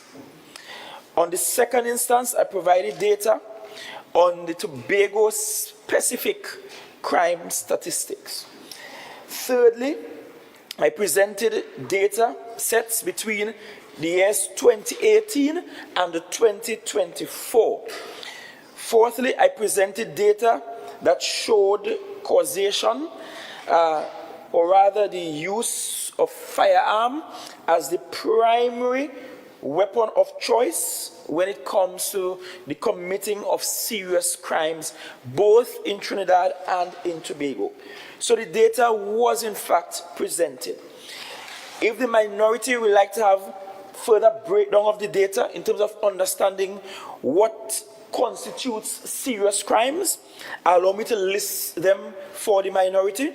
They include murders, woundings, shootings, sexual offenses, kidnapping for ransom, burglaries, break-ins, robberies, fraud offenses, general larceny, larceny motor vehicle, larceny dwelling home, narcotic offenses, possession of firearm and ammunition. So that is by definition, when we speak to serious crimes, it will contain those. The minority then went on to make analysis without any proper use of data. And what they sought to do was to rehash cliched myths about what causes crime and why there is crime. So they did not even give a substantive answer to the root causes of crime on the island. And so allow me to perhaps settle a myth here, a myth about the correlation and or causation between poverty and crime. The last CSO statistics showed that the poorest district, if we have to go by districts, on this island would be the district that I have led since 2017. And since 2017 to present, that district remains one of the safest districts in all of Trinidad and Tobago, to the extent that the police station in Shallaville has been repeatedly awarded for maintaining one of the safest districts in the entire country. So if, based on statistics, on actual data, the levels of poverty is higher in the district I represent, but the levels of crime is among the lowest when you do district by district comparison, one is hard pressed to really look at what's the science behind this notion that somehow just because poverty exists, crime automatically exists. And perhaps that Calypso is correct, that poverty is no excuse for crime and criminality. So time and time again, the correlation sometimes does not even exist. But it is a cliched conversation that we have, that once we see crime, it means that there is poverty lurking behind. I want to also warn this House that when we look at serious crimes, it goes beyond what plays out in our streets and in our communities. We do ourselves a disservice, and we do the young men and women who from time to time will be apprehended for criminal activity a disservice when we frame the narrative as if crime only exists in those quarters. Let's be frank. When we see a package washing ashore for $500,000, who could afford to import that? The same young men on the block? When we see multi-million-dollar shipment of guns and drugs being caught by the police, is the young black boys who have the money to make such an international trade and has the resources? Therefore, I don't want us to ever create the impression that the high levels of crime in this country is on the backs of only young black boys and girls. Because there are plenty big people in this party, big people in this country who wear suits and ties every day, who speak with the finest of accents, maybe even a convent accent too, who might very well be responsible for the levels of criminality in this country. And we have to disabuse ourselves of this notion that the high levels of crime is only because you have a group of people who are poor and they are indigent, and so they're just criminals. And then that arrow tends to point primarily at people of a particular ethnic group. And yes, I will admit the statistics prove that by majority, the ethnic group of which I am a part of are the ones most apprehended for high levels of criminal activity. But I am certain that my ethnic group is not the only one responsible for same. So I wish to caution that when we're doing analysis, that the analysis must be according to data. And based on that data, then we arrive at the solution. So the solutions become much more targeted than simply saying it's poverty. I want to also rubbish a notion that somehow the restructuring of departments and companies, that act is contributing to crime. That is extremely misleading, Madam Presiding Officer. The empirical data does not show that. If that was the case, Madam Presiding Officer, how come we don't have more criminals coming out from those that TSTT restructured the other day? How many of the crimes committed in Tobago, I am daring the minority to prove, how many of the crimes committed in Tobago were committed by individuals known to be adversely affected by restructuring within the THA? And I'm certain that answer is probably next to nil, if not nil, which says that there is no scientific evidence drawing a correlation between the restructuring efforts that any government will have to do from time to time, any company will have to do from time to time, and high levels of crime. Let us be science-based and let us be truthful in how we utilize the data that is before us. And let's not twist things and skew it to suit a political narrative, because we are doing ourselves a disservice. Thirdly, I want to address the question of what's the role of the THA in treating with crime. And I addressed it before, but I'll speak about it again. Because my good friend from Roxborough Argyle, who is always absent when I'm on my feet speaking, and I want to put on record that I make it a duty whenever he's speaking to sit and to wait out his presentations and to listen. As a matter of fact, I make it a duty, once a member of the minority is speaking, that I sit and I listen, especially if I am the leader in taking the motion, out of courtesy to those opposite. And the member for Roxborough Argyle has never returned that courtesy, certainly not to this chair. But the member for Roxborough Argyle, and I think I really had to probably go on a mission to save the member, you know, because he's my good brother, and I know plenty of Tobagonians will think I shouldn't save him. Deputy Chief Secretary watching me up and down, but I think he needs saving, right? And the background I'm coming from is one where we just save each other, we don't allow brothers to fall. The member gave us a definition for the right to self-determination, which is correct.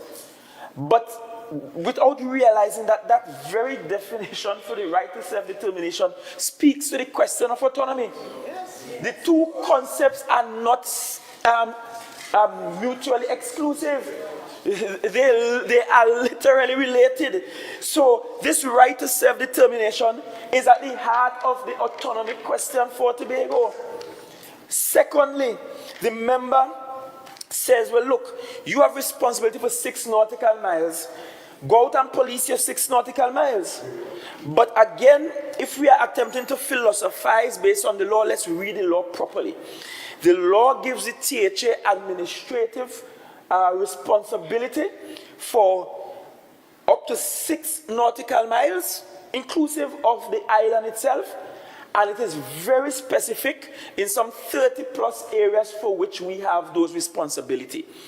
National security is not one of them. So even in the 6 nautical miles, as the member for Roxborough Argyle suggests, we can't just go out and police the 6 nautical miles. If we send our own police force out there and they lock up somebody in the 6 nautical miles with drugs, who is charging them? What's the authority to lock them up? So therefore, that suggestion can't go anywhere. That suggestion doesn't make sense. And therefore, I have been a proponent since I came to this seat of 2 things when it comes to the relationship between Trinidad and Tobago. And those are the matters that are for the central government. The central government needs to mind its business and treat with those matters. The matters that are for the THA, the central government ought to leave the THA to mind its business and to execute those matters in the same way. I've been very clear in drawing that line. And so once I see in the law, it is an issue for the central government, I will do all that is necessary to reach out. The member for Roxborough Argyle suggests that, look, I need to talk to them. And I want to quickly read into this house that notwithstanding the relationship the Prime Minister and I may or may not have, I believe in respecting what the law says, right?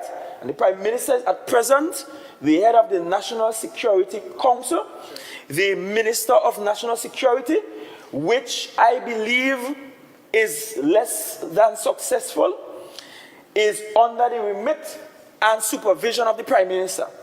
So I wrote the Prime Minister on the 12th of January 2024, and I wish to quote that letter. It says, I write to formally request an urgent meeting with you to discuss the elevated and disturbing level of murders and gun violence in Tobago.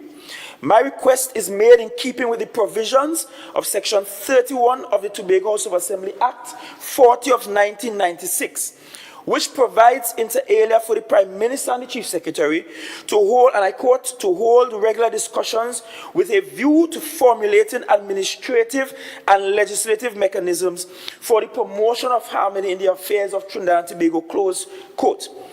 As Prime Minister and Chairman of the National Security Council, you must be fully aware of the fact that Tobago closed the year 2023 with a recorded high of 14 murders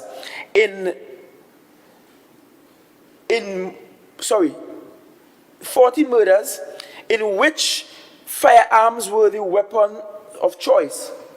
Relatedly, as of January 8, 2024, Tobago has recorded 4 murders with firearms again being the weapons of choice. This elevated level of murders and related gun violence is, I am sure you will agree, totally uncharacteristic of the social and public safety DNA of Tobago and Tobagonians. It is worth noting, Mr. Prime Minister, that this increasing trend in gun violence poses an existential threat to the social and economic development of Tobago and the Tobagonians, with devastating consequences for the island's tourism growth and development. Honorable Prime Minister, I am certain that you will agree, in light of the foregoing, that a deeper and more extensive body of national intelligence on the subject matter resident in you as chairman of the National Security Council, that the requested meeting is urgently necessary. I am available to meet at your earliest convenience in manner and format of your choice. This notwithstanding that I prefer an in-person meeting given the sensitive nature of the matter at hand. I await your positive response.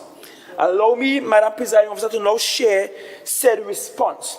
And I'll share the response in part. It says, Dear Chief Secretary, I wish to acknowledge, this is from the Prime Minister, I wish to acknowledge receipt of your letters dated 12th of January 2024 on the aforementioned subject. So I wrote in 2 letters on that same day.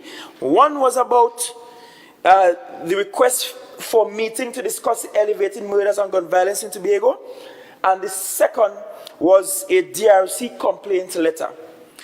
The Prime Minister continues, said, please be guided, please be advised that I've referred both of your letters to the Honorable Reginald Amor, SC, Attorney General and Minister of Legal Affairs, for his advice. Further, I wish to assure you that as Prime Minister and in my capacity as Chairman of the National Security Council, I continue to be apprised of all matters concerning crime in Trinidad and Tobago. Yours sincerely, Keith Christopher Rowley. That's the letter. So there has not yet been an agreement using the THA Act for us to meet and discuss a matter listed under the 6th schedule for which the Prime Minister has core responsibility. In other words, what ought to be his business in relation to Tobago. So, and I want to point that out so that the member for Roxbury Argyle can see that in fact this Chief Secretary has been dutifully doing the right thing in accordance with the law when it comes to having the lines of communications with those with whom the legal responsibility rests and abide.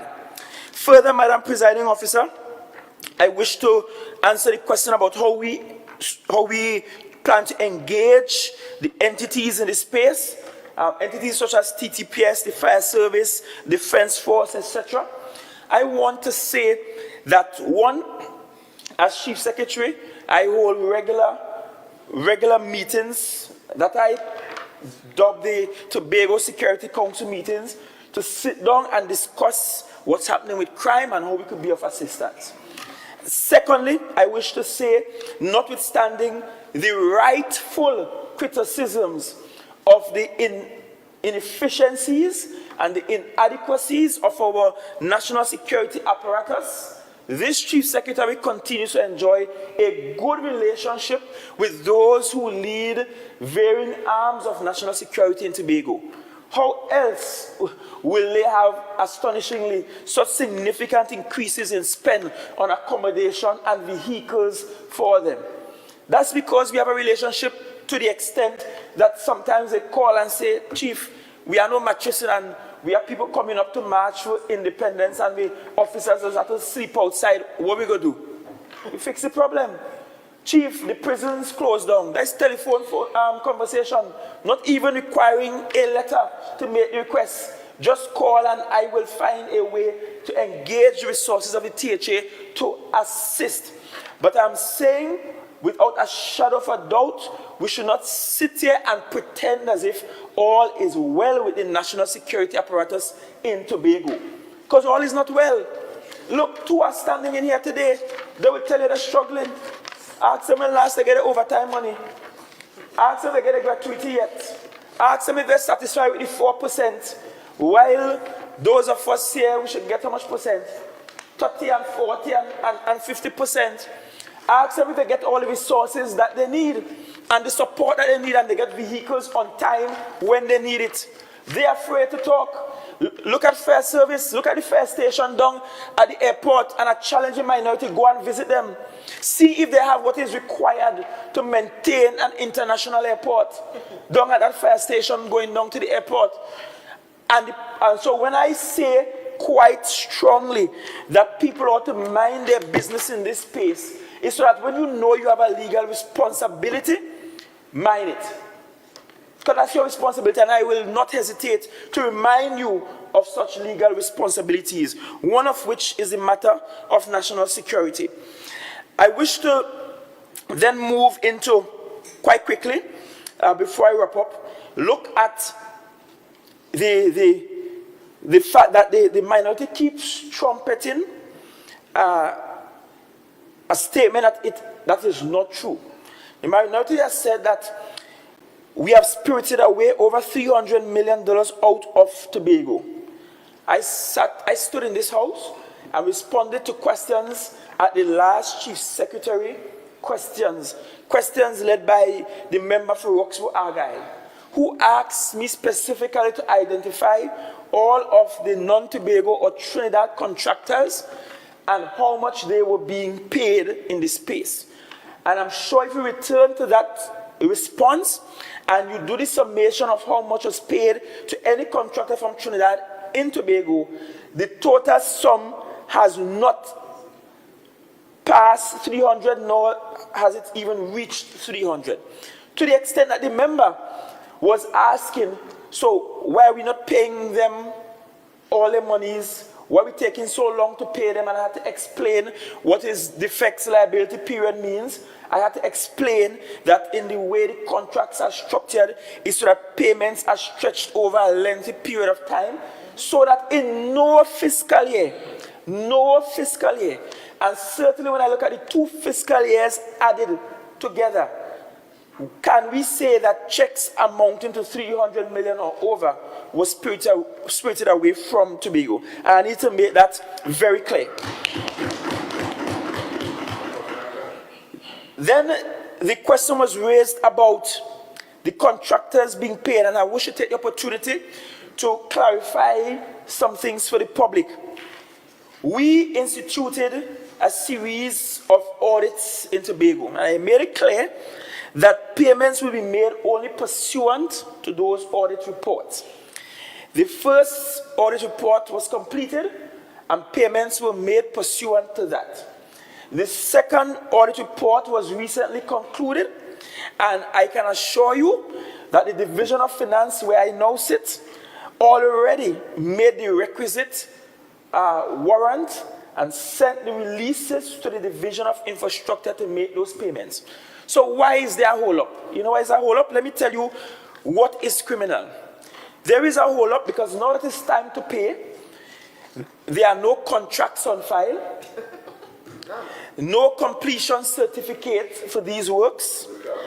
And so how are you paying without there being a contract assigned to the file so that accounts is dutifully paying against the correct thing? So what has to happen now is that we now have to send instruction for the engineers to go back out to those same roads and assess them for completeness. Then we also have to call the same contractors and say, were you ever given a contract? You have a contract at all? So that they could bring in their contracts. All of those things missing from the file. And I am insisting that the payments are consistent with the public accounting best practices on the island. So notwithstanding making the money is already available, the payments have to be consistent with that. And I wanted to take the opportunity to make that clear. But I want to go further and say that what perhaps might have contributed to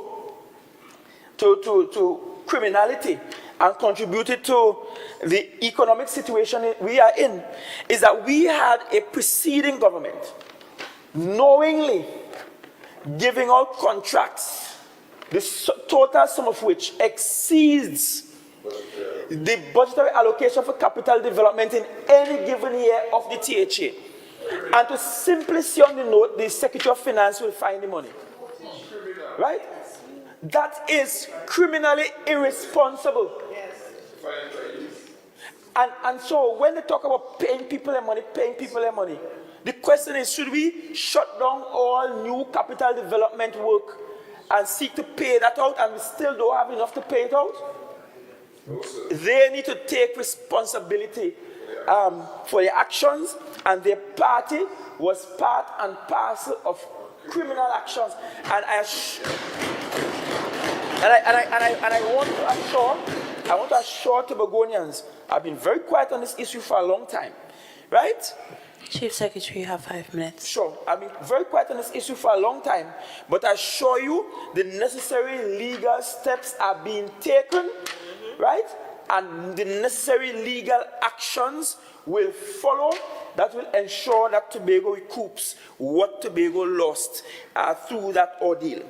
Finally, Madam Presiding Officer, this motion is a simple one that says, in essence, that we should set up this standing committee devoted to continual monitoring and evaluation of all the plans, all the programs, all the strategies to treat with high levels of crime on the island. In monitoring and evaluating, this committee will naturally and invariably be part of the development of those programs. So there is no need to excise that phrase to put in the word development of program. Secondly, it is the duty of several divisions to construct those programs according to what the research is pointing to. And what we are saying is that we must now have a body of talented individuals who can screen those programs. Because let's be honest, for time immemorial, since Robinson was chairman of this THA, we have had programs upon programs upon programs aimed at keeping Tobago safe. And if we are honest, between the first THA in 1980 and the current in 2024, levels of crime in Tobago has risen over time and risen considerably. It means, therefore, that beyond doing programs and implementing strategies, there is a need for a group of talented people to screen these strategies and these programs. The only person missing today, and sadly so because the epicenter of the fight against crime rests in that division, is that of the Secretary of Community Development, Youth Development and Sport. And let me say the Secretary so assigned was, I don't want to say institutionalized, but hospitalized, and he's more than likely to be there for at least the next 72 hours. That's why he's not present in the House today. But I am aware that the relevant officers in that division, they sat down, because I had a meeting with them about a month ago, and they were going through all of the plans, the approach, how they're going to get at it. They have a youth director that used to run the citizens security program, and so she brought that experience into the room. They have all the details, they did the analysis, they looked at the budgeting for it, they did all that work. And then the secretary this morning, unfortunately, had to be out because of a medical issue. But what we want is that, notwithstanding all of those plans and strategies, this steering committee, which I hope you will support and be a part of, will be the oversight and to ensure that it is in keeping with best practice, which means that that steering committee will have to contain criminologists, past law enforcement officers, lawyers, sociologists, and a wide range of people.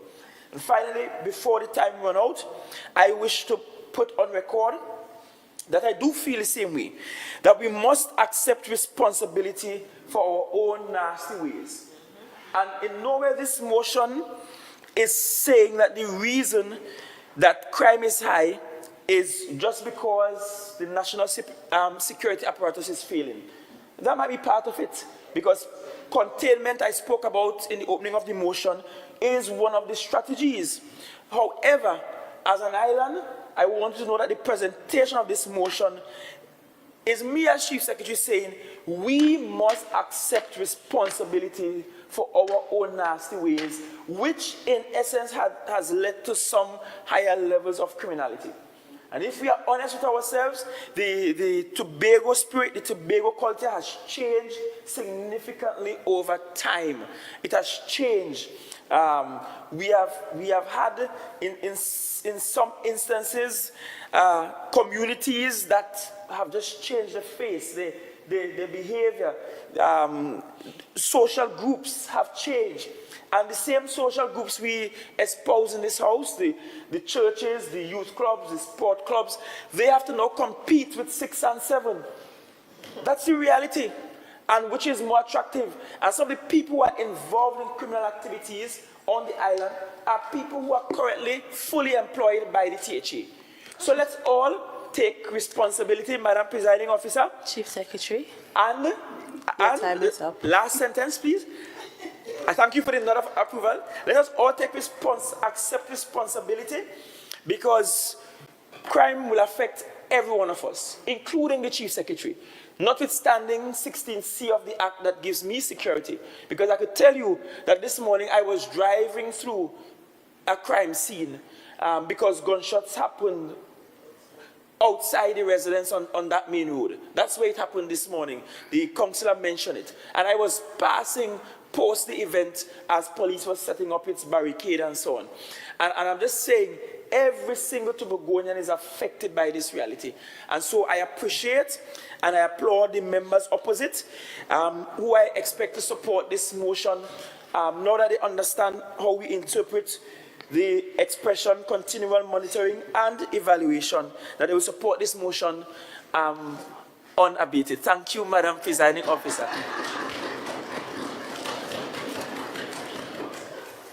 Honorable members, I will first put the question on the proposed amendment.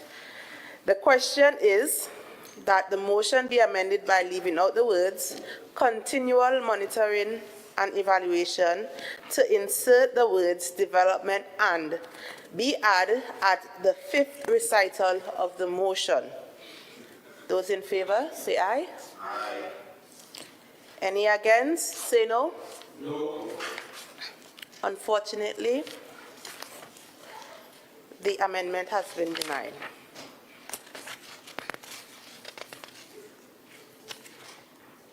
Honorable members, the question put is, whereas the increase of criminal activity, the recent oil spill, and other burgeoning social ills have forced Tobagonians to critically analyze our overall safety, and whereas the Tobago House of Assembly, while not vested with the direct authority over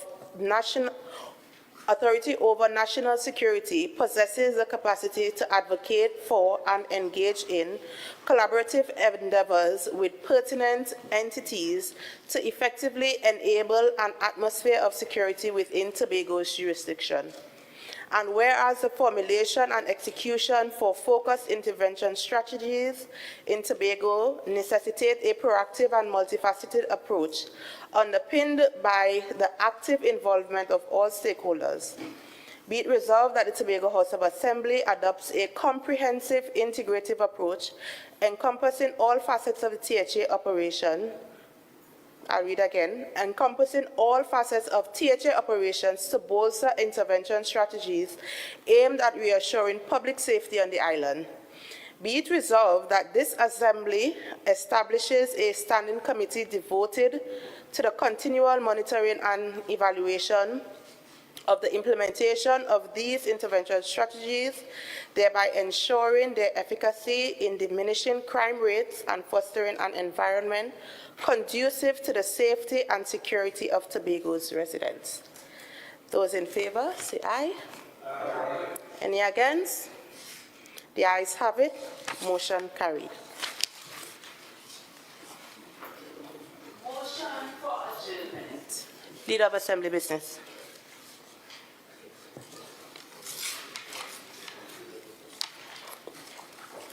Madam Presiding Officer, I beg to move that this House stands adjourned for a date to be fixed.